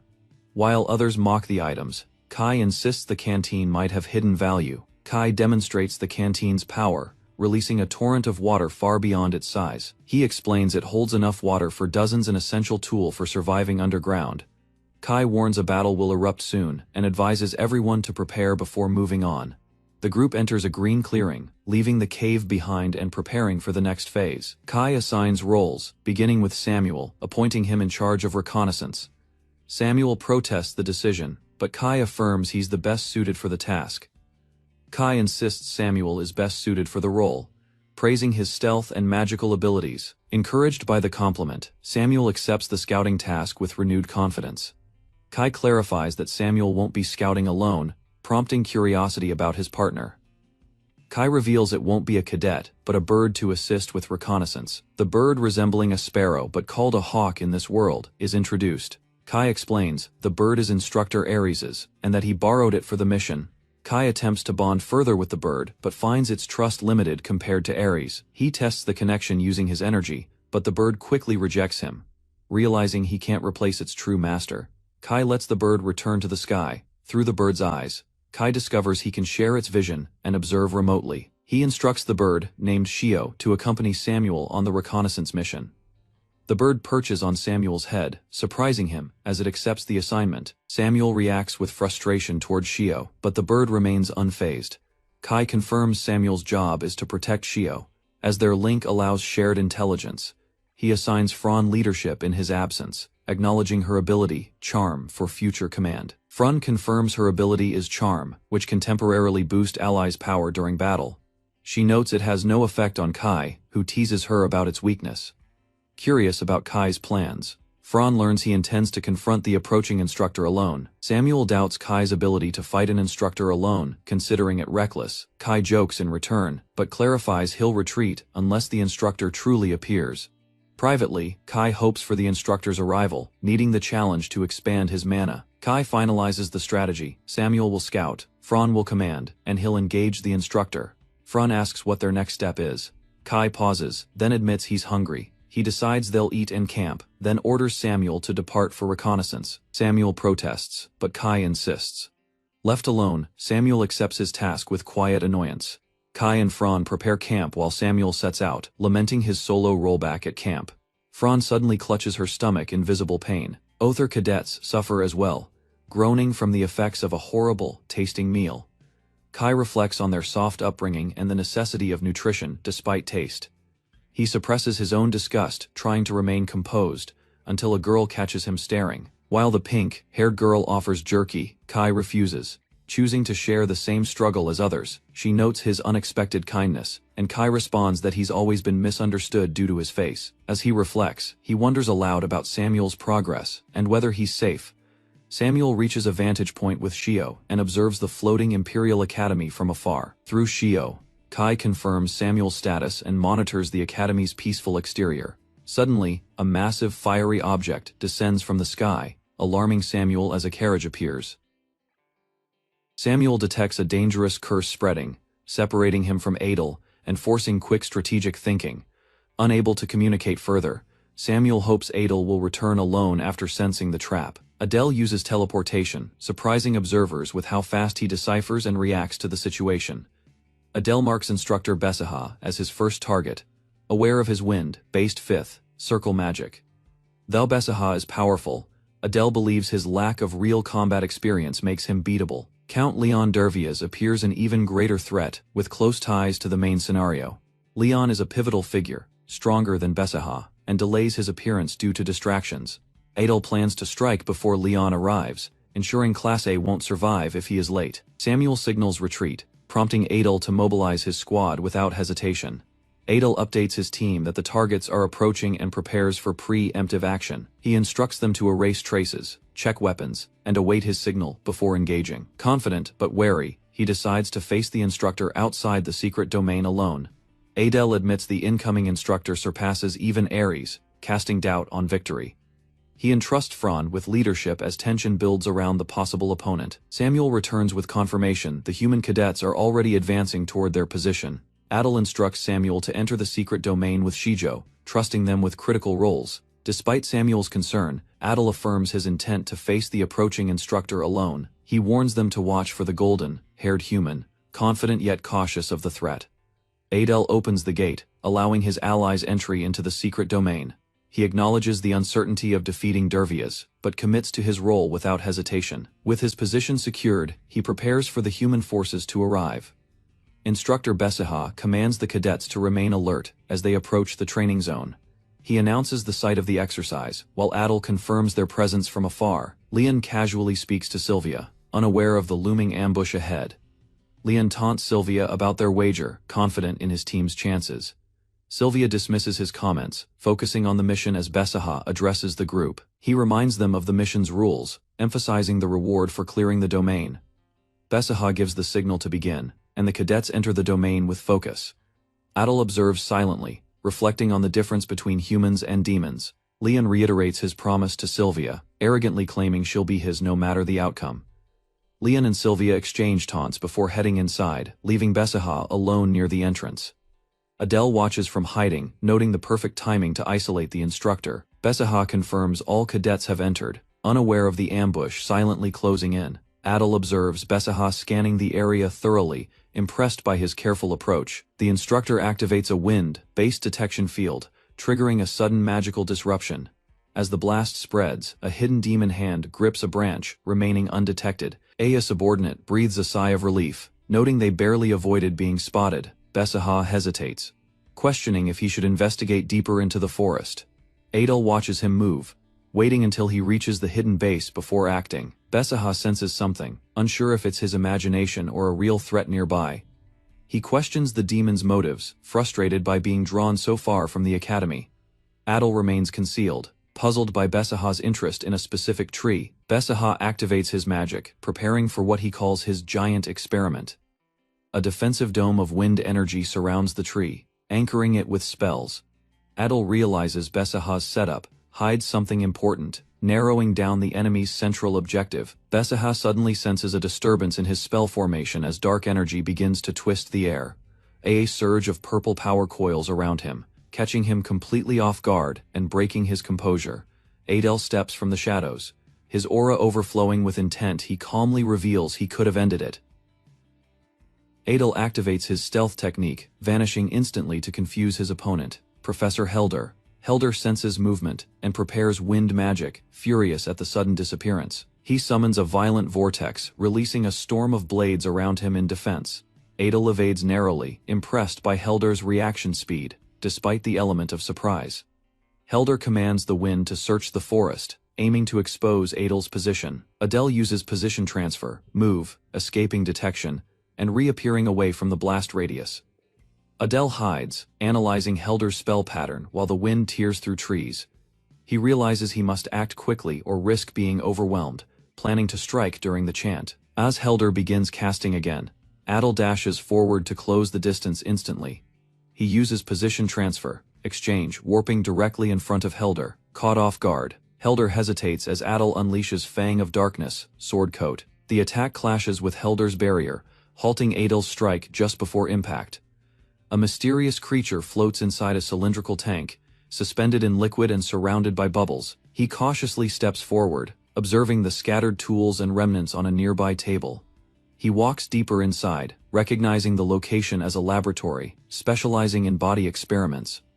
A powerful green explosion strikes the forest, shaking the ground as energy bursts upward. A figure steps out from the blast zone, landing firmly among scattered debris.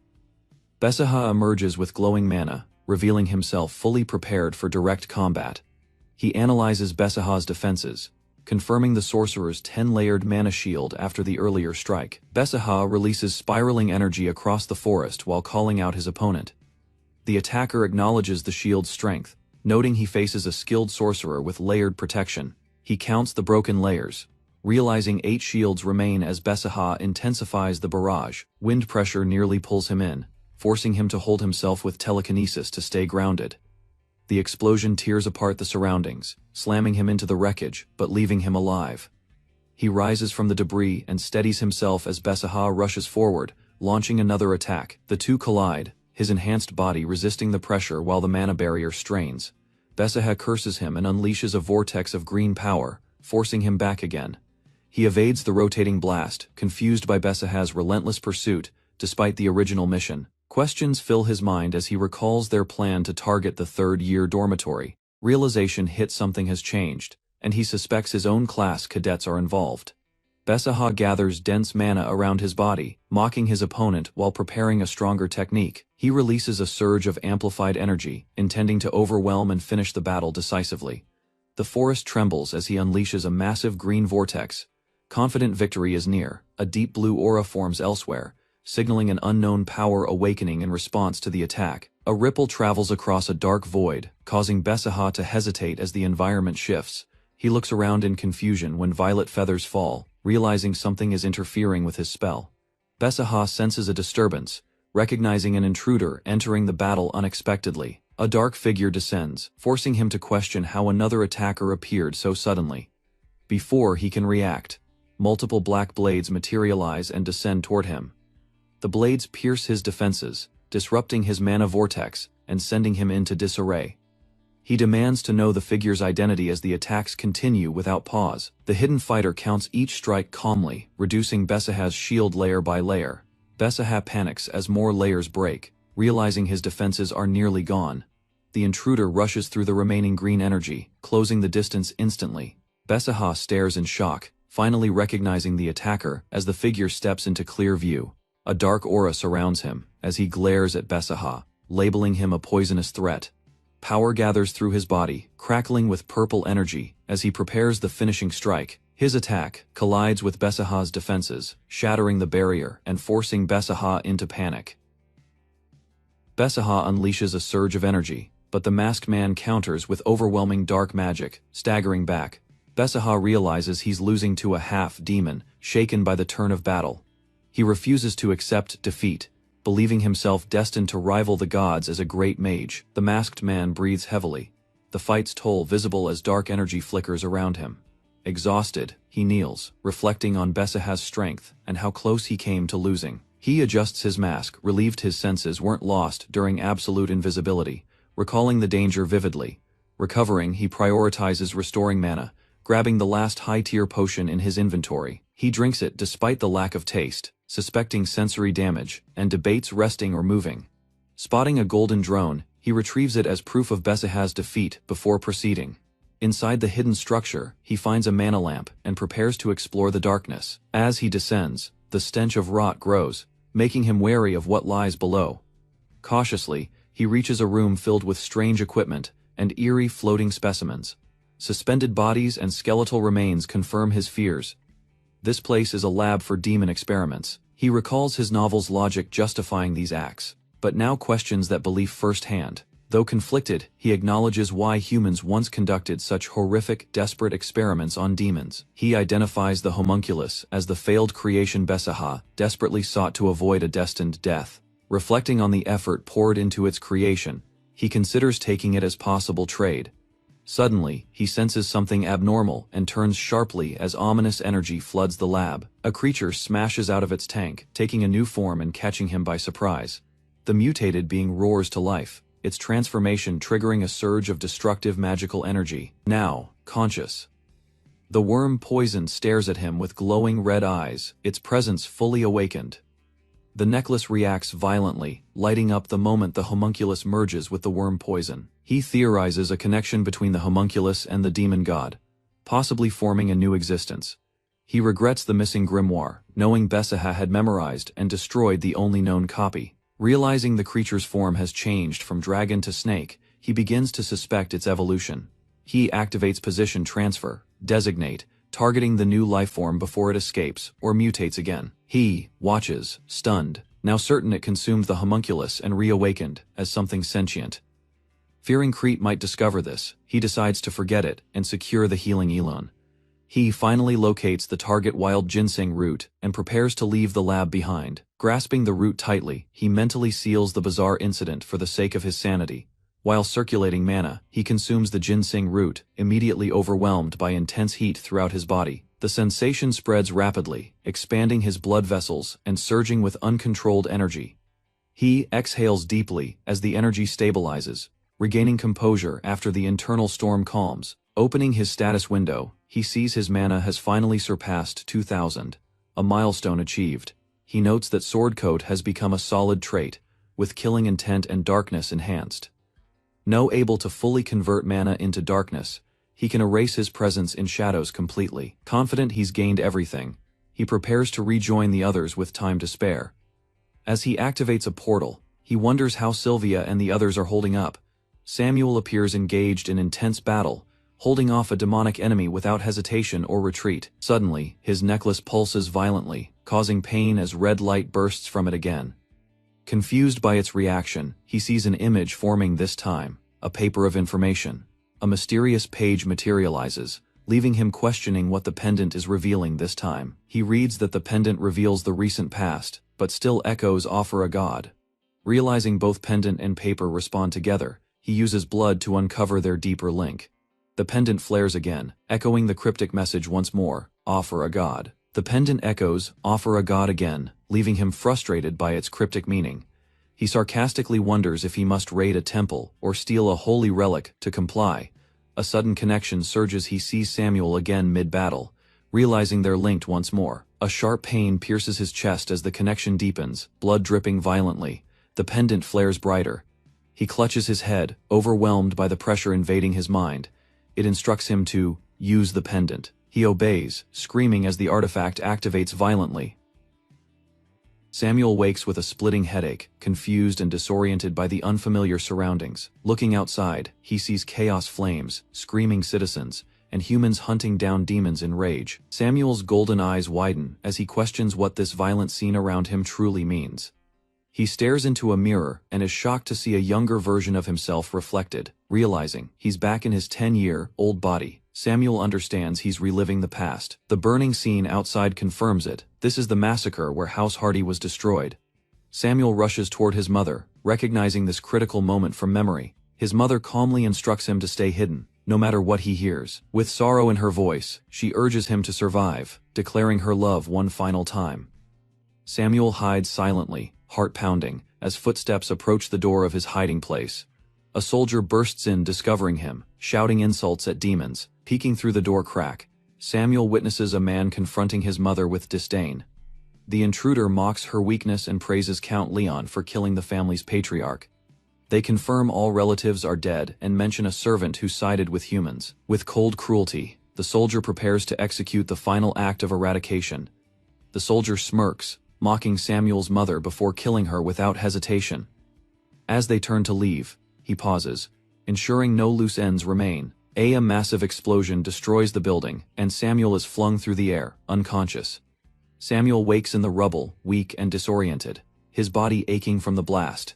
He struggles to crawl forward, barely able to lift himself from the scorched ground. Noticing his mother's corpse nearby, he forces himself to move, clinging to survival instinct. He cries out for his mother, heartbroken, staring at her lifeless body in agony. Driven by desperation, Samuel begins channeling magic, preparing to consume her flesh. His body reacts violently. Dark energy swirls as he prepares to eat her to stay alive. Suddenly, he's forcefully pulled from the vision and collapses, vomiting in the present. Shaken, Adele realizes this horrifying memory explains Samuel's hatred and trauma. Adele reflects bitterly humans turned Samuel into a monster by pushing him beyond his limit. Staring at the pendant, Adel questions whether good and evil are truly distinct. He acknowledges that Samuel's pain isn't just fuel for revenge but a vital clue. Though disturbed, Adel regains focus. He must now exploit Leon Terrius's weakness from this past. Adel races through the forest, refocusing on his current goal, becoming stronger to face Terrius. He realizes too much time was spent in Samuel's memory, and the battle may have started. Arriving at the battlefield, Adel sees Samuel still locked in combat, surrounded by green chaos energy. Adel senses a powerful mana surge, recognizing the clashing energies between Terrius and others nearby. He pushes forward, knowing there's no time to waste as the confrontation begins. Below, soldiers scream as the chaotic clash of swords and magic erupts into full combat. Samuel, engulfed in green aura, screams as the energy distorts his body. He lashes out violently, sending enemies flying with raw magical force. Insults are thrown, but Samuel counters with unmatched precision, cutting through with dark power. Allies regroup and form a protective circle around Samuel, as ordered by their silver-haired leader. She urges Samuel to cast his magic quickly as enemies close in. Samuel responds with a massive blast, aiming to annihilate the opposing forces completely. The attack devastates the field, injuring many as allies struggle to withstand the surge. Overwhelmed, they're ordered to retreat using return scrolls before it is too late. With a final glance, Samuel watches the survivors escape through glowing portals. Samuel charges with fury, refusing to let the enemies escape from his wrath. The silver-haired girl screams as monstrous jaws materialize from Samuel's magic. Just as the attack lands, an overwhelming wave of ice magic freezes everything mid-strike.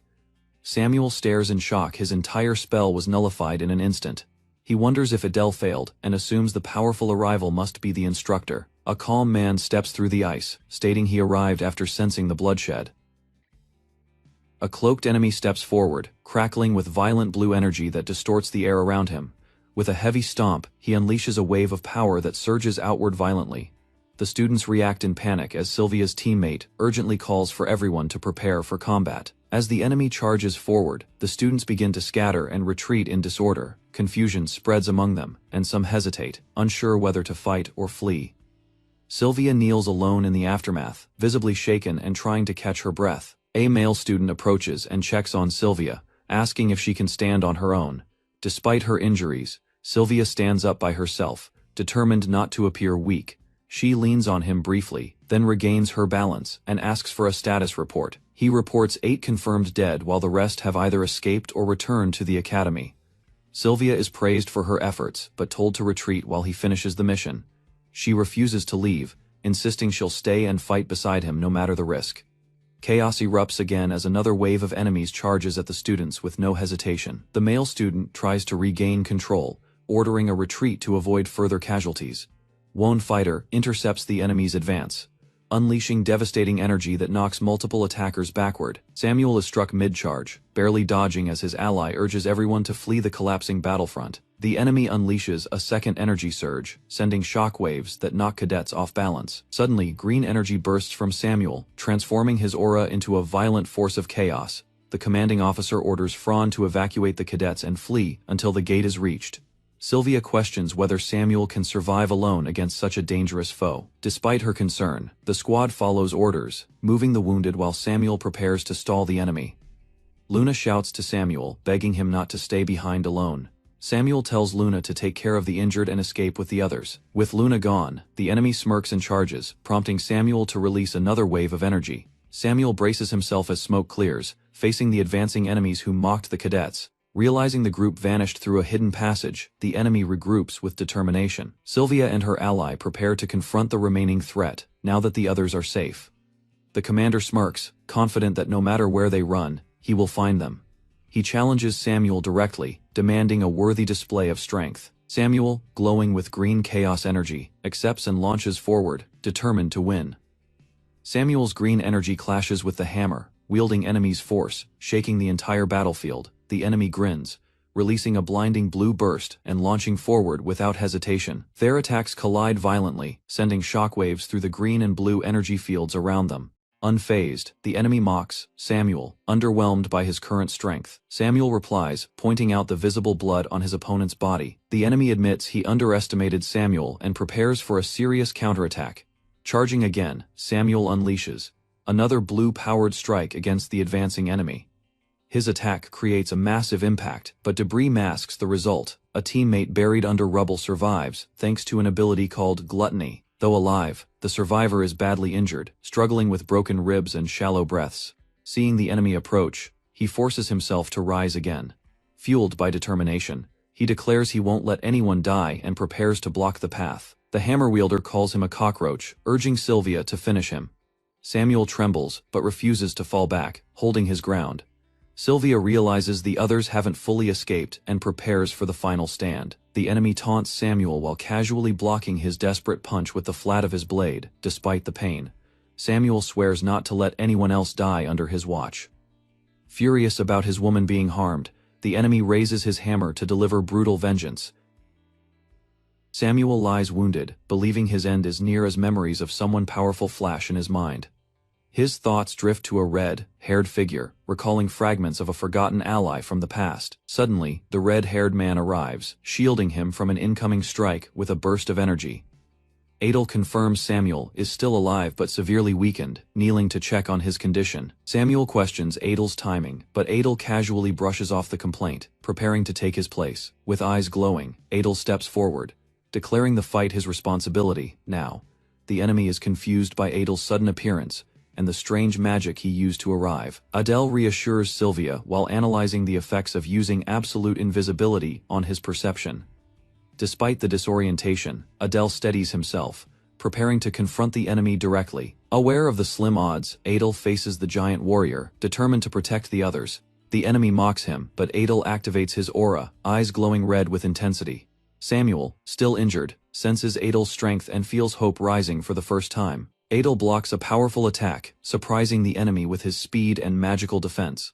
Though unable to predict the hammer's path, he reads muscle movements using the Eye of Suprema. With sharpened focus, Adel believes he can turn the tide. The fight isn't hopeless. Adel clashes again with the enemy, matching his explosive strength despite the injuries he sustained.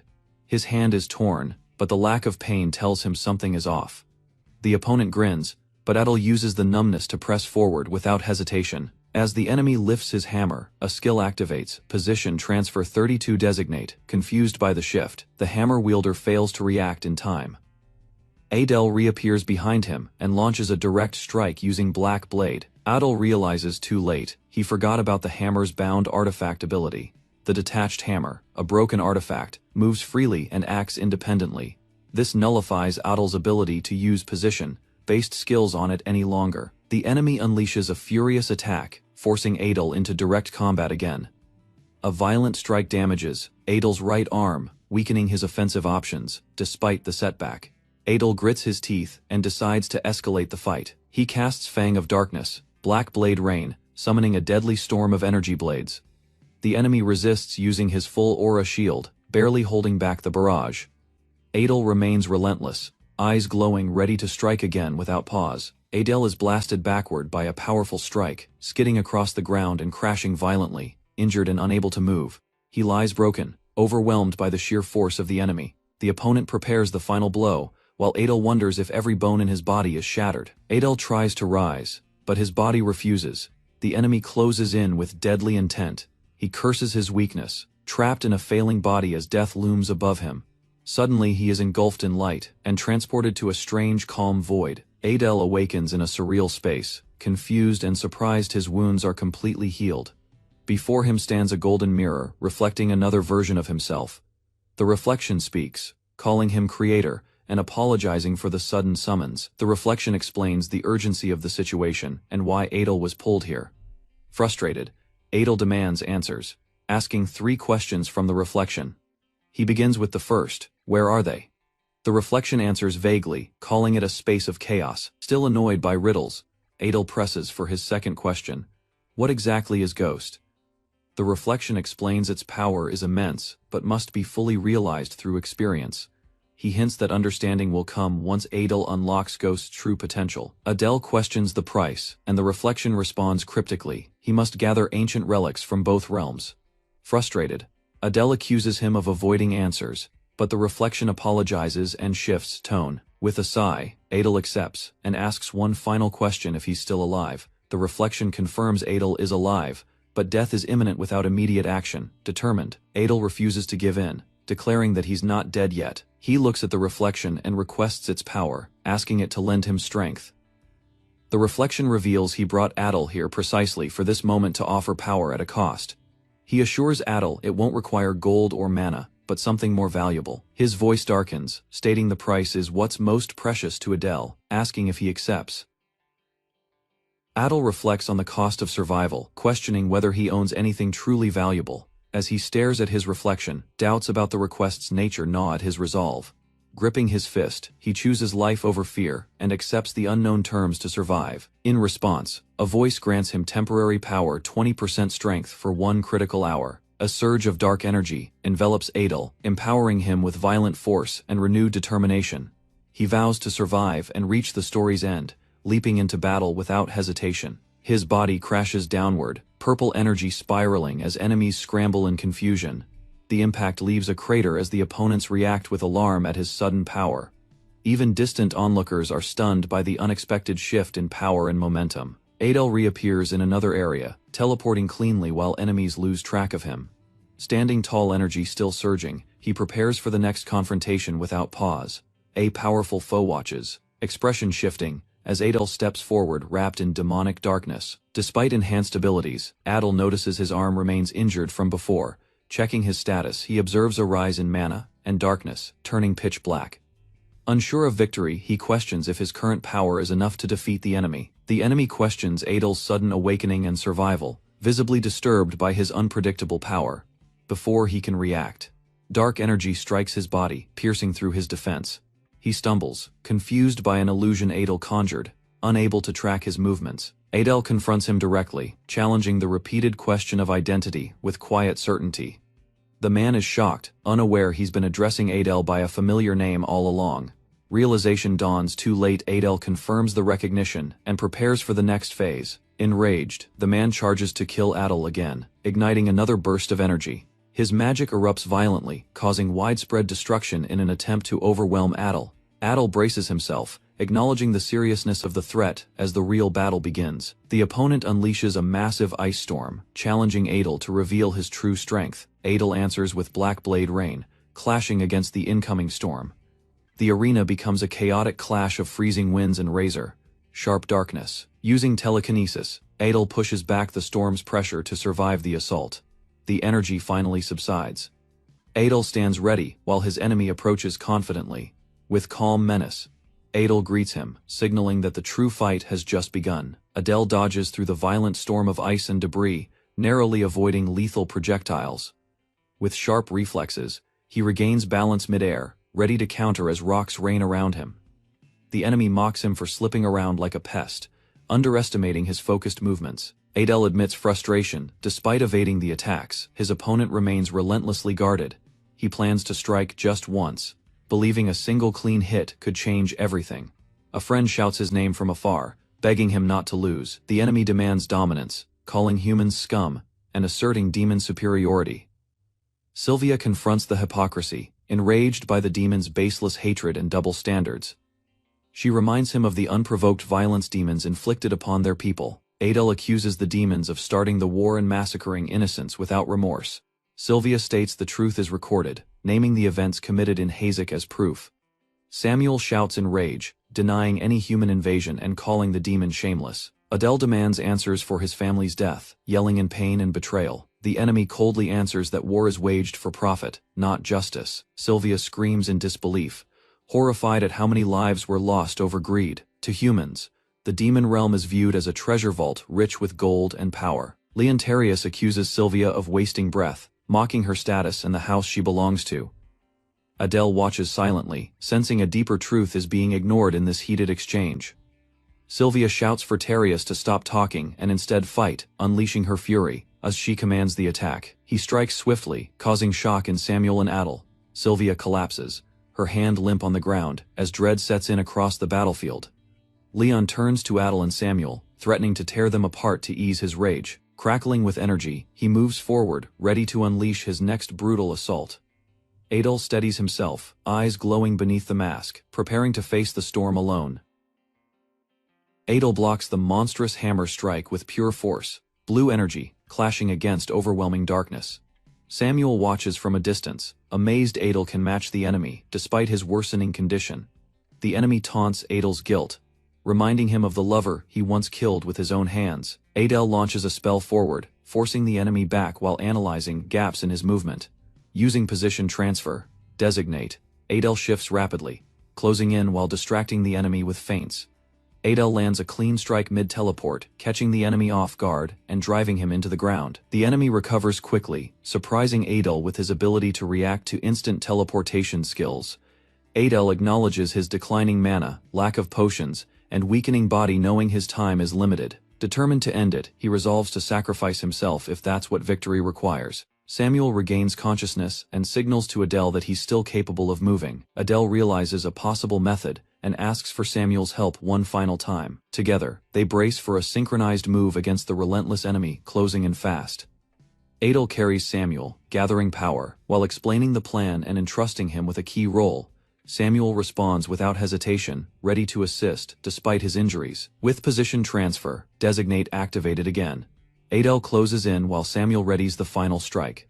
The enemy mocks their tactic, believing he can counter it again with brute strength. Godok stealthily shifts positions, hiding behind summoned vines to avoid being targeted. The enemy is caught off guard by a sudden distortion emerging from the vines. Samuel forces himself to hold the spell, knowing it will only buy a few seconds. Adel strikes from the blind spot, his hand enveloped in cursed energy. A demonic snake surges from his palm, piercing the enemy's chest with raw power. Adel praises Godok's support, recognizing the coordinated strike was effective. Samuel collapses as the vines disappear, having spent the last of his strength. A massive burst follows, shattering the enemy's guard and flinging Adel back. Adel rises slowly, disappointed the final attack didn't finish the fight. The enemy, bloodied but standing, approaches with renewed rage and frightening stamina. Adel steadies himself, realizing his foe's endurance defies all expectations. Though exhausted, the enemy taunts Adel and Samuel, calling them insects. Samuel smiles through blood, ready for a rematch, while Adel silently agrees.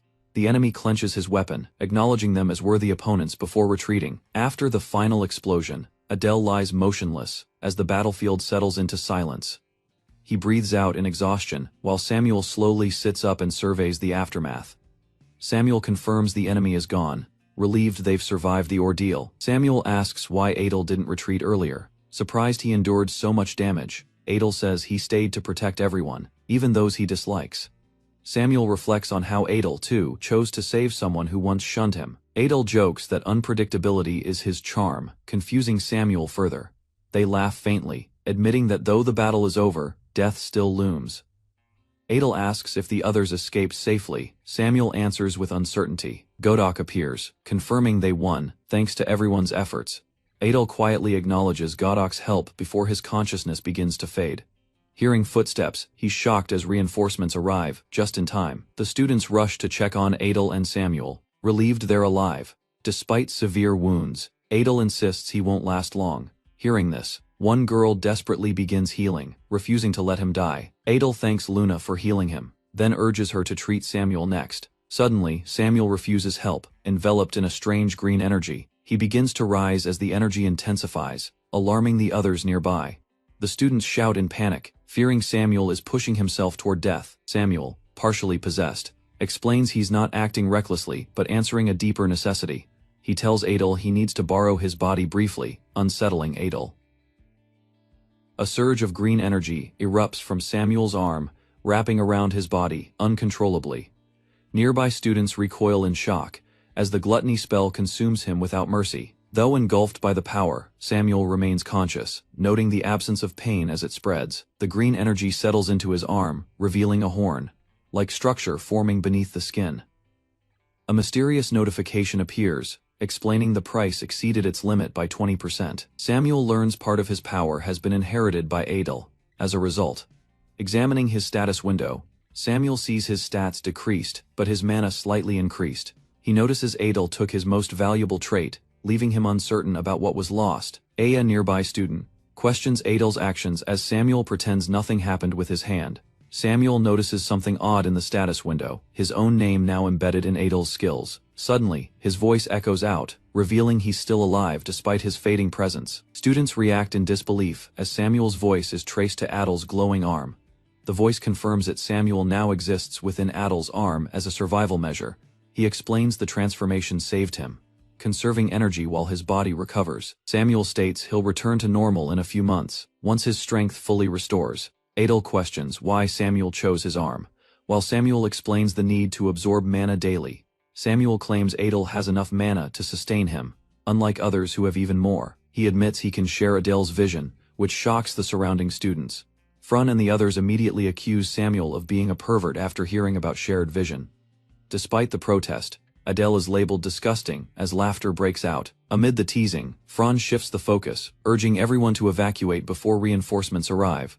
Frun asks where to go, and Adel mentions a hidden spot used by a past enemy. They agree. It's a temporary shelter until the return gate opens the next day. Samuel offers to consume the enemy corpses to recover faster, startling the group. Luna protests, suggesting they bury the cadets instead of abandoning them. Adel says there's no time, but Luna insists they at least carry the bodies. Samuel agrees to devour enemies but refuses to carry anything, leaving Luna reluctantly silent. Frun asks if Adel can walk, but Luke offers to help since he's uninjured. Adel recognizes Luke from a past incident and thanks him for his support. Luke humbly returns the gratitude, helping Adel stand as they prepare to move. Adel regrets his narrow perspective and thanks Luke for risking himself during the crisis. Samuel, still part of Adel's arm, is surprised by how far Luke went to help. A bird named Shijo suddenly appears, chirping loudly and flying straight toward Adel. Recognizing Shijo, Adel smiles in relief, realizing the bird survived and stayed hidden. He praises Shijo for its loyalty, while Frun confirms all surviving cadets have gathered. Frun leads the group to evacuate quickly as the sun begins to set behind the cliffs. At the academy, students watch Count Terius return, injured and exhausted. Madeleine, a high-ranking official, demands a full explanation from him. He reports that their group was ambushed during the raid, resulting in several cadet deaths. He confirms even instructor Besaha was killed in the attack, shocking nearby students. Madeleine silences the chatter and analyzes the strength of the enemies involved. She concludes the demons sent assassins capable of rivaling instructors. Terius claims the assassins were strong, but weaker than him. Downplaying the threat, before finishing his statement, he is suddenly pierced by a dark, magical attack. The unknown magic spreads violently, overwhelming him in seconds, as everyone looks on in shock. Terius screams in agony, as the purple curse spreads across his body uncontrollably. The magic corrupts his arm entirely, its surface covered in twisting dark energy. Madeleine watches silently, then reacts as Terius shouts in rage and pain, furious at the ambush. Clenching his cursed arm, Terius vows to kill the demon responsible with his own hands. Despite his injuries, he declares he can still fight and demands to return to battle. Madeleine firmly orders him to the medical facility and decides to dispatch another elite team. The day began at the Imperial Academy under a clear blue sky. Within the towering structure of stone and spire, a meeting of importance was underway. Inside a sunlit office, an instructor stood with his back to the door. As the doors opened, footsteps echoed, signaling the arrival of distinguished guests. Minar Hamel entered the room with a composed expression, accompanied by his companions. The instructor, recognizing the group, immediately realized they were the ones mentioned by Terius.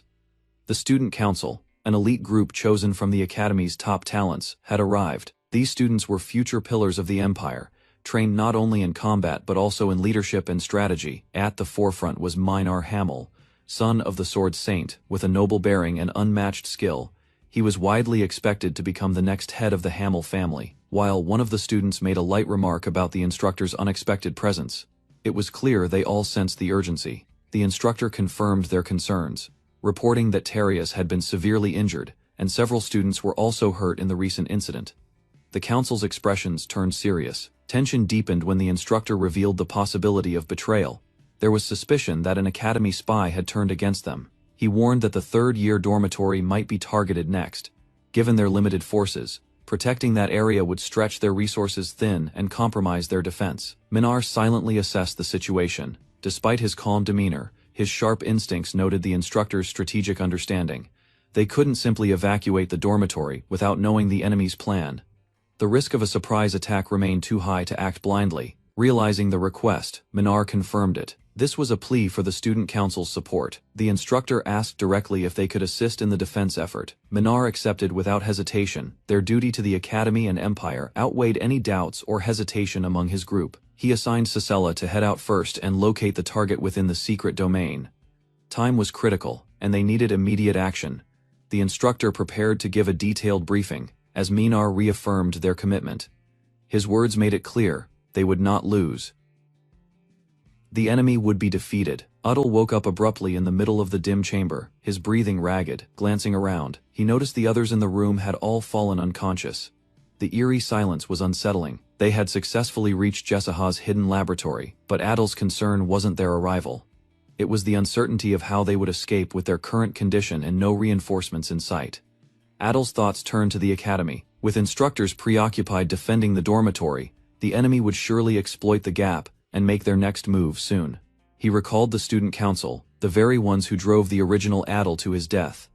They now stood as a powerful threat that could easily crush them in their weakened state. With Samuel weakened and Adal's powers diminished, any confrontation with the council now would guarantee their destruction. As Adal considered their chances of escaping the next day, Samuel stirred beside him. The atmosphere of the lab, filled with dormant bodies and eerie silence. Samuel expressed discomfort at the inhumane conditions demons had endured in this place. Adele, however, was focused on ensuring their survival until they could leave safely. Driven by necessity, Adel made a disturbing request. He asked Samuel to consume the corpses scattered around, hoping to reduce the risk of infection among the surviving students. Samuel hesitated, shocked by the idea of devouring his own kind, but Adel calmly explained that preserving the health of others outweighed tradition or disgust. Although reluctant, Samuel agreed. He understood the reasoning and accepted the task to prevent further harm to the demon realm. With a quiet nod, Adel thanked Samuel. The decision, though grim, was necessary. Disease could not be allowed to spread among those still alive. As the task was completed, Adel reflected on how their bond had changed. Near-death experiences had forced them into deeper understanding. The room returned to silence. Adel, exhausted, prepared to rest. His parting instruction was simple: if needed, send Mana to the horn to wake him. Samuel gave his acknowledgement. With the lab quiet and the bodies dealt with, Adel closed his eyes, finally allowing himself a moment of rest. With the immediate tasks handled, Adel lay down, intending to rest. Yet even as his eyes closed, unease lingered in his mind. He shifted slightly, hoping fatigue would eventually pull him under, but his thoughts remained restless, disrupted by tension from recent events. Before he could settle, Luna approached. She noticed his discomfort and asked if he was all right. Adel gave a brief response, trying to avoid concern. Luna gently pointed out that Adel looked unwell. Her concern was genuine, and she urged him to share his burdens if he was struggling, reminding him they were allies. Adel understood her feelings and appreciated her care, but he internally admitted he couldn't accept them the way she hoped. Luna's expression revealed vulnerability. Her closeness and sincerity were clear, but Adel held back, trapped by hesitation and emotional distance he couldn't yet explain. As the atmosphere grew heavier, Luna admitted her fear. She leaned closer, seeking comfort as she expressed the anxiety building inside her. Adel listened, then asked what frightened her the most, whether it was the humans they fought, the monstrous enemy they faced, or something more personal. He briefly teased whether she feared him, but Luna quickly rejected the idea. Adel calmed her down, reminding her others were still asleep. Luna lowered her voice, then struggled to answer his next question about her deepest fear. After a pause, she confessed it was death that truly terrified her. The looming threat that surrounded them, unavoidable and constant. Adel quietly agreed, but for him, it wasn't just his own death he feared. What frightened him more was the possibility of someone else close to him dying first. Adel recalled the moment he saw Luna injured in battle, bleeding on the ground. That image haunted him more than any nightmare. He admitted, in his thoughts, that losing someone who mattered deeply was the fear he couldn't shake, more intense than pain, more crushing than failure. Looking up at the ceiling, he reflected on how much effort he had put into surviving. The truth was clear: he didn't want to lose anyone again. Luna quietly shared her burden with Adel, expressing how she had wanted to save everyone but failed. She asked Adel what she could do to prevent future losses, believing he might have the answer. Her plea was sincere. Adel, recognizing her sorrow, reminded her that more lives would inevitably be lost. He urged her to consider whether clinging to grief would serve any purpose. Adel spoke clearly. Letting go of attachments didn't mean abandoning emotion, but learning to carry it with strength. Luna listened, conflicted but attentive. He encouraged her to accept loss as a lesson, to turn that pain into growth. Her desire to save others could only be fulfilled if she continued improving. Moved by his words, Luna took them to heart. He assured her that she could grow stronger and protect more lives if she refused to give up. Luna responded with quiet determination. Though her heart remained heavy, she agreed to try again, for herself and the people relying on her. Adel reminded everyone to rest. With a difficult journey ahead, conserving strength was vital. The group slowly settled in, letting sleep take hold. As Luna drifted off beside him, Adel stared at the ceiling in silence. They did not know that one person overheard their conversations. At dawn, the group moved through dense forest. The morning was peaceful, the sky clear, and they hoped to reach their destination unnoticed. Adel stayed alert, brushing past tall grass as he led the team forward. They were still hidden, but every step forward came with risk. He silently hoped the enemy wouldn't discover them before they reached the gate. For now, they were still safe. Adel knew they were close, just a bit further, and they would arrive at the gate's location. He prayed nothing would interfere. Suddenly, Sisela appeared, her expression mocking as she emerged with her weapon ready.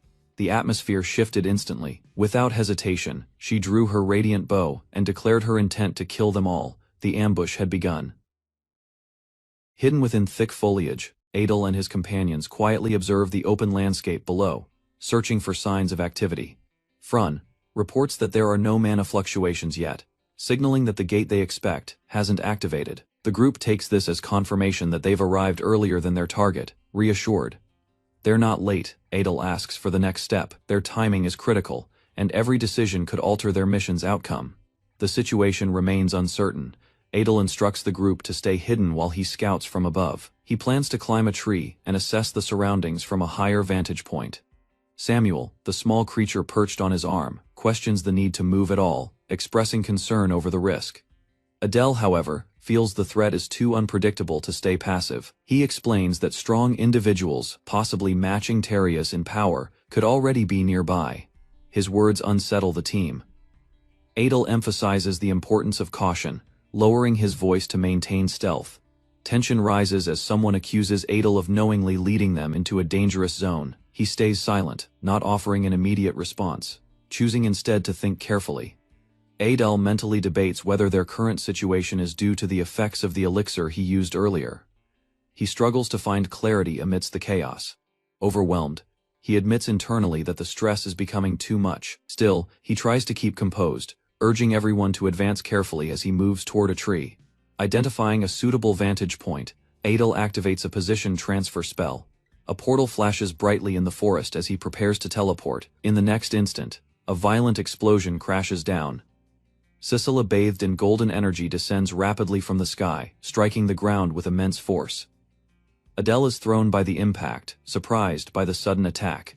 The peaceful forest is instantly thrown into chaos. A golden-clad warrior appears, puzzled by the failed strike. His attempt to hit the group seems to have narrowly missed, coughing from the dust. Adel confirms his survival. His allies rush to his location, calling out to ensure he's safe. From above, Luna and others check on the group's condition. Despite the abrupt battle, no one seems seriously hurt, for now. A golden arrow pierces the exact spot Adel had just vacated. He realizes immediately that the attack wasn't random. It was a precision strike from a sniper positioned far away. Recognizing the danger, Adel commands everyone to scatter and stay hidden. Their only hope is to remain unseen until the gate opens. And when it does, they must run without hesitation. Despite checking the surrounding mana flow, Adel can't detect the direction of the attack. It's clear the shot came from an extreme distance, beyond normal detection. Adel turns to Samuel, asking him to pinpoint the shooter's location using his enhanced mana sense. Samuel responds, unsure if his range will be enough.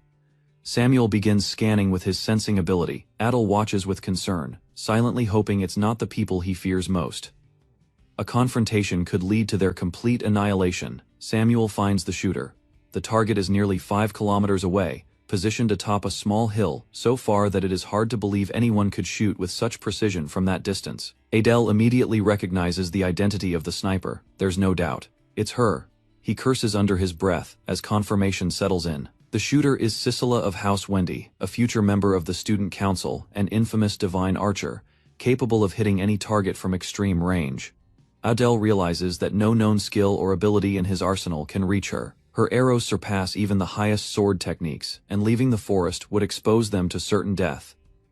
As the gate prepares to open, Samuel questions if there's any way to survive the next volley of arrows. Adele responds grimly, there isn't. He proposes a grim plan. He and Samuel will sacrifice themselves to buy time for the cadets to escape.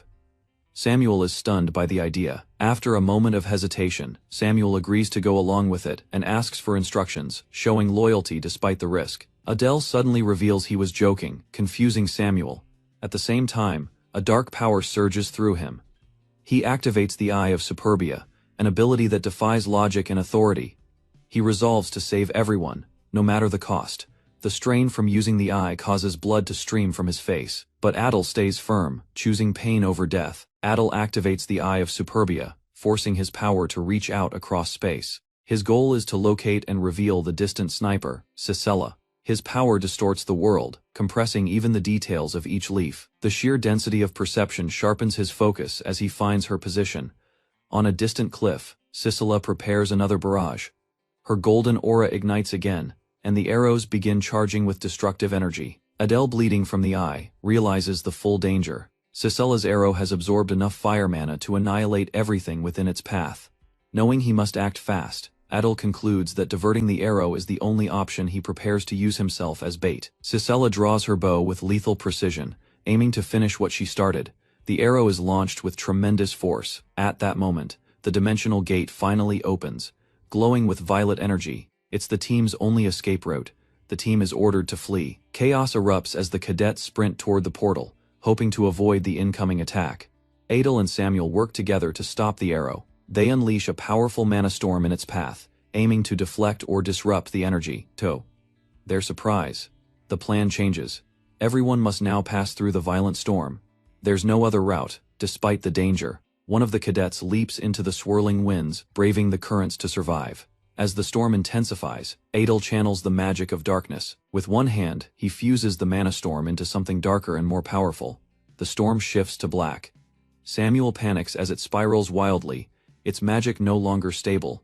The flaming arrow launched earlier collides with the altered storm, threatening to breach the shield and strike. The impact is devastating. Adele holds firm, but the pressure is immense. Samuel watches in awe as raw power erupts around them, fearing it might be too much. As the storm rages, Luna calls out to Adele and Samuel, urging them to escape through the gate. The swirling portal remains open, but time is running out. The storm barrier, overwhelmed by the golden arrow, begins to break. The powerful shot starts pushing through, threatening to strike those still behind. Adele, exhausted but resolute, yells for everyone to hold on. His grip tightens on Samuel as they prepare for the next move to hold off the attack. Desperately, Adele activates telekinesis to alter the arrow's trajectory. He pours everything into the attempt, hoping it will be enough. The golden arrow is knocked off course, just enough. Energy flares as it clashes with the barrier, deflected but still destructive. From afar, Cicella watches in disbelief. The perfect shot she launched has been redirected, an outcome she did not anticipate.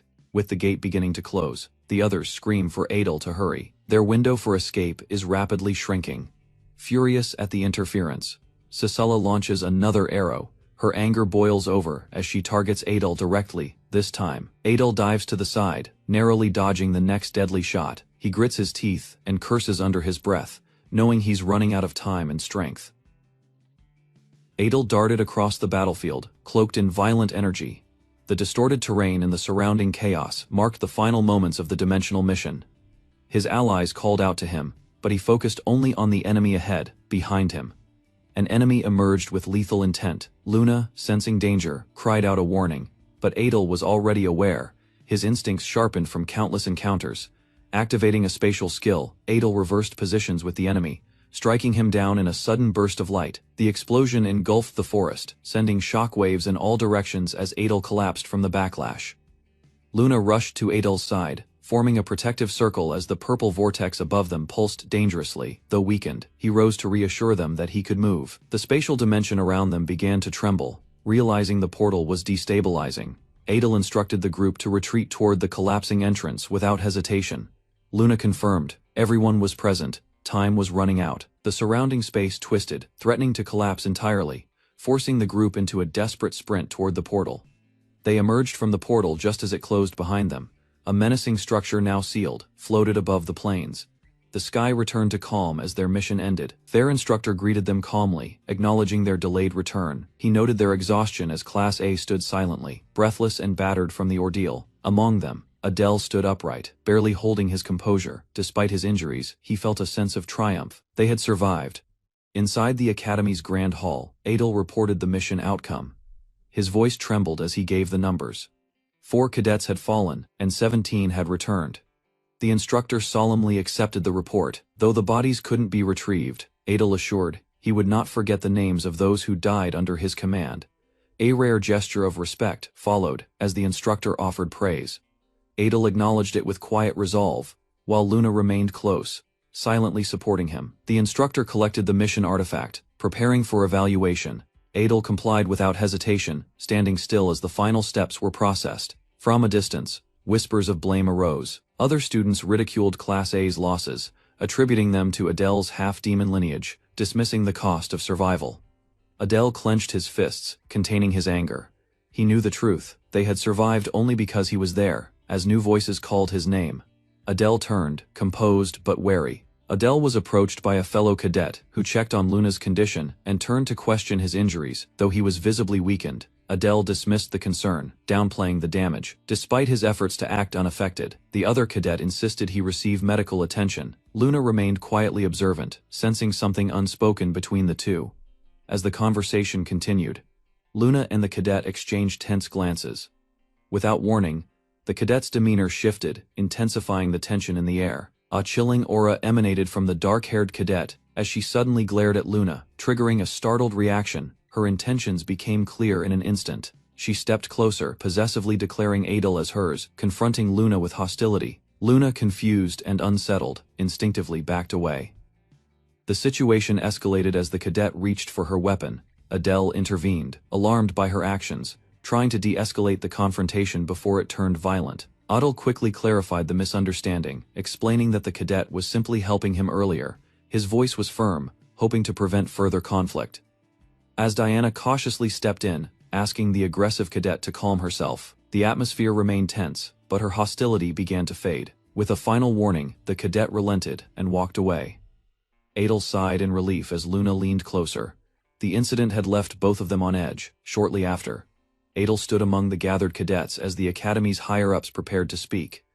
Silence fell across the hall as the headmaster took the stage. The headmaster praised their resilience and acknowledged the hardship faced during the recent exam. Though loss had scarred many, it was a step toward growth, with a reminder to honor their fallen comrades and continue training. The message concluded. The cadets were instructed to rest and recover before moving forward. Holding a glowing token, Adel reflected on the results. Other classes had suffered fewer losses, raising doubts about his leadership and the path he chose. Though assured that his class remained stronger than others, the casualties weighed heavily on him. He blamed his decision to enter a difficult zone. Adel clenched the token, his regret deepening. If he had been stronger, he believed none of his cadets would have died. But it was too late to undo the past. Adel was approached by Bolton, a fellow cadet from another class. His casual tone stood in contrast to the exhaustion Adel was still carrying, noting how battered he looked after the recent mission. Adel responded with honesty, mentioning the strength of their target.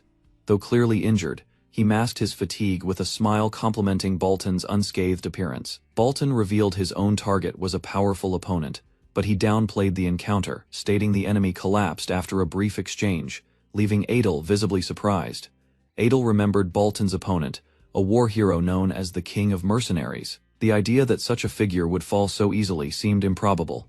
Despite the suspicious account, Adel acknowledged Bolton's ability. He questioned who had managed to injure him, but Bolton deflected, attributing his success to luck. With a light laugh, Bolton encouraged Adel to rest and hinted at a future sparring match. Adel said nothing, but the challenge hung in the air. Adel pondered the constant requests for a duel, wondering why Bolton was so persistent. The motive remained unclear. His companion clarified that Bolton, while unassuming, was a powerhouse. He had the strength to rival the ice monster they had faced earlier. Adel agreed. Bolton, and a few others like Diana, were among the rare cadets capable of contending with the Academy's elite. He hoped others, like Renee or Samuel, would one day reach that level too. Outside the hall, Adel and Luna were intercepted by Fran, the sharp-tongued, white-haired cadet leader. She questioned their delay in rejoining the others. Frun claimed a leader must stay behind until the last of their cadets were safe. Adel stared, unimpressed by the theatrics. Her companion sighed in exasperation, chastising her dramatic speech. The two began to bicker, their usual antics escalating quickly. The argument turned hostile as Frun clenched her fist, shouting at the insult. Sparks flew as she lunged forward in fury. Caught in the crossfire, Adel was struck mid-sentence. His frustration peaked. He hadn't even been involved. Luna intervened, reminding them Adel needed treatment. As Luna rushed to assist him, Frun raged, refusing to calm down. The warm sunlight filtered through the windows of the academy as Adele and Luna slowly made their way toward the infirmary. Adele, still injured, thanked Luna for staying by his side, despite her own exhaustion. Luna dismissed his concern, expressing regret that she wasn't proficient enough in recovery magic to help him heal faster. Adel reassured her, recognizing her effort and encouraging her to focus on moving forward. He smiled faintly, promising that next time she wouldn't need to worry. He would be stronger, and she would have the chance to heal him properly, not out of necessity, but by choice. They arrived at the infirmary, its large ornate doors towering before them. Adel was taken aback by its size, while Luna led the way confidently. As they stepped inside, they were greeted by a horned woman who immediately took notice of them. Her eyes widened in surprise. She reacted with shock, realizing both Adel and Luna were half-demons.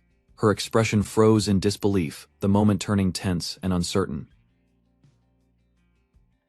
Adel stands before a horned professor with Luna beside him. The professor immediately notices his worn condition, expressing concern.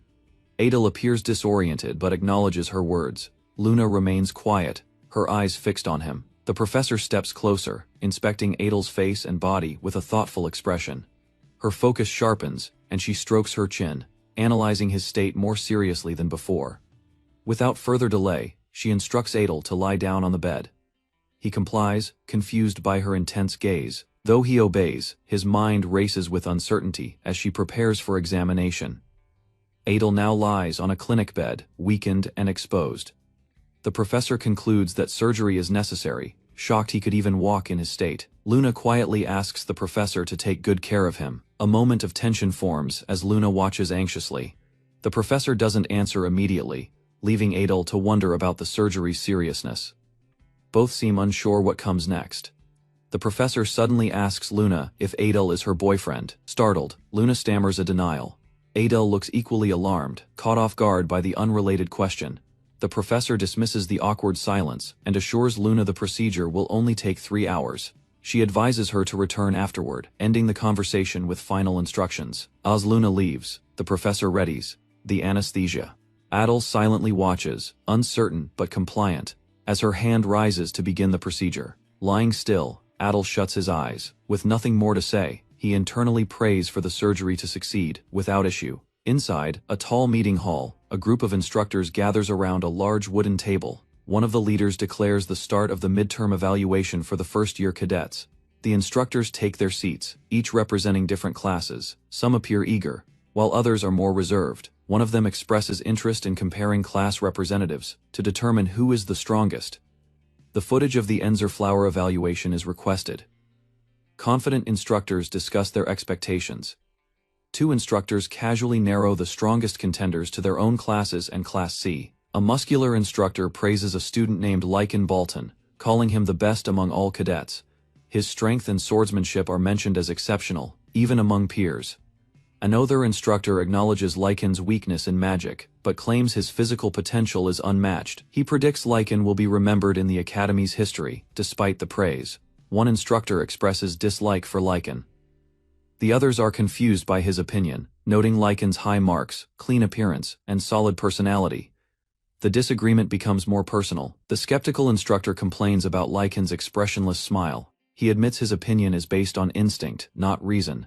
The conversation shifts to another cadet, the one with narrow eyes. That cadet is revealed to be a class representative, though doubted. His performance is now under scrutiny. The instructors look forward to testing what their students have achieved.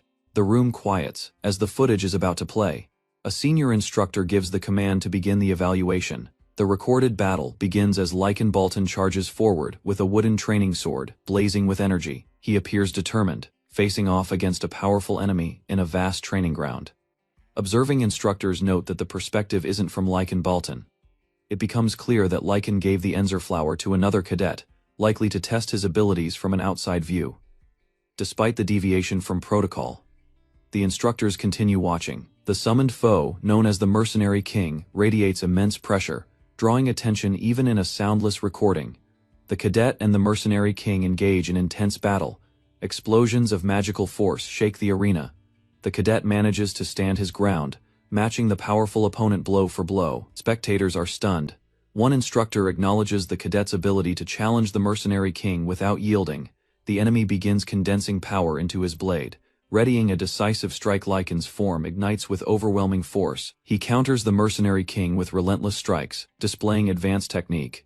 His strength surpasses what anyone expected from a first year. The watching instructors are speechless.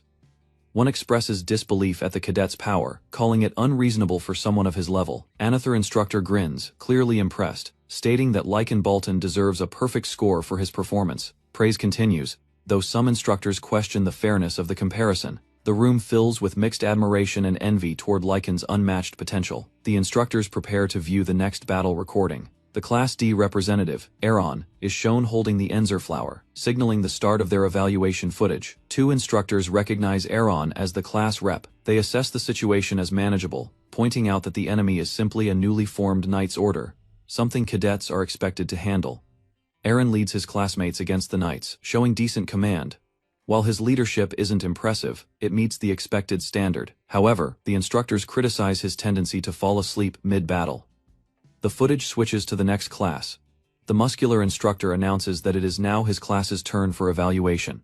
The battle scene transitions to a female cadet slashing through enemies with speed. The instructors identify her as the daughter of the Bear's family. She shows excellent swordsmanship, handling the complex sword coat technique with precision and ease.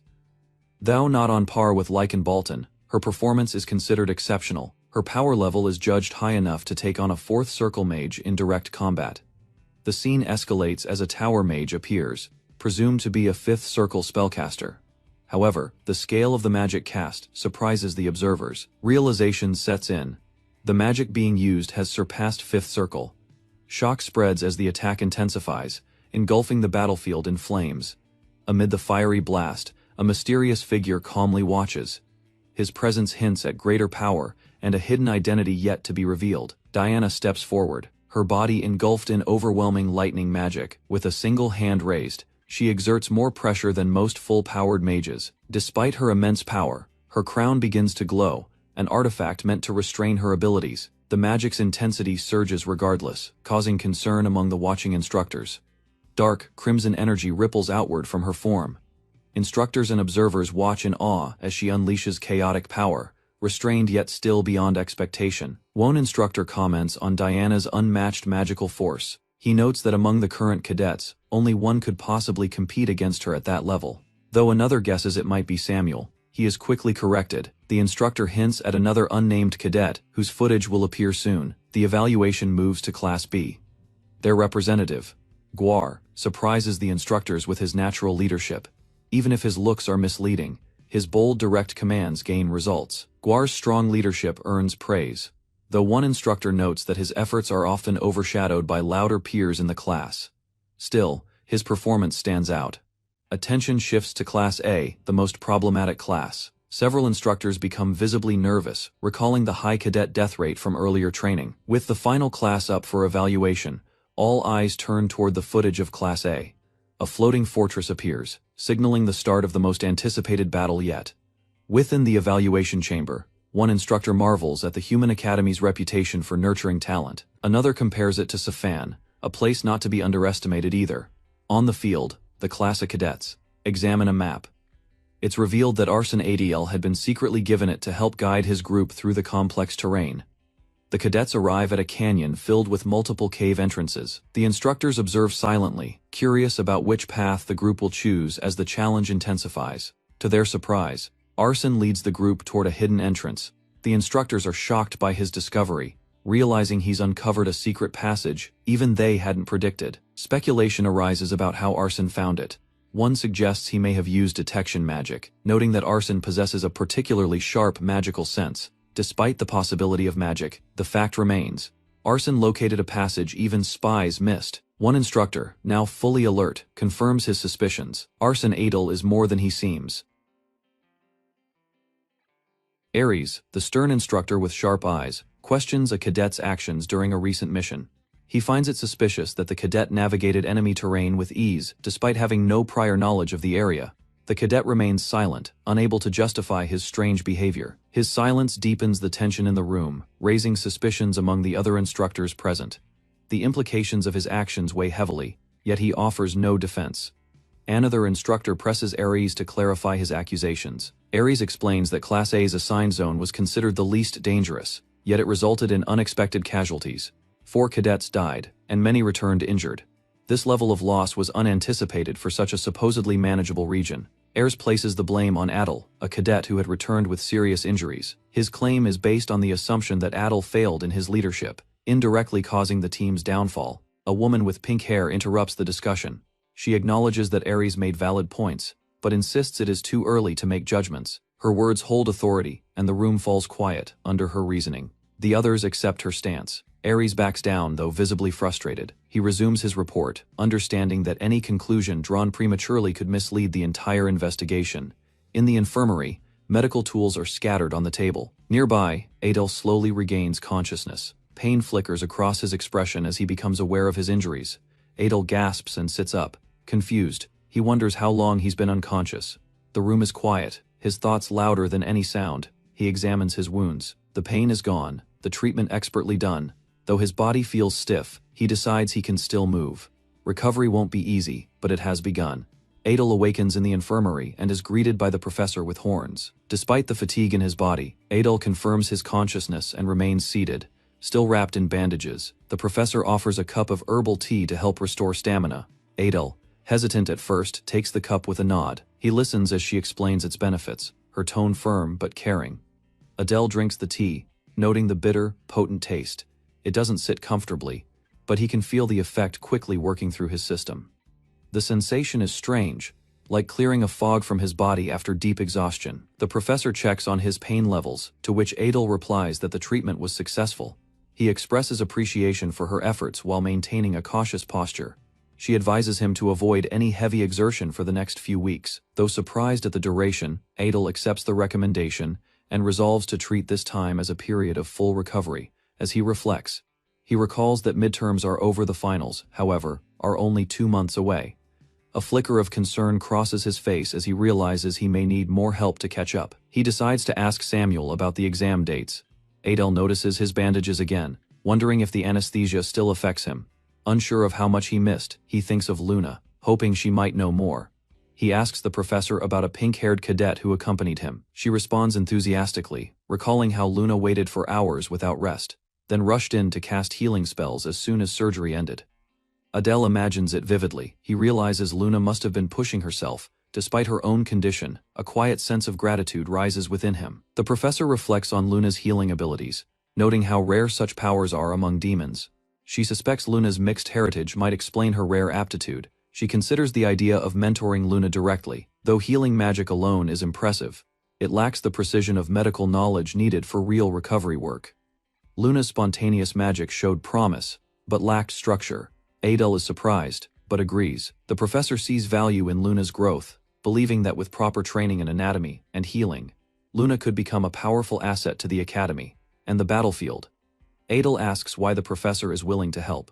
She replies simply, it's her duty as an instructor at Saitan Academy. Her responsibility is to guide talent, regardless of origin. Adel shows visible gratitude.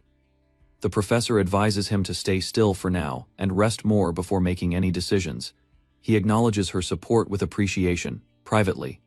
Adel sees this as a major opportunity for Luna. If she gains structured knowledge, it will not only benefit her, but also strengthen his own position.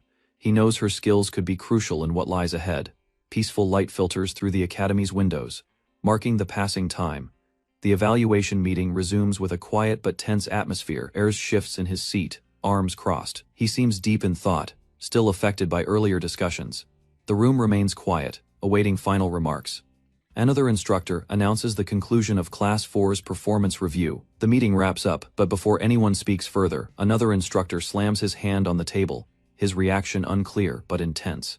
The instructors begin reviewing the recorded footage of Class 4's mission. One points out that the class representative was wrongly suspected as a traitor. The performance displayed clearly validated his loyalty. They express surprise at Adele's strength, especially for defeating a 5th Circle Imperial mage alone. The instructors realize they had underestimated his capabilities. Ayres brushes it off as luck, but another instructor argues that luck and skill often go hand in hand. They advise Instructor Robolt to stay vigilant, warning that over-reliance on theory leads to vulnerability in real combat. Ayres remains skeptical. He acknowledges the power spike Adele displayed but questions its suddenness. He also raises concern over the concealment of Adele's energy signature, despite his doubts. Ayres commends Adele's sacrifice to protect his team. He recalls the moment Adele faced the enemy wielding a massive hammer, describing it as chilling and unforgettable. Other instructors agree the enemy was a monstrous cadet from the Imperial Academy.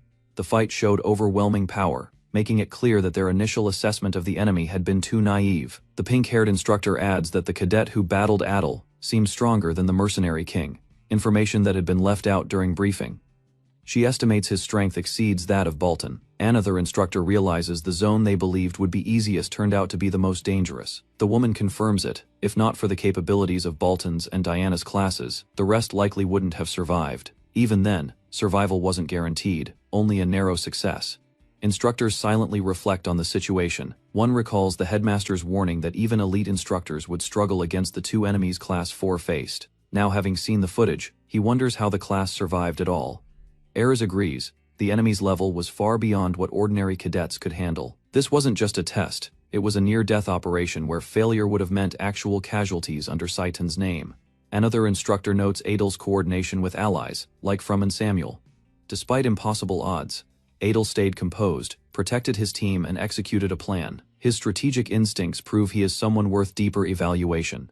The pink-haired instructor compares Class 4's performance to her own, admitting their practical scores are likely on par with those of the instructors themselves.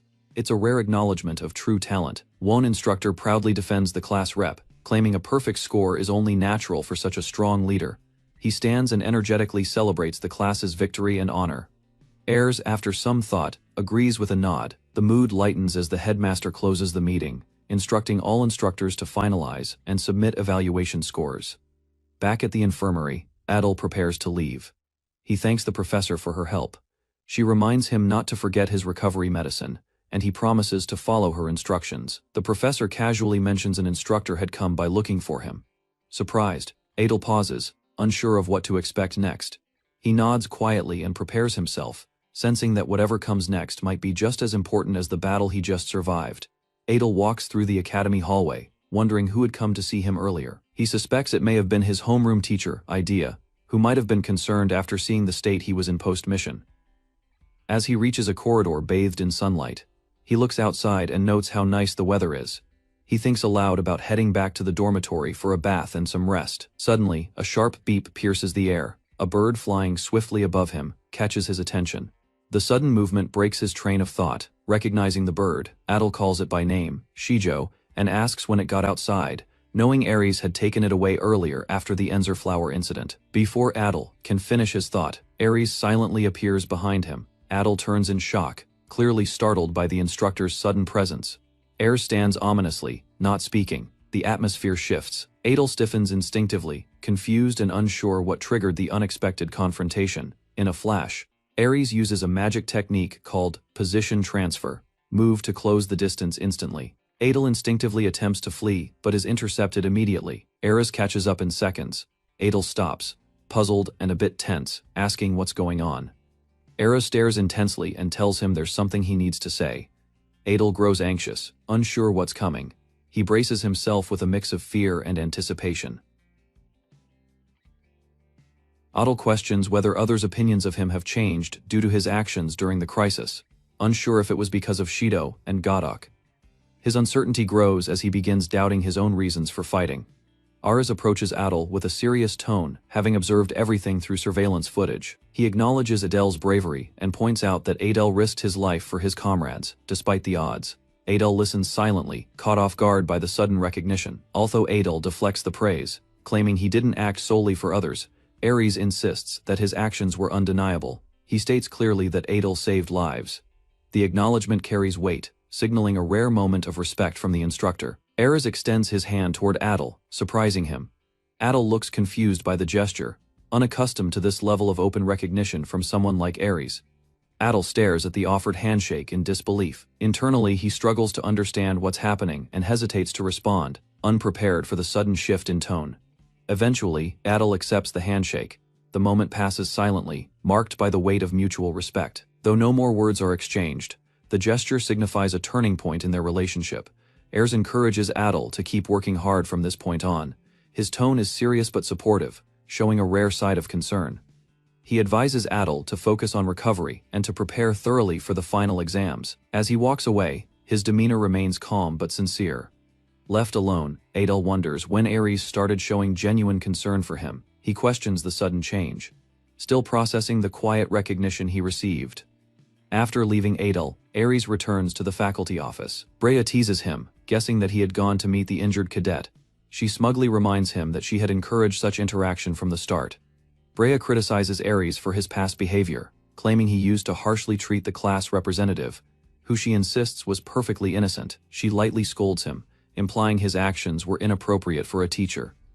Ares responds firmly, defending his judgment. He asserts that he recognized the cadet's abilities and helped him develop through his methods, contrasting himself against her softer approach. With the banter over, Ares grows serious. He admits that Adel's capabilities are far greater than anticipated. His rapid growth indicates immense potential, but that also raises concerns. Ares warns that someone with such hidden power could be dangerous. He suspects that Adel is concealing more than he lets on, and his instincts tell him there's something deeper involved. Despite Brea's dismissal, Ares remains thoughtful. As she leaves, uninterested in further debate, he reminds her to focus on the headmaster's orders. The conversation ends, but his mind lingers on unanswered questions. Left alone, Ares reviews a report.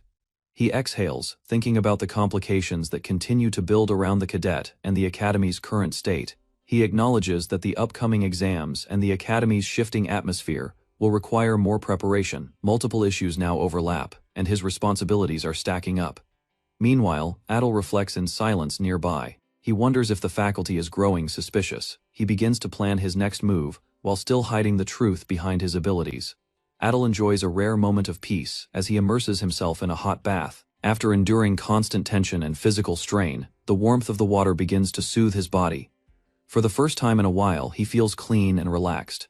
He looks at Shijo floating beside him, reflecting aloud. He acknowledges how long it has been since either of them could rest. A faint smile crosses his face as he invites the creature to enjoy the moment together. As the bath relieves his fatigue, Adel allows himself a brief moment of ease. He feels his tension fading, if only temporarily, and silently admits how comforting the bath truly is. Despite the comfort, his mind drifts to Samuel, still unconscious from the last battle. He recalls how the small creature had bravely risked itself to protect the cadets, pushing past its limits. Adel reflects on the mission's toll. Though there were heavy sacrifices, they survived. He notes that he was able to witness a fraction of his own power during the conflict, a realization that brings both clarity and concern. He now understands something critical. His current strength is insufficient for what lies ahead. His original plan won't succeed if the situation remains unchanged. Adel concludes that personal growth alone won't guarantee success. He remembers the potential he saw in others, Samuel, Fran, and Luna, during their shared trials. Determined, he decides to help his allies grow stronger, so they can stand up to the student council together. The opposition will only become more dangerous. With new resolve, Adel rises from the water, mentally preparing to move forward. There's no more time to waste. Adel, now focused on his future goals, identifies two key objectives: regaining his original power and strengthening the overall capabilities of his class. These aims are clear in his mind. He concludes that achieving those goals hinges on obtaining Adel's personal mana cultivation method. As he examines a scroll, he notes that his own growth is limited by not being part of house bears, the origin of the technique. Despite its excellence, the technique isn't tailored to him. Determined, Adel prepares to make a request through a magical interface, asking for guidance on a cultivation method more suited to his body. The system responds, stating that the information has a cost. To gain access, he must pay either with a legendary artifact or a hefty sum of 10,000 gold coins. Stunned by the high cost, Adel reflects on how expensive it is, even more than he had anticipated. Still, he doesn't see it as impossible. He recalls that earning top marks in the midterms would grant him access to Saitan's weapons vault. With that opportunity, He might find a suitable item to trade. Adel considers the potential of the vault, thinking it may now contain mythical treasures. He sees a real chance if he performs well academically. However, he worries about Ares, unsure whether the instructor would give him the high score required, despite the earlier show of support. Ultimately, Adel decides to move forward with effort and caution. With his goals clear, he accepts the uncertainty and chooses to see how events unfold. The morning sun shines over the academy as students gather inside the classroom. The instructor announces that midterm results will be released after the current lesson. She reminds everyone to confirm their individual rankings. Adel, seated among the other cadets, contemplates the outcome. He's eager to know how he performed, especially with so much at stake. Quietly, he wonders about his rank among the others. Frun, standing nearby, responds to his thoughts with amusement. Luna joins in, curious about his reaction, and questions whether Adel is pretending not to know his likely high score. Frun boldly challenges Adel to a wager. He's caught off guard by her sudden proposal and questions the timing and motive behind it. Her confidence is unshaken. Luna guesses correctly that the wager is related to the upcoming midterm results. She remains composed and observant, accurately reading Frun's intent. Frun praises Luna's perceptiveness and declares that Luna is qualified to be her subordinate. Luna objects nervously, but Adel reassures her that Frun is only teasing, though Frun insists she isn't joking. Adel accepts the wager and asks Frun what she intends to bet. Frun, excited by his interest, presses him for his own stake, clearly enjoying the exchange. He declares that he's not one to back down from a challenge. Frun reveals her prize, an exclusive invitation ticket. Adel is surprised to learn the ticket grants entry into her personal estate. The wager now carries greater weight, raising the stakes as midterm results approach. Adel reflects silently on the wager, recalling how large the house bear's estate is. His curiosity grows about Frun's home, and he begins to consider the invitation seriously. Frun, sensing his hesitation, tells him he's free to decline. She has other candidates in mind. Not wanting to back out, Adel quickly accepts her offer. To match the stakes, Adel proposes a one-day slave voucher, promising to follow any order from Frun if he loses. Frun is surprised by the offer, intrigued by the boldness of his wager. Frun bursts with enthusiasm at the deal. She declares that she'll make Adel a faithful servant for the entire day, already planning how she'll use her prize. Adel remains calm and confident. Convinced of his upcoming victory, he begins imagining himself enjoying the luxuries at Frun's estate. Luna watches with mild envy and jokes about Adel's luck. Frun, however, fires back with fierce confidence, declaring her own assured win and denying Luna's comment. To ease the tension, Adel suggests that Luna join them as well, proposing to invite her to the estate regardless of the wager's outcome. Luna is pleasantly surprised by the suggestion. Before she can respond, their instructor approaches, noting their energetic conversation. The instructor pulls Adel aside, requesting a private talk. Though slightly confused, Adel agrees and prepares to follow, unsure what the instructor wants to discuss next. Adel follows the instructor outside the academy building, uncertain about the purpose of the sudden conversation. The atmosphere feels tense, and the isolation adds weight to the meeting. He questions the need to leave the building just to talk. Suspicion grows in his mind as the instructor remains quiet, focused on their path. The instructor finally stops and turns to face him, asking directly about what Adel is hiding. Shocked, Adel internally panics, wondering if his secret has already been discovered. Adel stands quietly as instructor Brea confronts him in a secluded path near the academy's outer wall.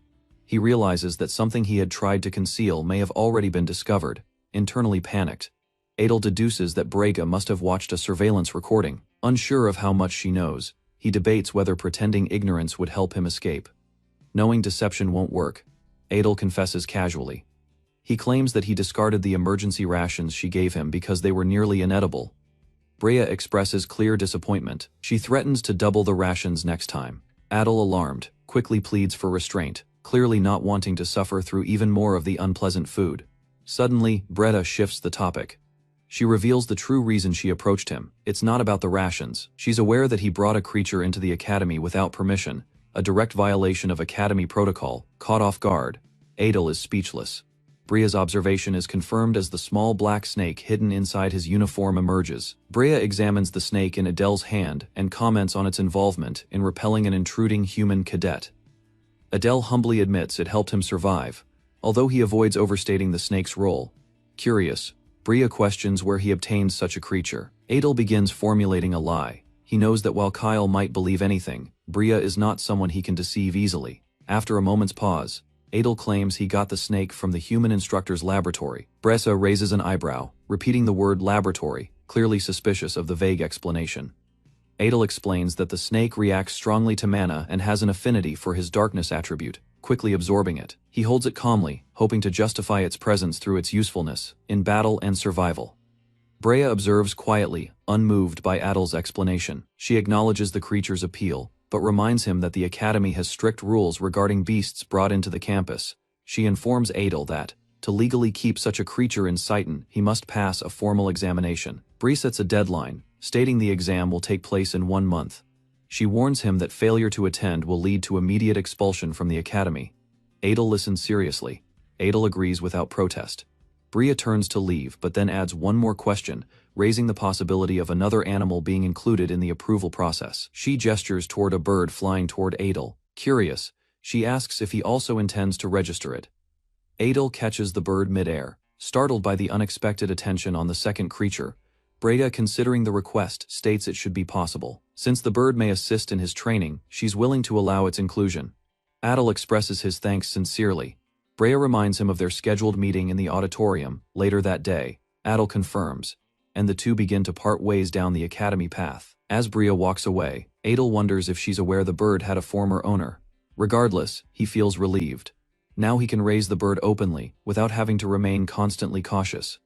Inside the grand auditorium, cadets gather to check their midterm results, the atmosphere filled with whispers and tension as everyone waits for the scores to be posted.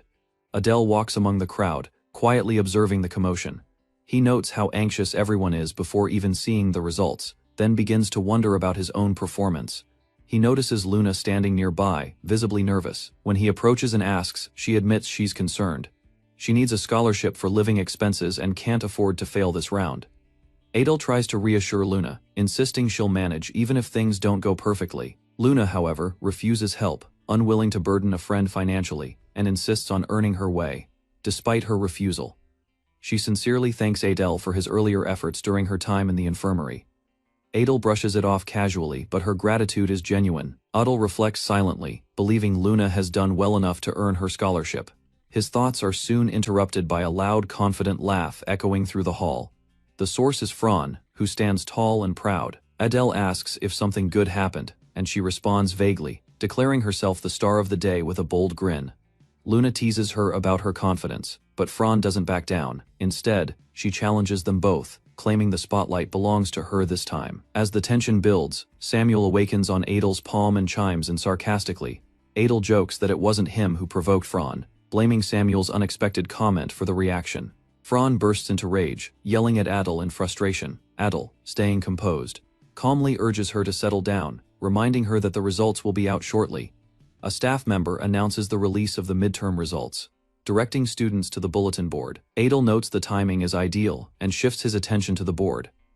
As students crowd in front of the display, Adel explains that while there are 120 cadets in total, only ranks 40 and above are eligible for scholarship benefits, so those are the ones worth checking. Adel scans the list, reading the rankings in descending order. He still doesn't see Luna's name as they pass the 50th, 46th, and 41st spots.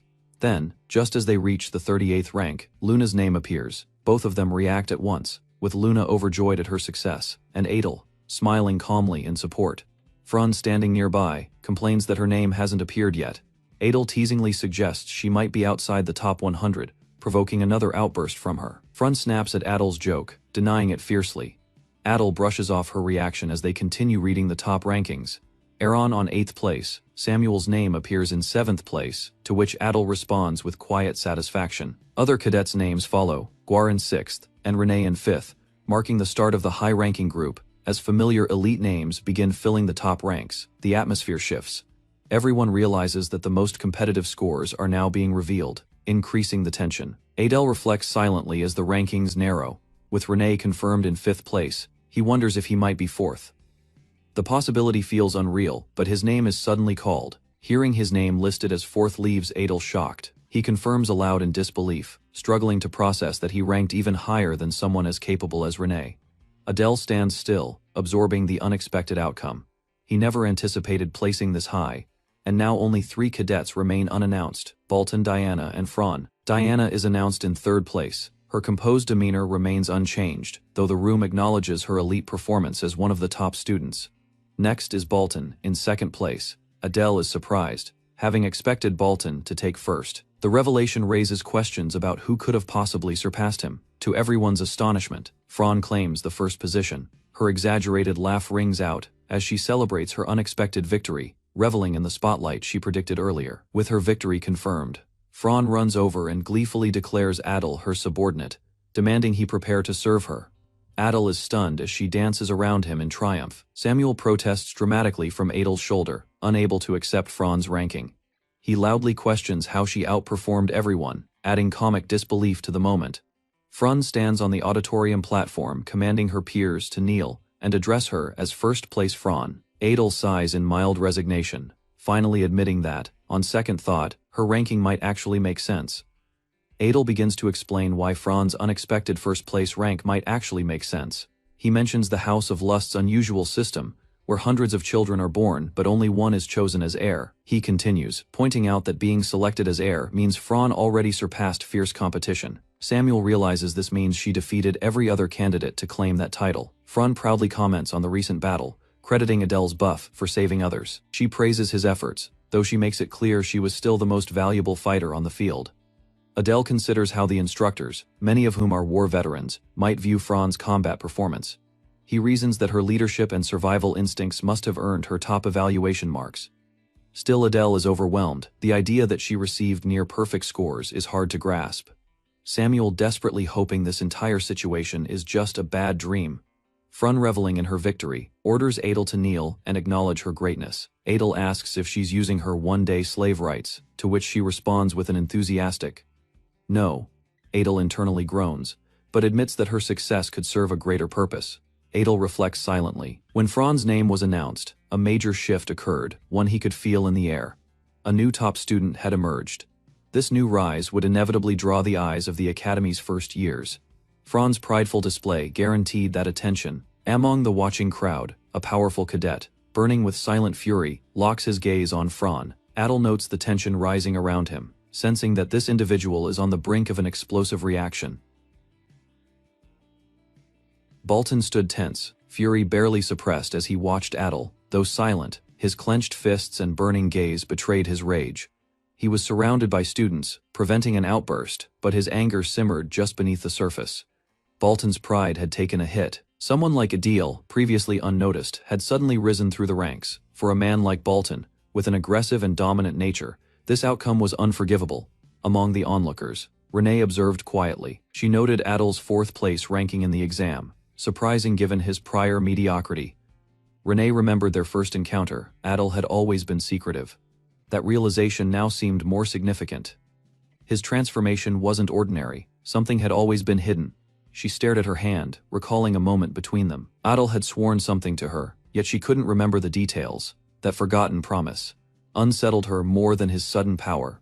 Her thoughts were interrupted as Fran approached, teasing Renee about the rankings. Despite the light tone, the tension between those who had climbed and fallen in the ranks remained heavy. Fran attempted to cheer Renee up with exaggerated comfort. Her teasing was light-hearted, but it did little to distract from the undercurrent of unease still lingering in the group. Bolton walked past the group, his presence casting a cold shadow. His fury had not faded, it had only become more focused. Renee and Fran observed in silence. They had never seen Bolton so furious. And as he walked away, he whispered a chilling thought. He would face her. Fran seriously, when the time came. Under the quiet purple sky, a figure moved through the academy grounds unnoticed. The stillness of night was only broken by soft footsteps and the creak of a door opening in the distance. Fran stepped into a dark room lit faintly by moonlight. Her pace was cautious and her eyes focused on the bed in the corner. She turned away from the bed. Something within her stirred, a restless feeling of something incomplete, unresolved, pressing in silence. Blood-stained bandages lay discarded on the floor, proof of a wound no one knew she carried. The water from the faucet echoed as it struck the basin, cleansing what remained of that hidden pain. She stared at her reflection, water dripping down her face. Her expression hardened, not of fear, but of something resolved. She slowly raised her hand to the mirror. Touching the cold glass, Fran confronted her own gaze. Not as a student, nor as a victim, but as someone beginning to accept a different self entirely. With careful control, she traced her lips with a strange green fluid. It shimmered faintly, unnatural and toxic in aura. Her breath was steady. The liquid spread across her lips like a painted smile. It glowed in the reflection, giving her an eerie and menacing appearance that contrasted with her usual composure. Alone, she stared at herself and burst into laughter, sharp and unrestrained. The room echoed with her voice, revealing a shift in her resolve, and something darker awakened within. Late at night, in the quiet of his room, Adel practiced with a glowing dagger, the weapon reacting to his touch with faint pulses of energy. Despite the bond, it still felt unnatural in his hand. He sighed, frustrated. Even after absorbing a vast amount of mana, his control over the weapon remained unstable. He questioned if his lack of battle experience was the cause. Lying in bed, he debated whether to seek help from the information paper again, though it would cost him. Still, he knew he needed some kind of breakthrough to grow stronger. Adel murmured about enlightenment, still wrestling with his limitations. As he stared at the dagger, he wondered what it would take to truly unlock its potential and his own. He decided to rest, reminding himself that recovery was just as important. He still had time, and rushing would only lead to mistakes. A message from Samuel lit up. Adel smiled, amused at Samuel's pride. Yet his thoughts shifted again. Soon, a hidden vault would open, and he anticipated what it could mean for his future. The morning sun cast over the academy as students gathered. Adel stood calmly, watching the scene. Today was the day the secret vault would open. The top 8 students were summoned, and Adel was among them. With access to choose 2 items, the opportunity felt both strategic and dangerous. Speaking to Samuel, Adel masked his excitement. Though casual in tone, his eyes held focus. He was ready to step forward, regardless of what waited behind the vault's door. Adel and Samuel prepared to leave. Though instructed to go directly after class, he chose to linger, waiting for the others, from Class A. He reasoned that since 3 top scorers were from the same class, it made sense to arrive together. Samuel, however, grew impatient with their classmates' tardiness. Despite knowing Fran had been close behind earlier, she hadn't shown up yet. From a distance, Fran silently observed their departure. Inside, the academy's grand dome. Instructors waited. The absence of Class A students was noted sharply. They were expected to be punctual for this important event. Growing irritated, 2 students from another class voiced their impatience. They questioned the delay, using it as a chance to mock Class A's reputation and coordination. One of them, Gwar, made an insulting remark about Fran's background. His words, laced with arrogance, aimed to provoke. Another laughed, amused by the chance to taunt the top class. Renee arrived in silence, her body exuding dark energy. She said nothing, but her aura alone silenced the crowd. Even her classmate Diana kept a careful distance. Gwar continued boasting until a sharp voice cut through his words. Bolton stepped forward, unimpressed by Gwar's antics and careless mouth. Enraged, Gwar turned to confront the speaker, only to freeze as he saw Bolton's piercing gaze. The atmosphere shifted instantly, tension replacing mockery in the hall. Bolton tried to provoke Gwar, challenging him openly in front of the crowd, but Gwar didn't respond with anger. His calm yet piercing gaze was enough to make Gwar back down immediately.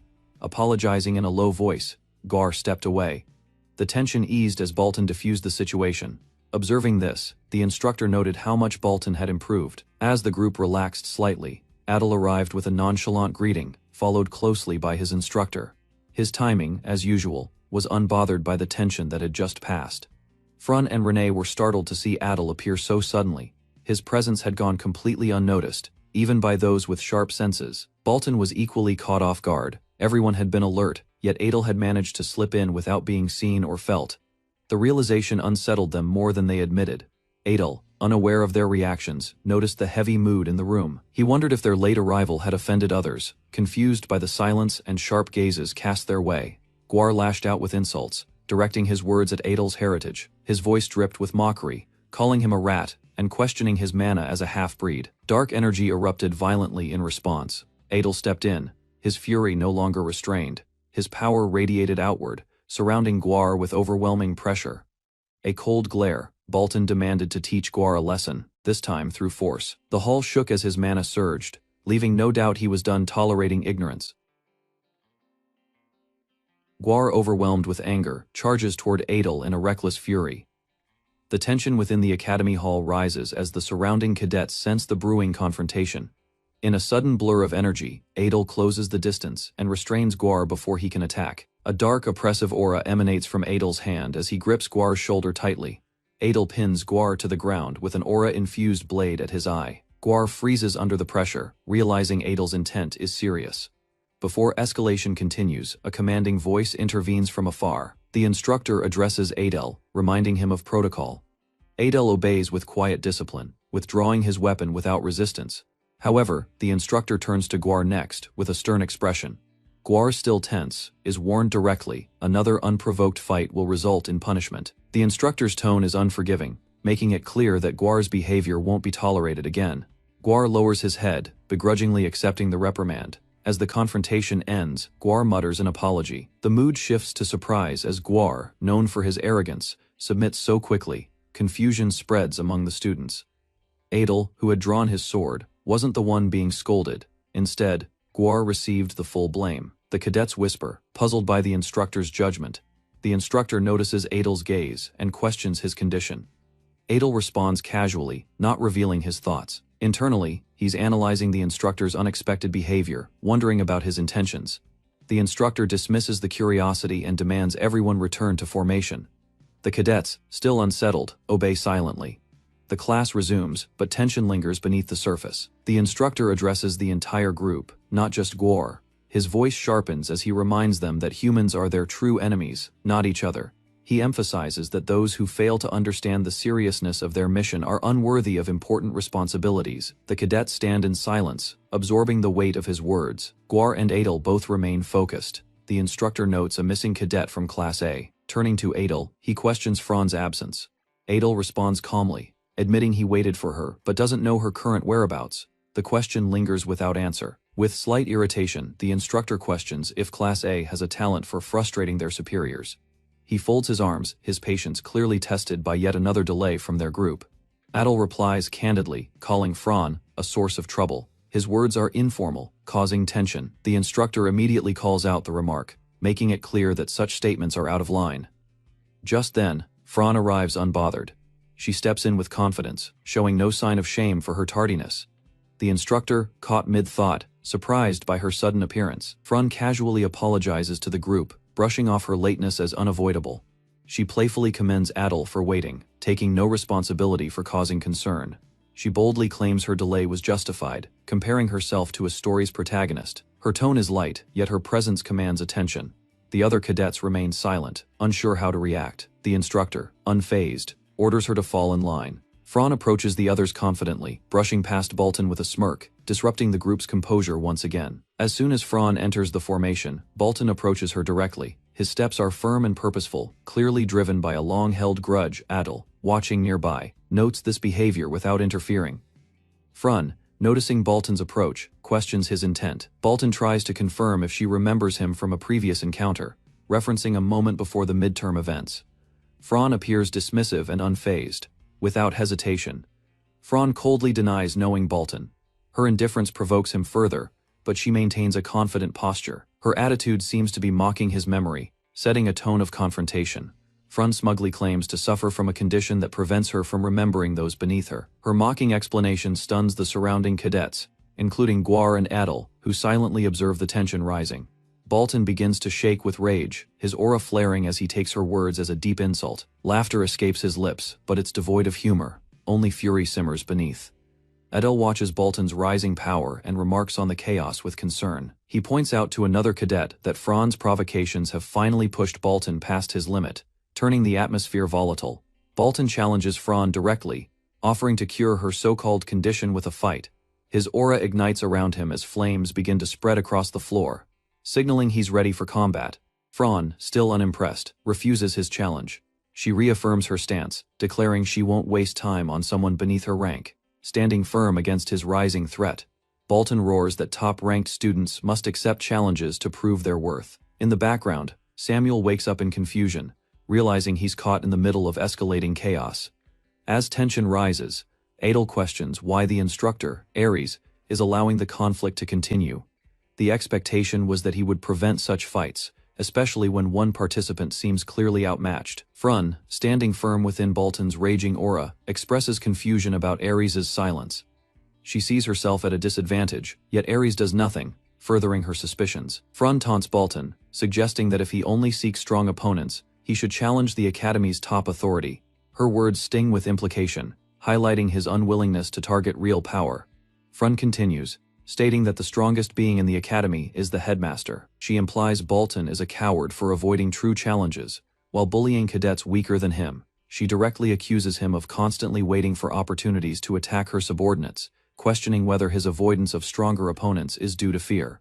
Bolton stands in silence, unable to immediately refute her claim. Fran, however, mocks him for his hypocrisy, someone who refuses to face the strong lecturing others on weakness. Bolton, simmering with frustration, steps forward. Adel also begins walking toward him, observing the unstable situation. The room grows tense as a clash becomes unavoidable. Adel senses the danger. Realizing that Ares won't intervene, he activates his own power. The situation has reached a level where someone might suffer real harm. Adel's expression changes as he glances at Renee. Her entire aura transforms into a monstrous presence, casting a chilling shadow. In that moment, Adel realizes Bolton may be the one at a disadvantage, after all. Ayres finally steps in and halts the confrontation, warning both cadets that he will personally intervene if they push further. His tone leaves no room for argument. Bolton hesitates, his flames dimming as another cadet reminds him to listen. The tension begins to dissolve as the authority of the instructor is reasserted. Fran, still composed, watches silently, with the situation under control. The surrounding cadets begin to reflect. Guar, surprised by Fran's boldness, acknowledges her courage. Another cadet seems amused, noting how unexpectedly the conflict resolved. Fran receives quiet praise from her classmate for standing her ground. Her confident demeanor has shifted perspectives among the students, especially regarding the status of Class A. From a distance, Ares watches the interactions and internal growth with interest. His focus shifts to the overall progression of the students, recognizing that Class A's presence is beginning to command respect. Ares gathers everyone's attention. He announces a change in approach compared to the previous entrance exam, admitting that the last order of selection had been unfair to those who entered later. Adel recalls his previous frustration during the entrance exam. Being placed last left him with limited options, and the stronger houses claimed all valuable advantages. Determined not to repeat the same mistake, Adel prepares himself mentally. However, before he can protest, Ares unexpectedly calls his name and assigns him to go first. Adel is visibly shocked. His confusion is met with a calm explanation. This time, the instructor has chosen the order deliberately, and Adel will set the tone for what's to come. Ares acknowledges the previous exam's imbalance, and declares that, to be fair, the entry order this time will be reversed. Adel, unexpectedly placed first, listens closely, his expression mixed with disbelief and anticipation. Ares informs the cadets that future entries will revert to rank-based order, but for now, the reversed entry offers a rare chance for the previously disadvantaged. Adel's eyes widen at the opportunity. The vault, sealed with complex magical energy, begins to unlock. Ares activates the mechanism with a gesture, instructing the cadets to step back as radiant light surges through the enchanted door. Adel steadies his breathing as the pressure builds. His heart races not from fear, but from the hope of acquiring something powerful, perhaps a rare artifact or a legendary technique. His thoughts are focused. This time, he won't leave empty-handed. As he prepares to step in, Samuel, observing nearby, questions Adel's excitement, pointing out his fast heartbeat. Adel casually responds and turns the question around. But Samuel deflects, expressing doubt in his own abilities. Despite the treasures awaiting, he feels limited by his physical condition. Adel reassures Samuel, telling him recovery is possible. Then, without delay, he walks toward the now open vault. The path is clear, and it's his turn to act. As the massive doors swing wide, Adel approaches the glowing entrance. He knows this moment could redefine his future. Every step feels heavier with purpose. Stopping just before the threshold, Adel smiles. This vault, once unreachable, now represents his second chance. Determined and hopeful, he looks ahead, ready for the unknown that awaits.